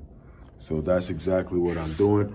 Working on, even though I have 1 offer accepted, 1 offer being submitted, 1 under contract, and another one that we're looking for other houses, or 2 or so, I need to build a pipeline. So it's a funnel. You need to just load the funnel up so you just keep flowing, and you get to that point where every single month you're closing a house. Well, that's just a brief update there in the life of a real estate agent. Nothing too exciting to show. We're in the office, just working the phone lines. All right, wrapping up the day now, getting ready to shut it down. Did make a lot of cold calls. Average, let's say about 8 contacts an hour, which is okay, not too bad. Also, did write that offer, sent it to my buyer to sign, and then also, what else? Yes, followed up, did a lot of follow-up. I had 1 really good follow-up. Actually, I'm sending a vendor out there on Sunday to go see if they can do some repairs prior to getting that house on the market. So that looks very promising, because I was able to do a connection, a 3-way connection with the vendor and the seller, just to go look at certain things that they may be able to update in order to get the house sold for the price that the seller's looking for. So that was very productive. I really like that that connection right there. But once again, if you don't pick up the phones, if you don't follow up, like that seller hasn't been calling me. I don't think I've spoken to him in a couple of weeks. So if I didn't call, he really wants to sell. I already did the listing appointment, but if I didn't call or follow up, we wouldn't have had this schedule booked for Sunday. So that's what it's about, really, in real estate. In life in general, it's all about following up. All right? Thanks for watching. Your ultimate hub for real estate insights, breaking news, entrepreneurial wisdom, investing strategies, and self-development hacks. If you're ready to expand your mind and stay ahead of the game floor, you're in the right place.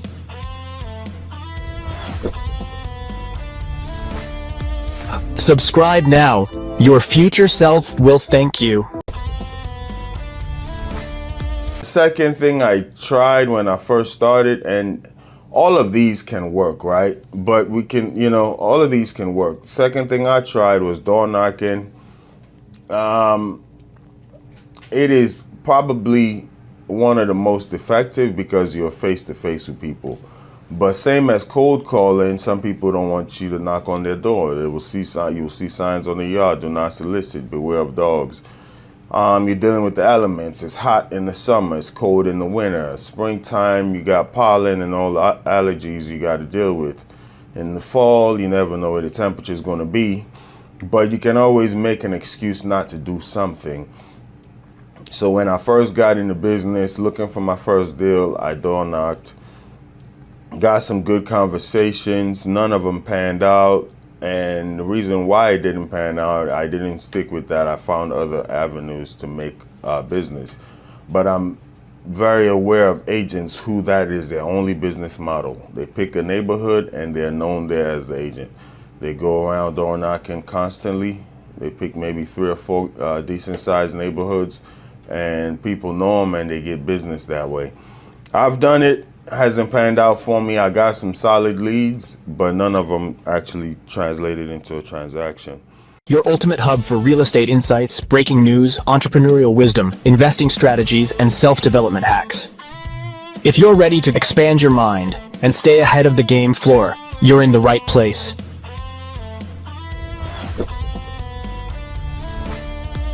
Subscribe now. Your future self will thank you.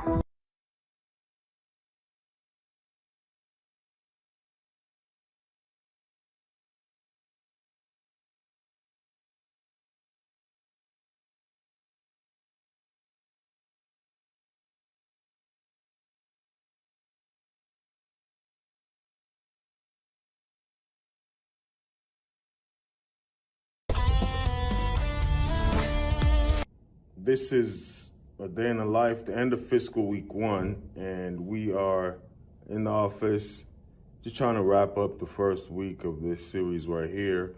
And pretty much things have been solid. Could have been better, could have been worse, definitely. So just to recap the week, multiple open houses, submitted an offer. That offer wasn't accepted. Put a house under contract as well, so not a bad week at all. House on the market and under contract in the span of a week. I think it went on, either way, pretty solid week. Could have been better. Looking forward to today, we're just gonna work in the office, make some calls, couple of admin things that I need to do, but it's a Friday, so I feel as though those admin issues can be deferred, but the prospecting side of it cannot be deferred, right? Because this is the thing about real estate for most agents out there. What they really do is they focus too much on servicing the business and not growing the business. So, and that's something I was guilty of for a long time when I first got into business. I would try to service it and not grow it. So I try to just be mindful that as much as you got to service things, if it's a 911, you get on it, you get it done so you can close the deal, or just be in compliance because certain things have a time frame, legal time frame deadline that things have to get done by. But if that's not the case, then we're just going to focus on prospecting, following up, building the business, and then get back to that. All right? But that's pretty much it. If you're looking to get into real estate, to me, I really like it because it forces discipline. You know, I feel as though in order to be successful, in order to be a man sometimes, or just a professional, I don't want to make it in any sexist way, but just to be a professional, discipline matters. And real estate, unless you want the easy life, you go join a team and they give you leads. But even then, you need discipline to work those leads.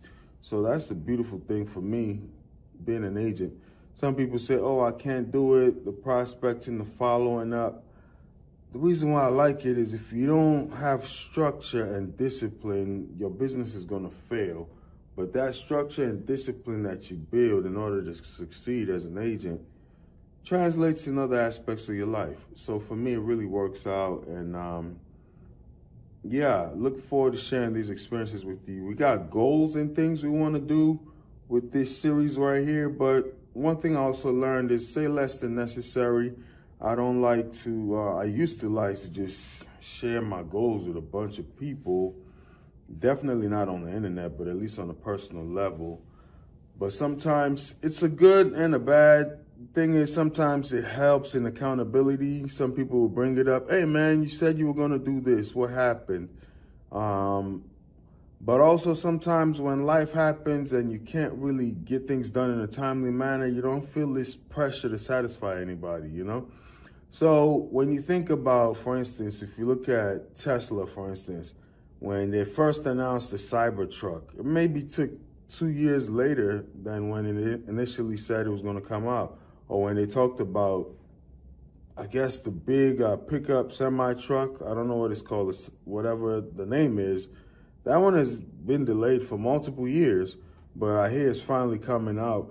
The only reason why I bring that up is that's just the reality of business. Sometimes you set goals, but just operationally things happen.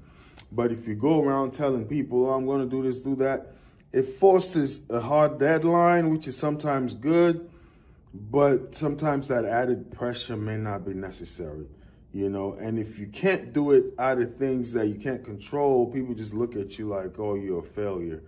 You didn't do what you say you were going to do. Doesn't necessarily matter. You know the truth, but I'm just saying it's unnecessary to just share things that don't matter.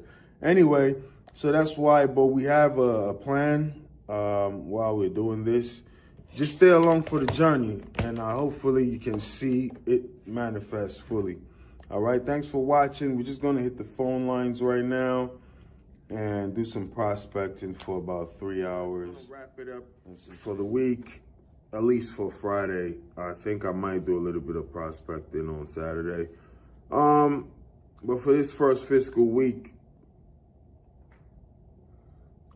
what I'll say is, you know, you don't count the days, you make the days count. That is key.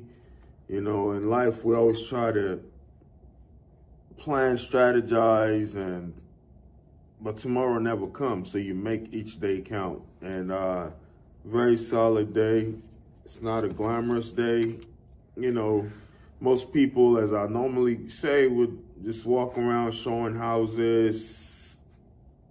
This fake, or sometimes it's real for some, but for most agents, it's not always real. This kind of glamour of the business, you know, you're flipping $1 million homes all the time. That is some agents' reality, yes, but majority of agents it's not. And what builds businesses is like constantly doing the work every single day. Like I said, don't count the days, make the days count. So as far as today, was on the phone, it's kind of exhausting, was on the phone for hours. Not that many people picked up. Actually, very low answer rate today. But the good thing is, good takeaway is I did get a lead. A gentleman that's actually thinking about selling his home. Says he has an agent but nothing is signed, but he does have an agent. And I told him, hey, if you want a second opinion, I'd love to stop by. And he told me, sure, just shoot me a text with the information and we'll go from there, which I did. And he did respond to the text message. So the key is in follow-up, you know. You just got to be confident in what you're going to do than what the other agent is going to do. And you just go out and prove yourself, you know. That's life. Nothing, life is not given. Life is competitive in almost everything, since you were in school and class, you know, since you track and field, whatever it may be. Even when you get into the corporate world, competition. Nobody, sometimes it's not what you know, it's who you know, those things. But at the end of the day, if you cannot strive and go grab it,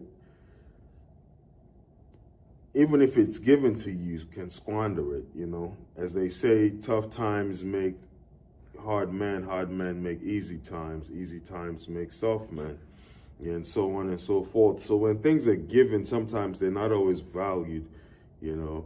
So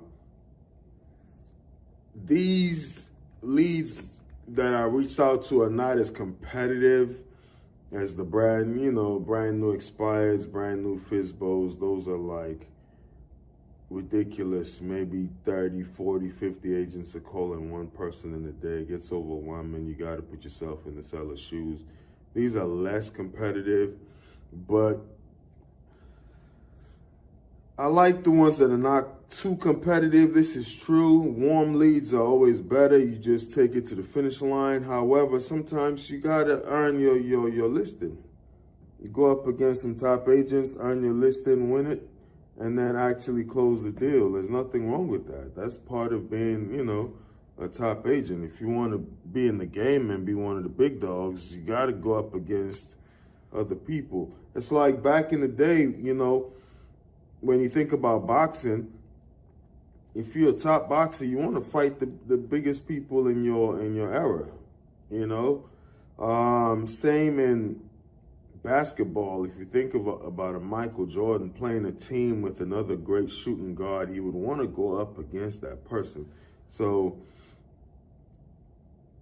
businesses, you think of maybe a Home Depot and a Lowe's or two hotel chains. Sometimes they're right across from each other. You look at who's a competitor of Target?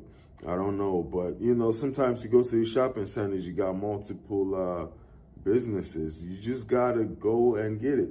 You can't be scared of competition. Anyway, so that was the day, and I have this one lead. Good takeaway there. As far as the housing market, from what I'm seeing, if your house is well repaired, it's gonna sell. If you're just trying to sell a shabby home, you gotta compromise on price. You can't be trying to get top dollar and not willing to put the money to make the house look as move-in ready. What I don't understand, for me, the golden rule of life is you do unto others as you want done unto you. So if you cannot afford to renovate the house, I understand. But if you got the money and you really want to sell, why is it not that you want to sell, you skimping on the way the house looks, on the appearance? When you want to buy, would you buy a house where the countertop is discolored and this, the vanities are all in shambles? No, you probably wouldn't. So when you selling, just put yourself in the buyer's shoes. They want a house that's presentable. That baffles me. If it's a financial thing, obviously I understand. Sometimes you work with sellers, they just got to get out of there. But some people, there's no rush. They really want to move because they've outgrown the house. Multiple times they put the house on the market, it doesn't sell. It's simply because they're not willing to invest the money to make it look like you're trying to sell. Sometimes even pack up some of your stuff and put it in a storage. Declutter, make the house a little lighter, You go into some houses, they got all their pictures and things about things that may not connect to the masses. And those are all things that discourage some buyers. You want buyers to see themselves in your house, not you.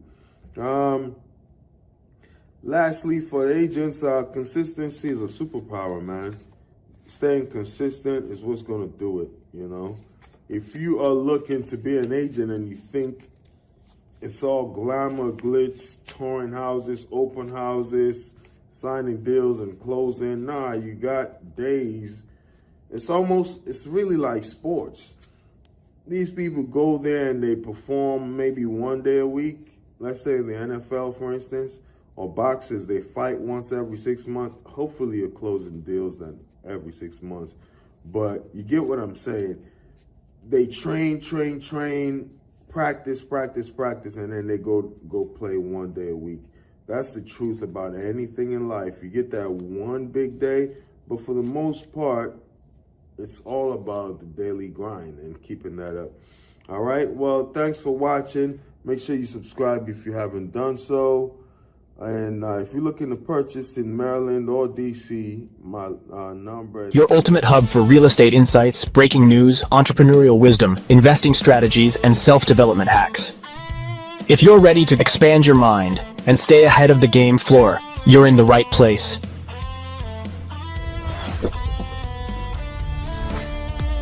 Subscribe now. Your future self will thank you. Welcome to the day in the life of a real estate agent. My name is Raymond Reffel. I am a realtor with Remax. I'm here at an open house. This is day 3, fiscal week 1, right? Sorry, I'm at an open house, so when I hear the door cracks open, I gotta see if some guests are walking in. Anyway, day 2 is yesterday. Didn't get to record a video, but quick update, we had an open house here as well. This is a brand new listing. It was on the market in the wintertime. I advise the seller, take it off and put it back on in the spring right now when things are normally the hottest. Brand new renovated property. So I had that open house, then I had a showing with the client, and then just did some admin stuff pretty much. So today we got this open house, and then we got a lot of admin stuff to do. It is a Sunday afternoon, and right after the open house, you gotta kind of get yourself ready for Monday. You know, I advise agents to start or plan for next day today. That way when the day rolls in, you're already on the roll, right? Maybe I'll give you all a quick tour of the property a little later, but we just here. We just had one person walk in, set up some food, drinks, the disclosure sign. That's law in Maryland. And it's also a good way to get buyers for agents. If you struggling to get buyers, you host open houses for a listing agent in your firm, and that can also translate to business. I am the listing agent for this one, but I have a few people on the sign-in sheet from yesterday, previous days, and today. And you know, you follow up with them. Some of them already have agents, some of them are just glancing around, some of them just want to actually purchase, but they don't know if this is the right property for them. So yeah, it's a pretty good day on a Sunday. New house on the market, newly renovated. Everything is brand new. New appliances, new bathrooms, carpet, flooring. Everything is new. Nice neighborhood. If there are any drawbacks about the property, I would say possibly 2 things. The HOA fee, which is nothing the seller can do about that. The community keep a high HOA fee. Sometimes due to renovations, things they offer, amenities, sometimes just security. And also another thing I would say, this is almost like a townhouse structure. You know how townhouses go up. 2 levels on top, and this is a ground level. So this is actually bigger square footage than the 2 levels on top. It's very deep, it goes deep, it has a back door. So the disadvantage for those upstairs, not all of them got a deck. They can't really access the backyard. Over here, being that it's ground level, you do have access to the backyard, so it's a plus. Sometimes people that like properties like this, elderly people that don't want to deal with too many stairs, come direct to your 1-level house. This can be ideal, but it is also suitable for families. As you see, we got 2 extra bedrooms, a master bedroom and a bath there, walk-in closet in the master bedroom. And yeah, everything renovated so you can purchase this house and don't have to worry about too much. You know, got the popcorn ceilings, that's to each his own. Some people really like it, some people despise it, so it's a taste thing. We have a crown molding all around the property. Little just aesthetic things as far as the tiles. Newly finished, modern, sleek look. All the appliances are brand new. So the plus with a house like this is once you purchase it, for the next few years, or you don't have to worry about replacing anything. Water heater is brand new. Only thing that's not brand new is the HVAC unit, but it's fairly new, and it was also, what can I say, I wouldn't say tune up is the word, right? You get your HVAC tune up by HVAC company, and the seller here did that prior to putting this house on the market. So you can confidently purchase this house and just not have to worry about repairing anything in the near future. As far as the outside, that 500 something covers that maintenance for the shared spaces, right? So I'll say that's pretty much it for today as far as a real estate agent day in the life, open house. But that's pretty much it. On a Sunday, got one open house today, and we'll keep it rolling. Do some of this, not always, but just to keep y'all posted on the progress of everything as we're doing in the real estate business. So if you're looking to sell a house similar to this, or not even similar, but in the area, in the DMV, DC and Maryland to be specific, because I'm licensed in DC and Maryland. My link to my information will be in the description down below. You can reach out and we can talk about best strategies on how to sell your house. Same thing if you're looking to buy, relocate, or move to Maryland. Reach out and you can just call 240-432-1464 or just text 240-432-1464. Interested market now. To wrap up, I'll say it is a buyer's market. This house, for instance, when it was purchased, I was the buyer's agent. When this house was purchased, it was a foreclosure, had to be remodeled. The comps were somewhere in the 300s, low, very low to even 300s. Now the comps are a little below 300. That's just what had happened. So the market here has dropped about $20,000, and that's the same in a lot of markets around. Prices are not crashing, but I'm seeing a slight dip. Your ultimate hub for real estate insights, breaking news, entrepreneurial wisdom, investing strategies, and self-development hacks.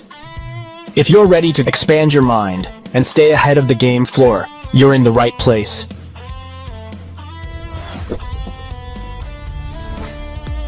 Subscribe now. Your future self will thank you. The next one I would mention is Realtor.com. Realtor.com, I have done the listing side where they send you leads for potential realtors. And they have different models. One model is you pay them a small monthly fee, depending on where you may be financially. It may not be small, about $200 or less. And you get the lead, but when you do get the lead, you do have to give them a breakdown. It's over 30% in the split. That one, they are incentivized to make sure you succeed because they get that big commission split with you. So that one I got one listing appointment. So it's not the greatest, but I did get one listing appointment and it was a $900,000 property. So imagine if I would have gotten that commission. Just to do some quick math, let's say it would have sold for, we're just gonna cut it down, $850,000. We're looking at about $21,000 on the commission, and then I do my split with them. So the reason why that gentleman never sold is he ended up staying with the government. This was at the time when Donald Trump was cutting down on the government workers, and he was thinking, should I get the buyout? He never ended up getting the buyout, and he stayed up here. He had another house somewhere in the South that he was gonna just sell this one and relocate. But that was a solid lead, and it does work. And they have another one, which is the buyer. And I just started with that one this year. I've had one lead so far in about a week. A gentleman was looking for a huge house, but it turned out he already had an agent. He just had a question about a particular house. So we'll see how that one pans out, and I'll keep people posted on that. Maybe there is something there, maybe there's nothing there. We'll see. But I know on the listing side, I do get solid leads. It's all about converting those leads, right? You do have some that are exclusive and some that are sent to you and another agent. If it's an exclusive lead, you pay more for it, but it only comes to you. A non-exclusive lead goes to you and another agent, and you pay less for that monthly. I used to do the non-exclusive leads with Realtor.com. I'm doing the exclusive now to where I'm the only agent that is sent that contact. Your ultimate hub for real estate insights, breaking news, entrepreneurial wisdom, investing strategies, and self-development hacks. If you're ready to expand your mind and stay ahead of the game floor, you're in the right place.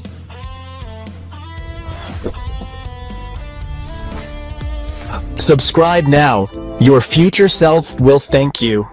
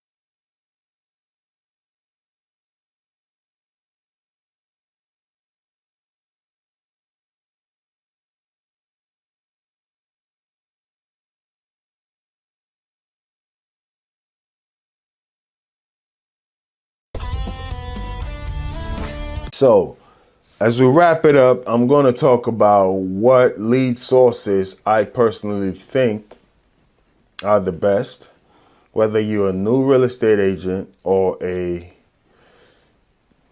agent who's been in the business for a few years, but your business hasn't been going well for you. And I'll start with the worst for me would be farming. Farming, sending hand mails out. That is slow. It's almost like a dinosaur. It's dying, you know, back when people were older and they used to get the little val packs on the mail to go to the grocery store and get all the coupons. That used to really work, you know, because when they go get the val pack, they see a mail of a realtor, they take his magnetic business card, put it on their refrigerator, and then they'll call you at some point. That is almost a dying breed. It still works to the sense that I have gotten calls from that, but it is very slow, and there are more faster and proven ways in the modern day where technology is there and you can instantly contact people. So farming, I would have to put all the way at the bottom. And once again, there are way more lead sources, such as working with banks, and then you become a real person where they give you their foreclosed properties to sell. There are investors, you know, there are other websites. There's a Facebook, there's social media, there's YouTube. There are all these things, content creation, TikTok. You got agents who live off of those. I'm just talking about my business and what has worked for me.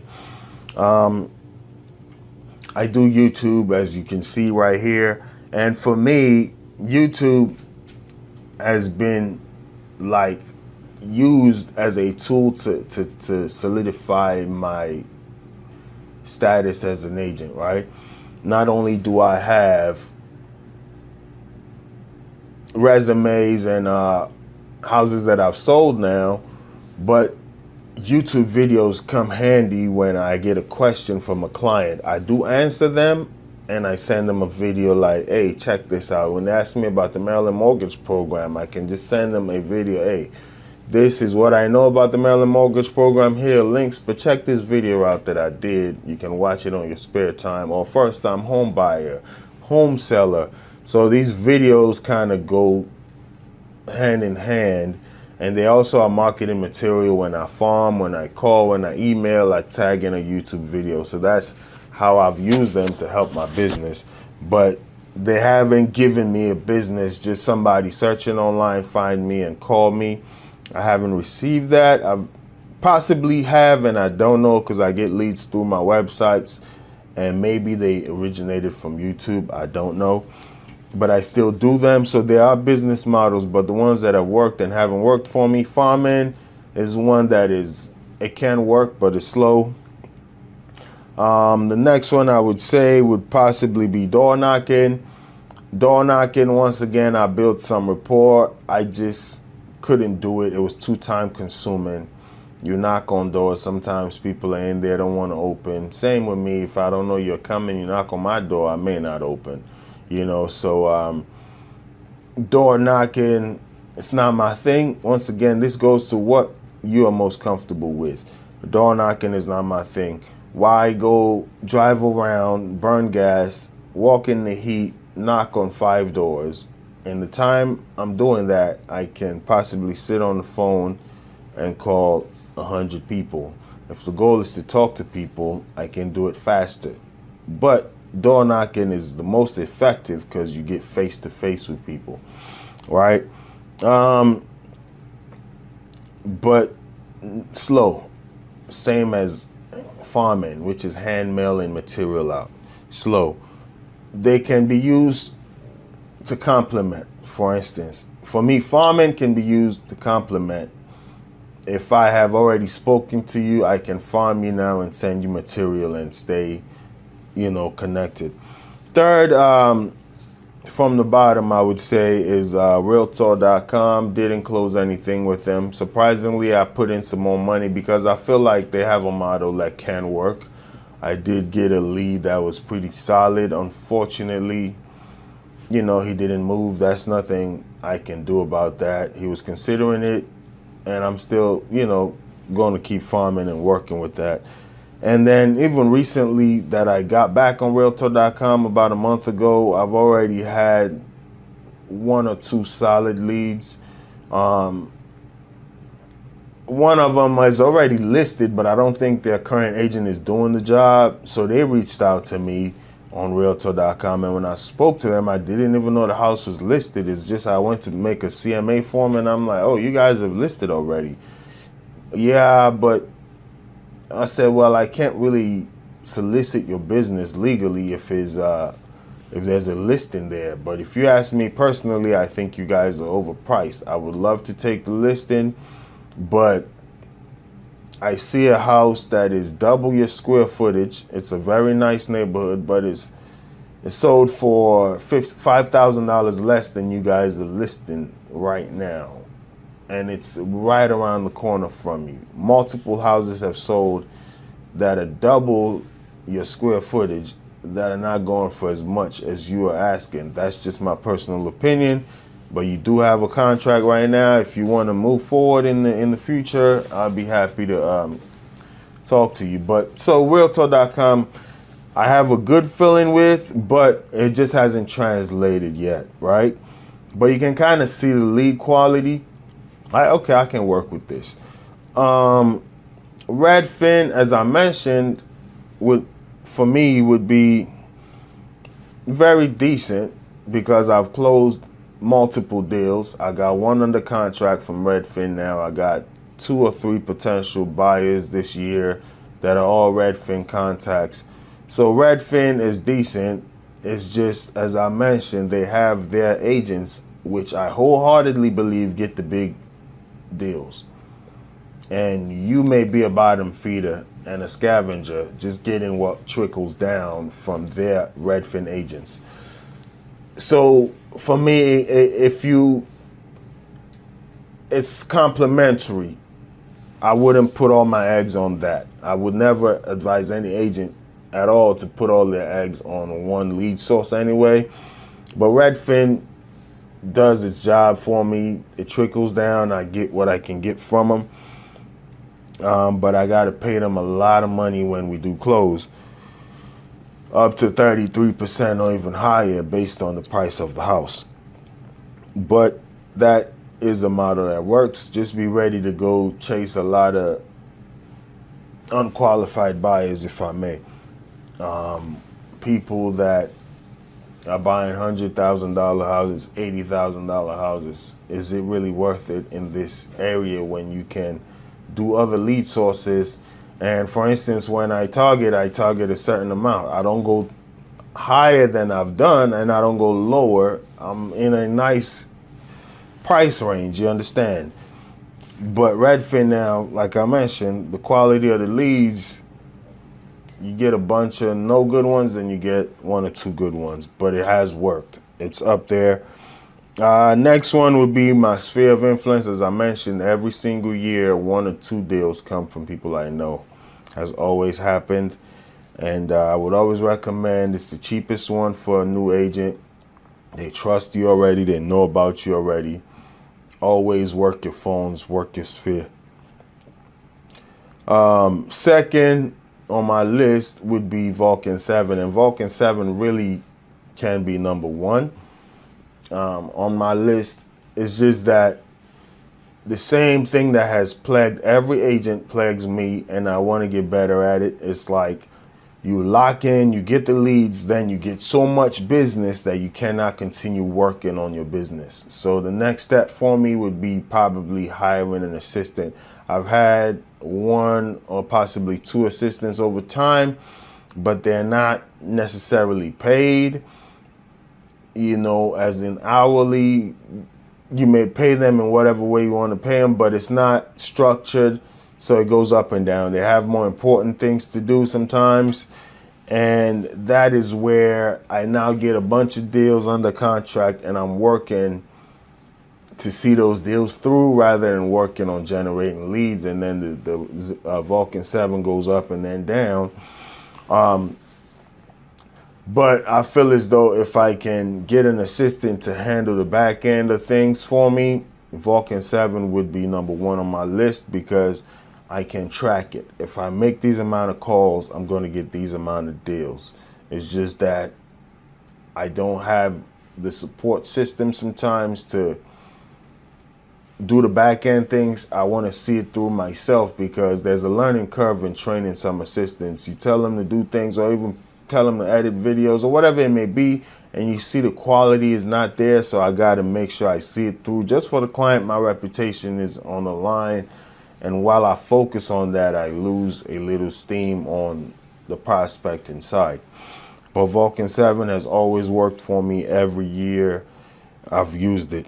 Number 1 that I am not actually using right now, but I got 10 deals from them, would be Zillow. Very expensive, but in a good buyer's market can work. It's just very, very expensive. I remember the neighborhood I was doing was almost $1,600 a month to get the high quality leads. And you do close 500,000, 550, 900, whatever it may be. This neighborhood here was a very solid neighborhood. Actually, the neighborhood I live in, all the houses over 480 on average, but you're going to pay that $1,600 a month. And then when it does close, it may be 13,000 plus. So it's worth it. But when you go into a year like last year when the interest rates are through the roof and nobody's buying, Zillow still wants that $1,600 a month. So what I recommend for anybody doing Zillow is constantly check on a monthly basis how many leads you're getting and how many are you converting. Change your zip codes if they're available zip codes, but don't keep pouring out money that you're not getting. Be on top of it, give them a call like, hey, I've been paying this much, I'm not getting leads. You know, let's see what's going on with that and try to rearrange your zip codes that you're working with. Well, I hope that has worked. I would say number one that has worked for me that I wouldn't think is number one is Zillow. Number two would be Vulcan 7. If I can consistently work on it, I would put Vulcan 7 before Zillow just because of the cost and systematically how that can work. Number 3 would be my sphere of influence. Number 4 would be Redfin. Number 5 would be Realtor.com. Number 6 would be farming. And number 7 would be door knocking. You can swap those two. All right. Well, I hope those worked for you. Thanks for checking out the channel. Please leave a comment down below as to where you do business and what's your favorite lead source. I would like to know. Thank you very much. Your ultimate hub for real estate insights, breaking news, entrepreneurial wisdom, investing strategies, and self-development hacks. If you're ready to expand your mind and stay ahead of the game floor, you're in the right place.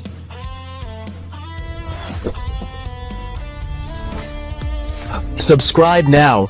Your future self will thank you. Poor follow-up with leads and past clients. So one more thing is on a personal note, this is something I struggled with, not the past client part.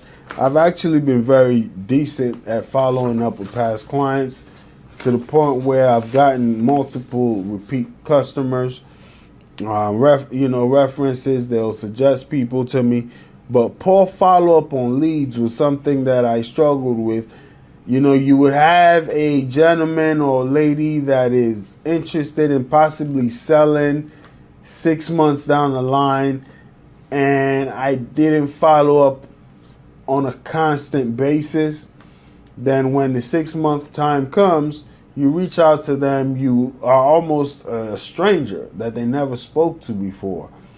But if you would have kept on engaging, following up, when the time comes for them to make a move, they would know you, like, you're first to mind, in essence, is all I'm saying. Be first to mind. So when people want to do business in real estate, they think of you first, right? But when you don't follow up, you become an afterthought, right?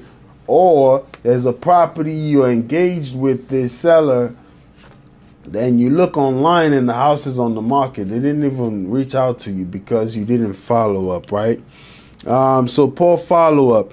So that's something that causes a lot of agents to fail. They lose a lot of money. And one thing I've done to get better at that is I don't write it down on a piece of paper anymore when it comes to follow up. I do that, but I also put it in my CRM, but I set reminders, on my cell phone especially, that I hold all the time. So, and I set alarms, maybe a day before alarm and a reminder on the 30 minutes before the activity. So if I'm supposed to follow up with this lady today or in 7 days, on the 6th day, her name will pop up on my phone. And then the day of, maybe 2 hours prior to the time I set, it would pop up again. So I can't trust my memory anymore. You trust, the technology to kind of remind you. So that's just by the way, something you can implement that would help you. Inconsistent marketing or relying on only one source of lead. That kind of is something I've seen, when one thing is working, you want to double down on it. I did say that initially, and we're sticking with that. But what we're saying here is, diversify. You don't want to be a jack of all trades, chasing too many different lead sources. I had to trim the fat myself. I'm only going after like 3 different lead sources, but you don't want to put all your eggs in one basket for your real estate business, right? think about different lead sources, maybe 3 maximum for me. You may be able to do 4, but you don't want to be all over the place, you know. So don't be relying on one lead source, but don't be stretched too thin as well, you know. At the same time, you just want enough lead sources to where you can consistently market those. When you become stretched too thin, you find out you're doing so much and you're not consistent in one or 2 things or 2 areas, right? So inconsistent marketing or relying on only one lead source is another reason why agents fail. Weak communication and negotiation skills, right? Weak communication can come from you just not knowing how to approach people, not knowing how to read body language. You know, sometimes people go to a showing and they're trying to sell the customer, you know, something, but you're not able to read that they're not interested in that. That's all weak communication. You should be able to gauge and read the room, right? That's part of being a strong communicator. And obviously negotiation is just knowing what's an offer that would entice somebody, when to walk away, things of that nature, you know. Another reason why agents fail is fear of rejection and avoidance of difficult conversation. So this goes to why there's a lack of consistency in lead generation. It's fear of rejection. Most people are like, oh, if I call them, they're going to tell me no. Oh, I don't like when people say no. Oh, I don't like being yelled at. I don't like when they hang the phone up. Just think of it, you know, you don't know these people. That call is going to be so quick or whatever it may be. You're just afraid to have a difficult conversation. So let's say, for instance, a seller is overpricing their house. Are you able to tell them, I don't think it's going to sell at this price? And even if you want to take the listing, you know, put a contingency in which if it doesn't sell or you don't get enough showings or viewings in about 40 days, not 40 days, that's a long time. In about 14 days, 2 weeks, you need to revisit that listing, you know. But if the seller's not willing to do that, are you okay with walking away? You know, that's where you stand on your professional judgment and you say, I don't believe this is going to work, you know. So just fear of rejection. They don't prospect because they're afraid of being told no. And also they avoid difficult conversations. You know, that's a big reason why agents fail. Right? No clear value proposition to differentiate them from other agents. So there's a value proposition. You know, some people got a slogan.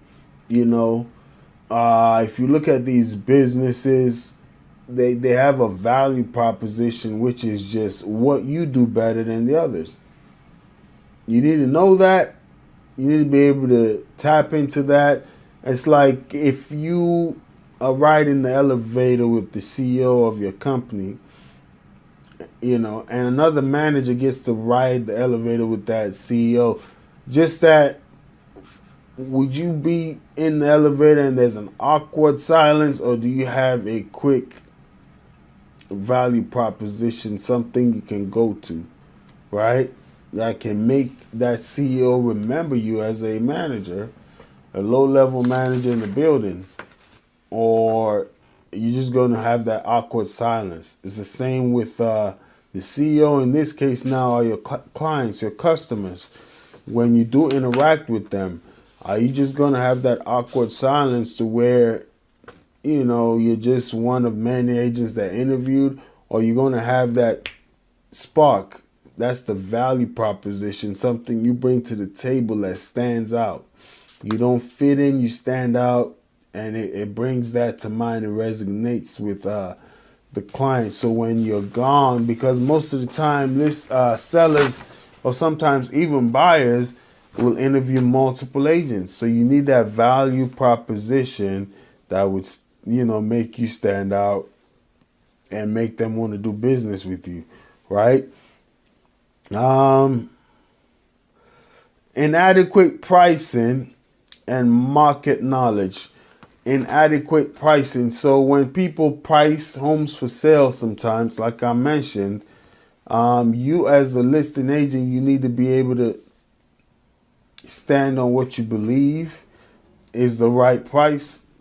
You overprice houses sometimes. The first 2 weeks are like pivotal weeks in getting the house sold. And if you don't price it in a proper manner, you may not get that listing sold. The same goes if you're trying to submit an offer, especially in a competitive market. If you don't price the house properly or advise your client to make the proper offer, you're not going to be able to get these deals, right? So inadequate pricing and market knowledge is one. Another reason why agents fail. One more we're going to talk about is overestimating income and underestimating expenses. Your ultimate hub for real estate insights, breaking news, entrepreneurial wisdom, investing strategies, and self-development hacks. If you're ready to expand your mind and stay ahead of the game floor, you're in the right place.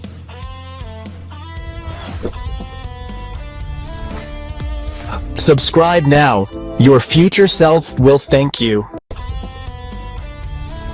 Buyers are more selective than they were during the pandemic boom. So fixer-uppers, the economy is just not in that place anymore where people want to take on projects. Unless you're an investor, you don't want to buy a house and you got to work on the HVAC. You got to fix the roof, got to redo the flooring, the bathroom. Just the price of building material, everything is going up. So buyers are looking for move-in ready, turnkey property. So make sure you like, share, and subscribe. That is how you help the channel grow. And also, if you're looking to buy, sell your house in Maryland or DC, my contact information is in the description below. Thank you. Comparing more properties before making an offer. That's what buyers are doing. They're negotiating harder on prices and repairs. As I mentioned, if a buyer does an inspection, they see a lot of damage with the property, they're going to request more repairs. Right? Pay close attention to interest rates and monthly payments. I'm dealing with that right now. One of my lenders, well, I wouldn't say mine, but a partner that I work with, he's almost tired of this one buyer because every time we show a house, the buyer's like, how much is the monthly payment? Yes, you do have estimators online, but a lender that's going to finance your loan can give you a more realistic figure. So it's like, how much is the monthly payment? People are very concerned about that. And this person qualifies for way more, but they want to watch their lifestyle. So looking for more move-in ready homes, we talked about that. Pricing your home correctly is critical. Sit it on the market. If you price it too high, it can sit on the market longer, receive fewer showings, become stale in buyers' eyes. So one thing we do at our brokerage is we can get the house on a private listing, and not all brokerages offer that. So we can get your house on a private listing so the days on the market, DOM, doesn't start calculated. So a private listing, we can kind of market your property privately before it hits the MLS. So something to consider. Eventually sell for less. That's one thing I know is, like, once you start dropping prices, you're going to sell it for less than if you had actually priced it properly and get a bidding war going. First impression matter more in summer because, the weather's nice. There's a longer, daylight hours. People can go look at the house at 6 p.m., 6:30 p.m., sometimes even 7, and the sun is still out. So, you get your flowers going outside, your curb appeal, mulch, landscaping, make sure the grass look good, power wash, the siding. Exterior, clean up your windows, maintain the lawn. Just when people drive in, they want to feel as though it's home. And obviously the repairs. And also depersonalize the house, right? When people walk into your house, I know a potential seller whose house he actually took it off the market. It's ironic, when I went to go do the listing appointment there, I had already took a buyer there the previous year. and it didn't sell. And one of the things that just turns buyers off is you go in there, too many family pictures and religious pictures, and there's nothing wrong with you having a religious belief, but you're selling something, right? And you don't know the person buying it. They may not want to see that, you know, or some people are very spiritual. They may think it's not a good place for them to go reside.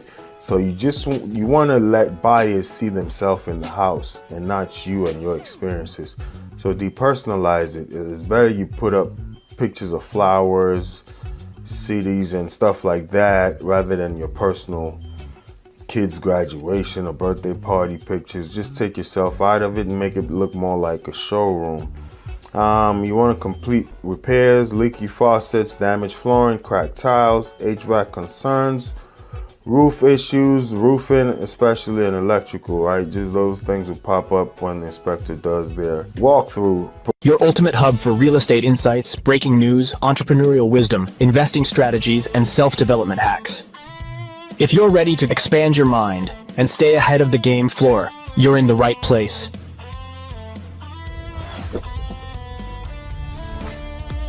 Subscribe now.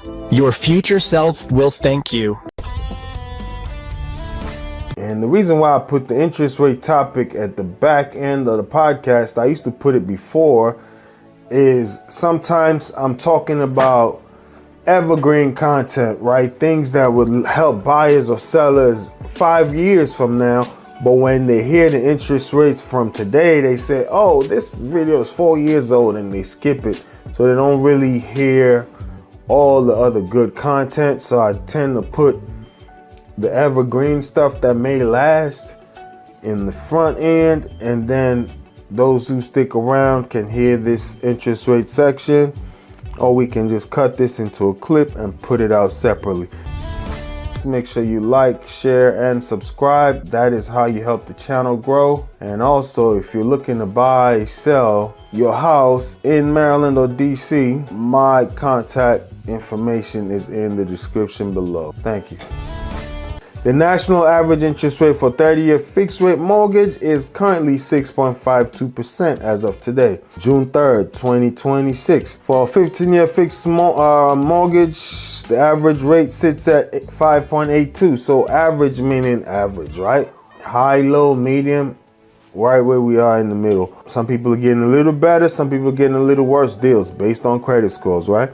Rates highly, let's see, breakdown 30-year. 30-year fixed 6.52 with an APR of approximately 6.70.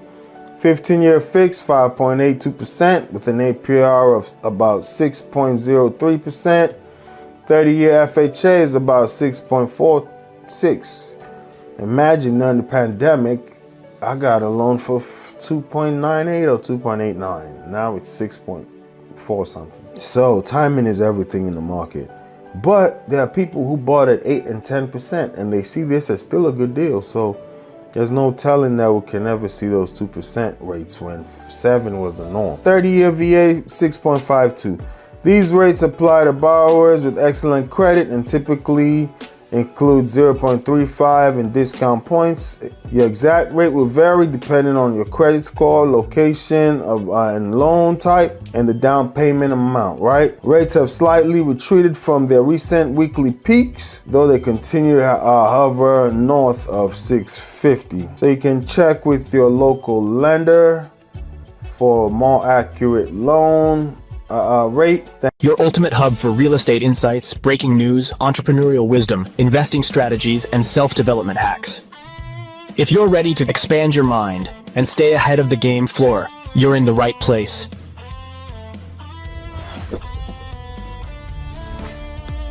Subscribe now. Your future self will thank you. All right. So without further ado, let's get started. Summer is traditionally one of the busiest seasons for home sales. I would say spring is like the peak, but summer is right there with it, right? So 2026 sellers are facing a market that rewards preparation. What that means is make sure you like, share, and subscribe. That is how you help the channel grow. And also, if you're looking to buy, sell your house in Maryland or DC, my contact information is in the description below. Thank you. Homes fly off the shelf. I just had a listing that closed maybe a week or so ago. It was probably on the market for 7 days. But there are houses that are sitting on the market for 300 days and not selling. And what a seller should focus on really is getting the house renovated, staged properly. Virtual staging is a thing now. Just be very careful that your agent or yourself, you don't mislead. Do some false advertising. Say the house looks a certain way that it's not. So be mindful of false advertising. But if you don't want to spend tons of money staging the property, you can consider virtual staging. One thing I recommend you do if you're going to stage a property virtually, I would say you put a picture of the virtual staged room location and another picture of the vacant location so people can kind of get an idea. That's also a way for you to compare both pictures to see if it's accurate, because for instance, if you're doing a living room, you don't want the AI to add a bay window that is not really part of your living room, right? So these are just things to be mindful of. Pricing accuracy is very, very key. Houses that sit on the market you would see are not priced accurately. The market has shifted a little bit. Prices are dropping just a little bit depending on the market. So I remember this one house was going for about $300,000 at the time of purchase, you know, dealing with an investor who purchased the property and wanted to renovate it. So I gave him accurate comps. Everything around that area were going for about $300,000. By the time you get all your permits, you get all the renovations done, houses in that very area were going for $285, $282. So I told him, hey, the market has shifted. You know, that was like 6 months ago, and priced it right around that range, and it was very quick to get off the shelf. But sellers who think their house is worth more than it actually is, you know, one thing I know is the market is going to dictate what your house is worth. It's not any sentimental feelings. It's just like a bike, right? You know, some people are into motorcycles. They spend thousands of dollars getting it souped up, or let's say a sports car or these old vintage cars. Just because you spend so much money on the engine, the paint job, changing the seats on the interior, doesn't mean the buyer cares about those things. So 9 times out of 10, the market is going to dictate what your house is worth. So strong marketing, more than ever before. I would say that really helped in this property I'm talking about. Just getting a bunch of people into an open house, and you create like a FOMO, fear of missing out.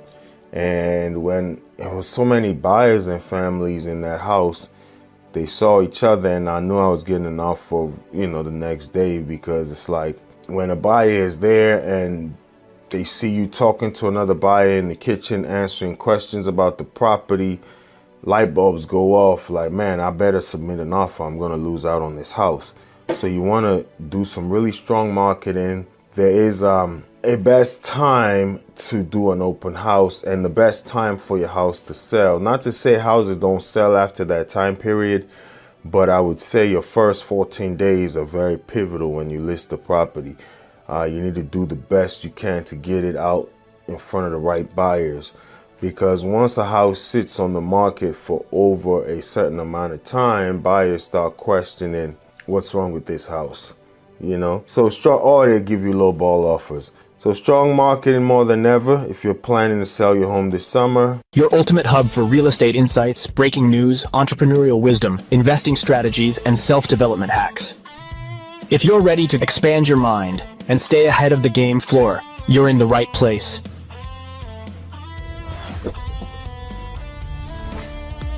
Subscribe now. Your future self will thank you. Now that I'm house poor, I've got to make my mortgage payment, so let's do that together. The amount of the mortgage on this house is $362,549.54. We bought this house in April 2025, and our mortgage balance then was $364,500. So we've made a little progress. But like I said, I was shocked when I bought my house. She bought the house sometime last year, made the video, I believe, this year.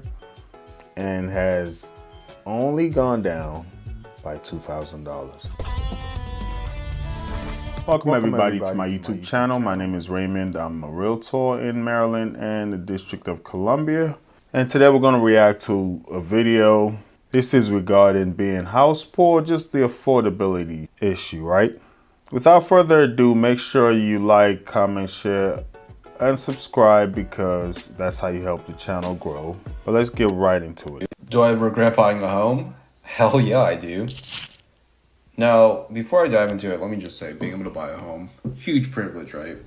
And I actually bought it in an area that's a lower cost of living compared to where I'm originally from in LA. And I also bought it with a friend, so we split the cost of it, and we're converting it to rental property. LA is expensive, but that's almost everywhere. Everywhere is very expensive now. That's a good idea, splitting the rent or mortgage with a friend, almost like a business partner. The only downside I would say right there is you gotta be careful with who you partner up with. Said a friend, so hopefully they stay friends, but sometimes some things that do hinder businesses or friendships and partnerships are these joint ventures, you know. Being friends is one thing. When you buy a house together, that's another. Another thing they mentioned is they plan on doing the Airbnb thing. House hacking by yourself is kind of good, but hopefully they're on board. They're both on the same page. Let's keep watching. Namely for Airbnb. But let me tell you why I regret buying it. After dropping a ton of money to acquire the home, dropping a ton of money in renovations, and then actually running the Airbnb, we're still largely net negative. We started the Airbnb in July of last year. He's saying after they dropped a lot of money in renovations and everything, they're running a net negative. So that is a business strategy thing, not getting your numbers right. Also, the Airbnb market is not what it once was. Once upon a time, it was really booming. That has died down a little bit. There are still some homes that are doing well, but it's not where it once was. Keep that in mind. Get your numbers right. Talk to a professional who's done it before. Sometimes you might have to pay for consultation. Just get a financial planner that can get you good numbers. You know, in LA, homes tend to appreciate and value over time. If that trend continues, he might come out on the positive, even if the Airbnb is not working out, right? Let's keep going. Last year in 2025, and till now, we are negative 12K in the hole. This is the rental income minus operating expenses like utilities, maintenance, cleaners, and stuff like that. And this is minus mortgage and property taxes. And the thing that honestly kills me is at this point in time, had I done nothing with my money but just left it in the stock market and my high yield savings account, I would be way better off. Now, I know some of you might be thinking. So that's always a question. What's the best way to utilize my money? If you can have money to do renovations and purchase a home in LA, you gotta think you should be a little well off, right? And just think about that in the stock market. The stock market has fluctuated with the Iran war. One day things go up, the next day they go down, but overall it's kind of been a steady climb. The big crash hasn't happened just yet. Here's what I'll say: just get a financial advisor to tell you the best strategy. If you got some money and you're looking, should I do an investment property? Should I put the money in the stock market? Just talk to a financial planner and let them do what they do. But the thing about real estate, sometimes you gotta play the long game.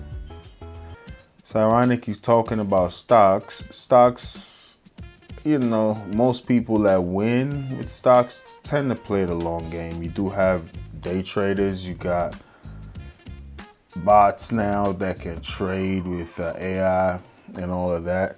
God knows how that's going.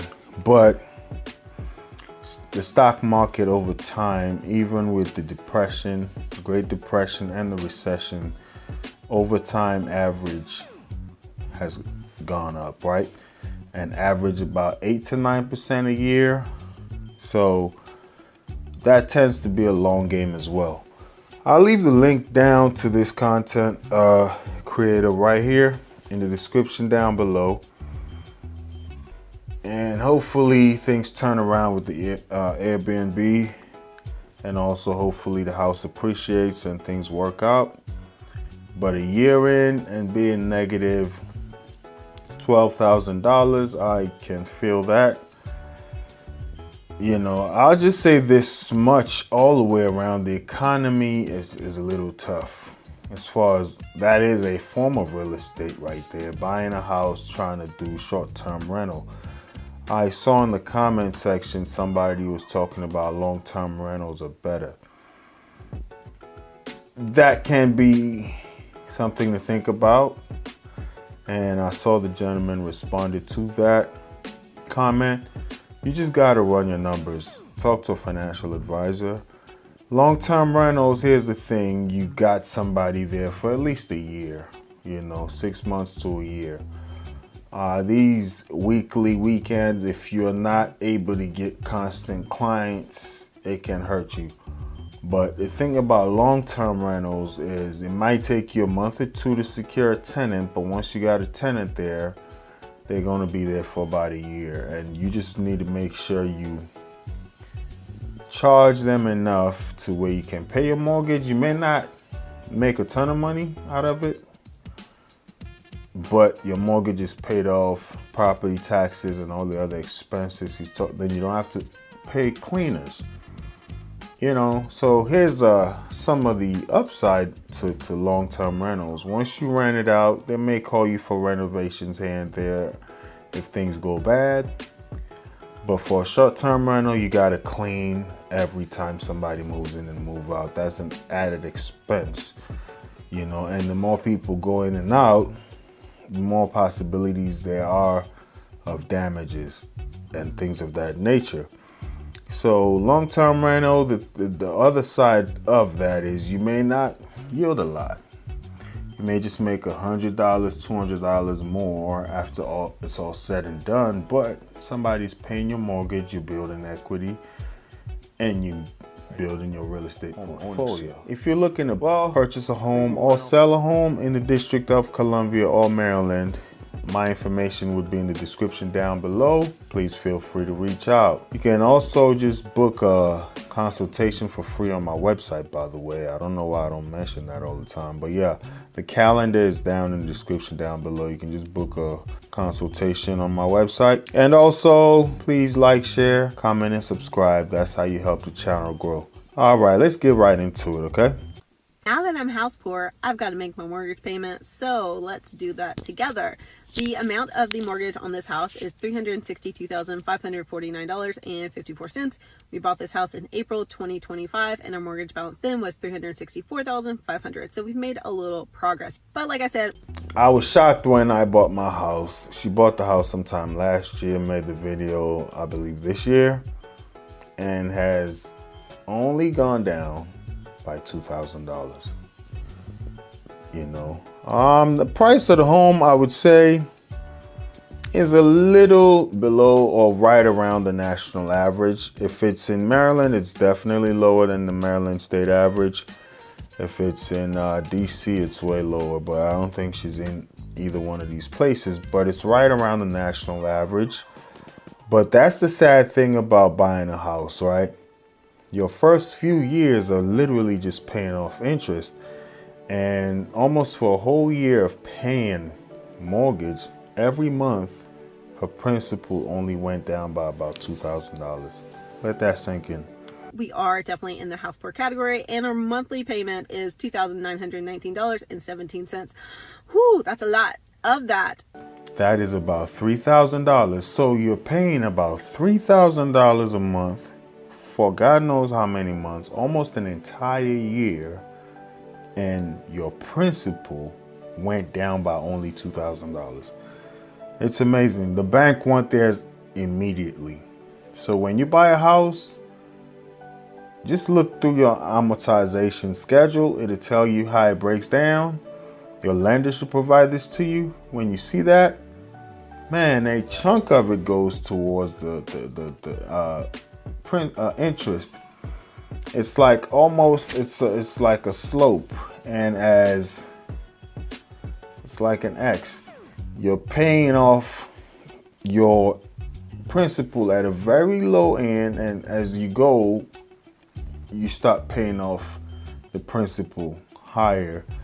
The interest on the other side, you start very high, and as you go to the 30-year mark, you get really low on what you're paying on interest. So the bank need theirs immediately. Anyway, let's keep watching. Almost $3,000. Only $347.97 goes toward principal. Then for interest, we are paying $1,926.04. And wow, only about 300 and something odd dollars goes towards principal. And not only the monthly payment, right? It's also when you buy a house, when you close, a chunk of that, only a slight percentage, actually goes towards your down payment. A bunch of it goes towards fees, transfer taxes, and all these other costs. So just keep that in mind. And our escrow is $645.16. So that's a lot that's going toward interest when we make this payment this month. But because I don't want to be paying this huge amount for 30 years, I am paying a little bit extra toward. So you see how much the bank is taking?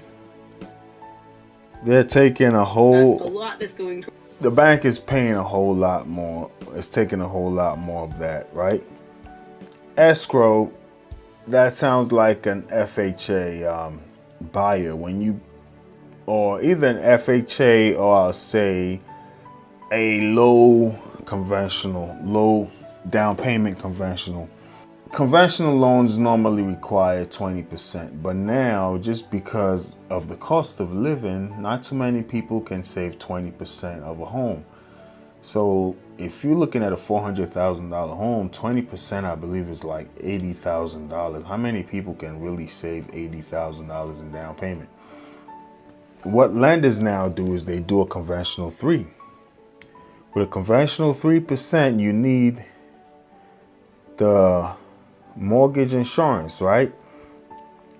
Because that is still a conventional loan. It's not backed as like the FHA loan, but that mortgage insurance protects the lender.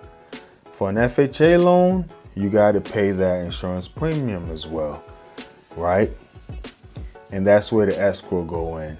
They take that insurance, they take the taxes, and they keep it there from your monthly payment, and they disperse it to the county government or the state government, whoever collects your property tax, because they don't want you falling back on that, and then they have to deal with the government. The lender wants to protect themselves.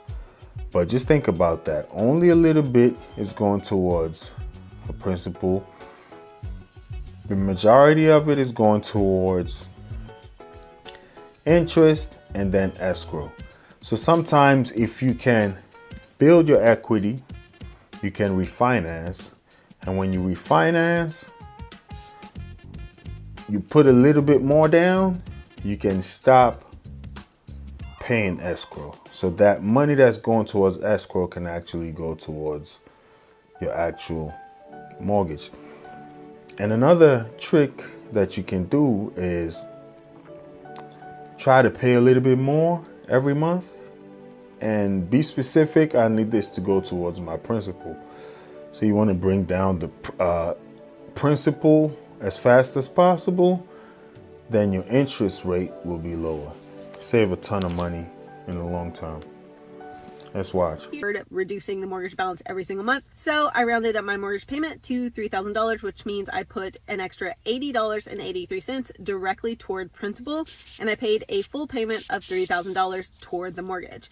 This means our new balance after that $347 and that That is exactly what I just talked about, and that is very smart. Honestly, I do it myself. It's not a ton of money extra that I put down, but I try to pay a little extra every month, and I make sure I highlight on the website that this is going towards my principal.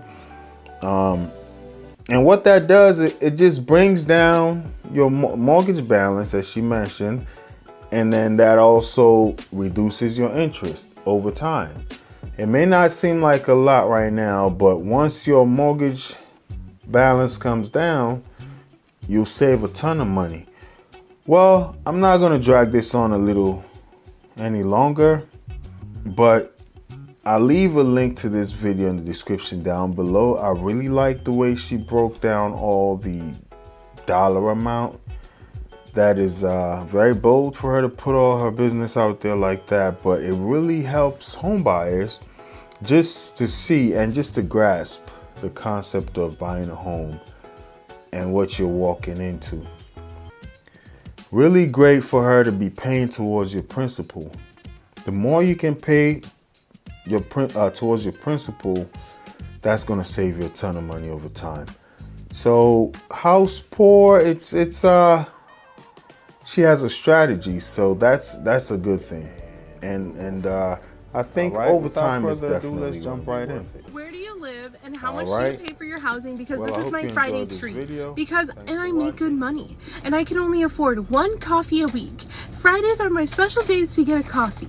Because I'm so house broke, I paid $3,000 for my 1,700 square foot home, which isn't that big of a house, I think. Like, I feel like if I move states, and I could still make... I think she can get another cup of coffee if she wanted to, but that's just neither here nor there. What I'll say is $3,000 for a 1,700 square foot home. It may seem like a lot, but if you think about DC and Maryland in this market, don't know where she's recording this from, but in this market, you're not going to get a ton.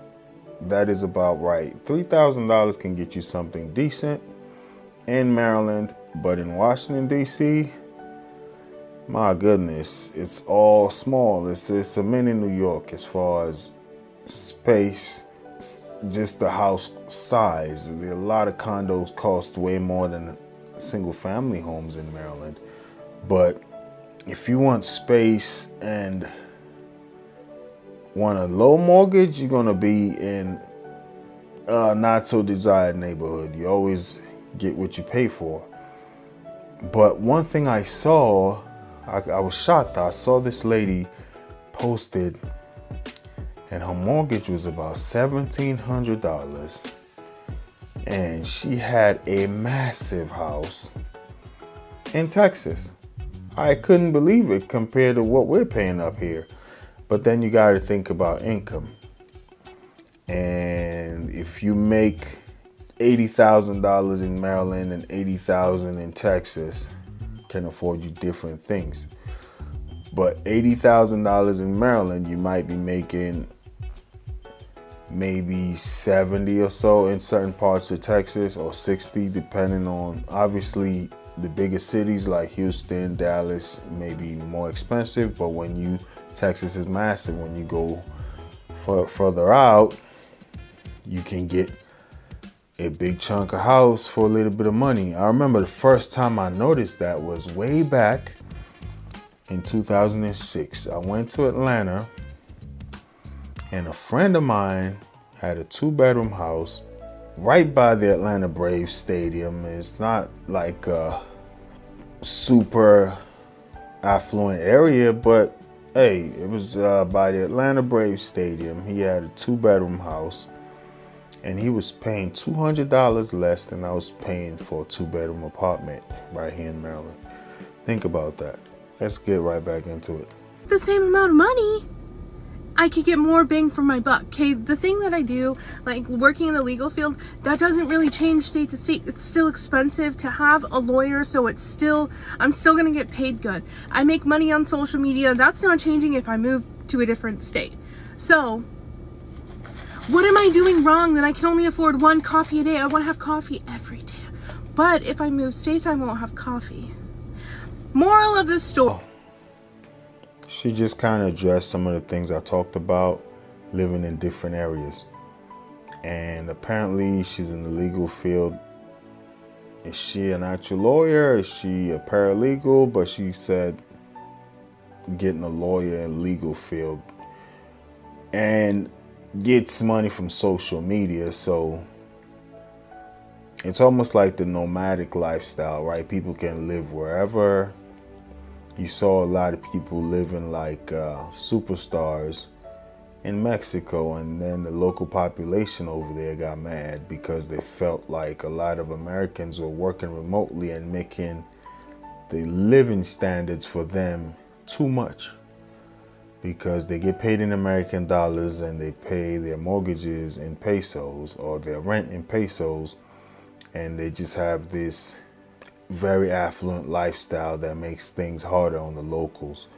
But you don't have to go to Mexico. You can do that here in America. As I mentioned, certain areas, let's say you're in LA, for instance, what you can afford over there, you just take that money and you move it to South Carolina or North Carolina or Delaware, wherever. You can afford a whole lot more. So that is a question I guess she's grappling with herself. And leave a link to this video in the description down below. Don't think we're going to get too much into that. I guess her thing, it's about lifestyle choices and affordability. Where can she go with her semi-remote work and legal work to get a better bang for her buck? Being house poor. Right? Well, good luck to her on that. And I bought a house when I was 26 and fell immediately into poverty. Okay, when I lived with my parents, I was living my best luxury lifestyle. I went to South Korea, bought a 2,000 plane ticket, didn't even blink twice. I went shopping, luxury goods, all that. Was traveling, was just, oh, I was living it up. I felt rich. I had a lot of personality here. Great storyteller, a lot of personality. To each his own, you know, move out of the parents' house and spend $2,000 on a plane ticket to South Korea. Everybody has different priorities. To some, that may not be what they think about as far as when you start making money, but to some, that's what they choose to do. Love the energy though. No bills. And I had a full-time 9-to-5 job. I was working as a nurse. Okay, I was killing it. I bought my own house. That first mortgage payment came in and I was like, oh, this is a situation. But at first you think you can handle it, right? Like, you know, what's a couple thou? What's a couple thou? I got it. But then the pipes in my 80-year-old home. So one thing I caught there, she said she felt rich. Being able to spend money can make you feel rich sometimes, but there's a difference between feeling like you're rich and actually being rich, right? And I think the cushion of that 6-month emergency fund that people should try to build is something, because she just talked about when she got her first mortgage, it was a shocker and she thought she can handle it. But let's dive in and see how this played out. Broke immediately as soon as I bought the house. Wiped out my savings. Then another pipe in a different area of the house broke. Okay, I'm struggling. Okay, I need help. Then my neighbor's pipe, it was a twin house, her pipe broke. 80-year-old home. So here's the thing. Pipes going bad, wiping out savings. This is something. One thing you can do when you purchase a home is try to get a home warranty. She said immediately, so I'm assuming maybe the first year. You can get these home warranties for like less than $1,000, sometimes $1,000 or more, depending on the house, a year. And that's gonna cover the plumbing, electrical, HVAC. For the most part. If you want additional, some of them cover appliances, they'll charge you for extra. That's just something to think about if you're jumping into buying an older home or just buying a home in general. It's always recommended to get home warranties. I, as an agent, sometimes buy it on behalf of my client. If I'm walking away with $12,000 in commission, $10,000, $7,000, however much, 20, I can spare $700-800 for like home warranty just to give me a little peace of mind. Also make the client appreciate the transaction. Sometimes I do it for the seller or the buyer. It really doesn't matter. If I get a buyer and I just want them to have at least peace of mind for a year, I'll pay for the home warranty. I've also done it for listings in particular, because we're selling some house just to get the buyer a little peace of mind as well. Like, hey, this house is going to be covered for a year. So something to think about there. But that's one thing I mentioned. They used to say have about $5,000 left over when you purchase a home.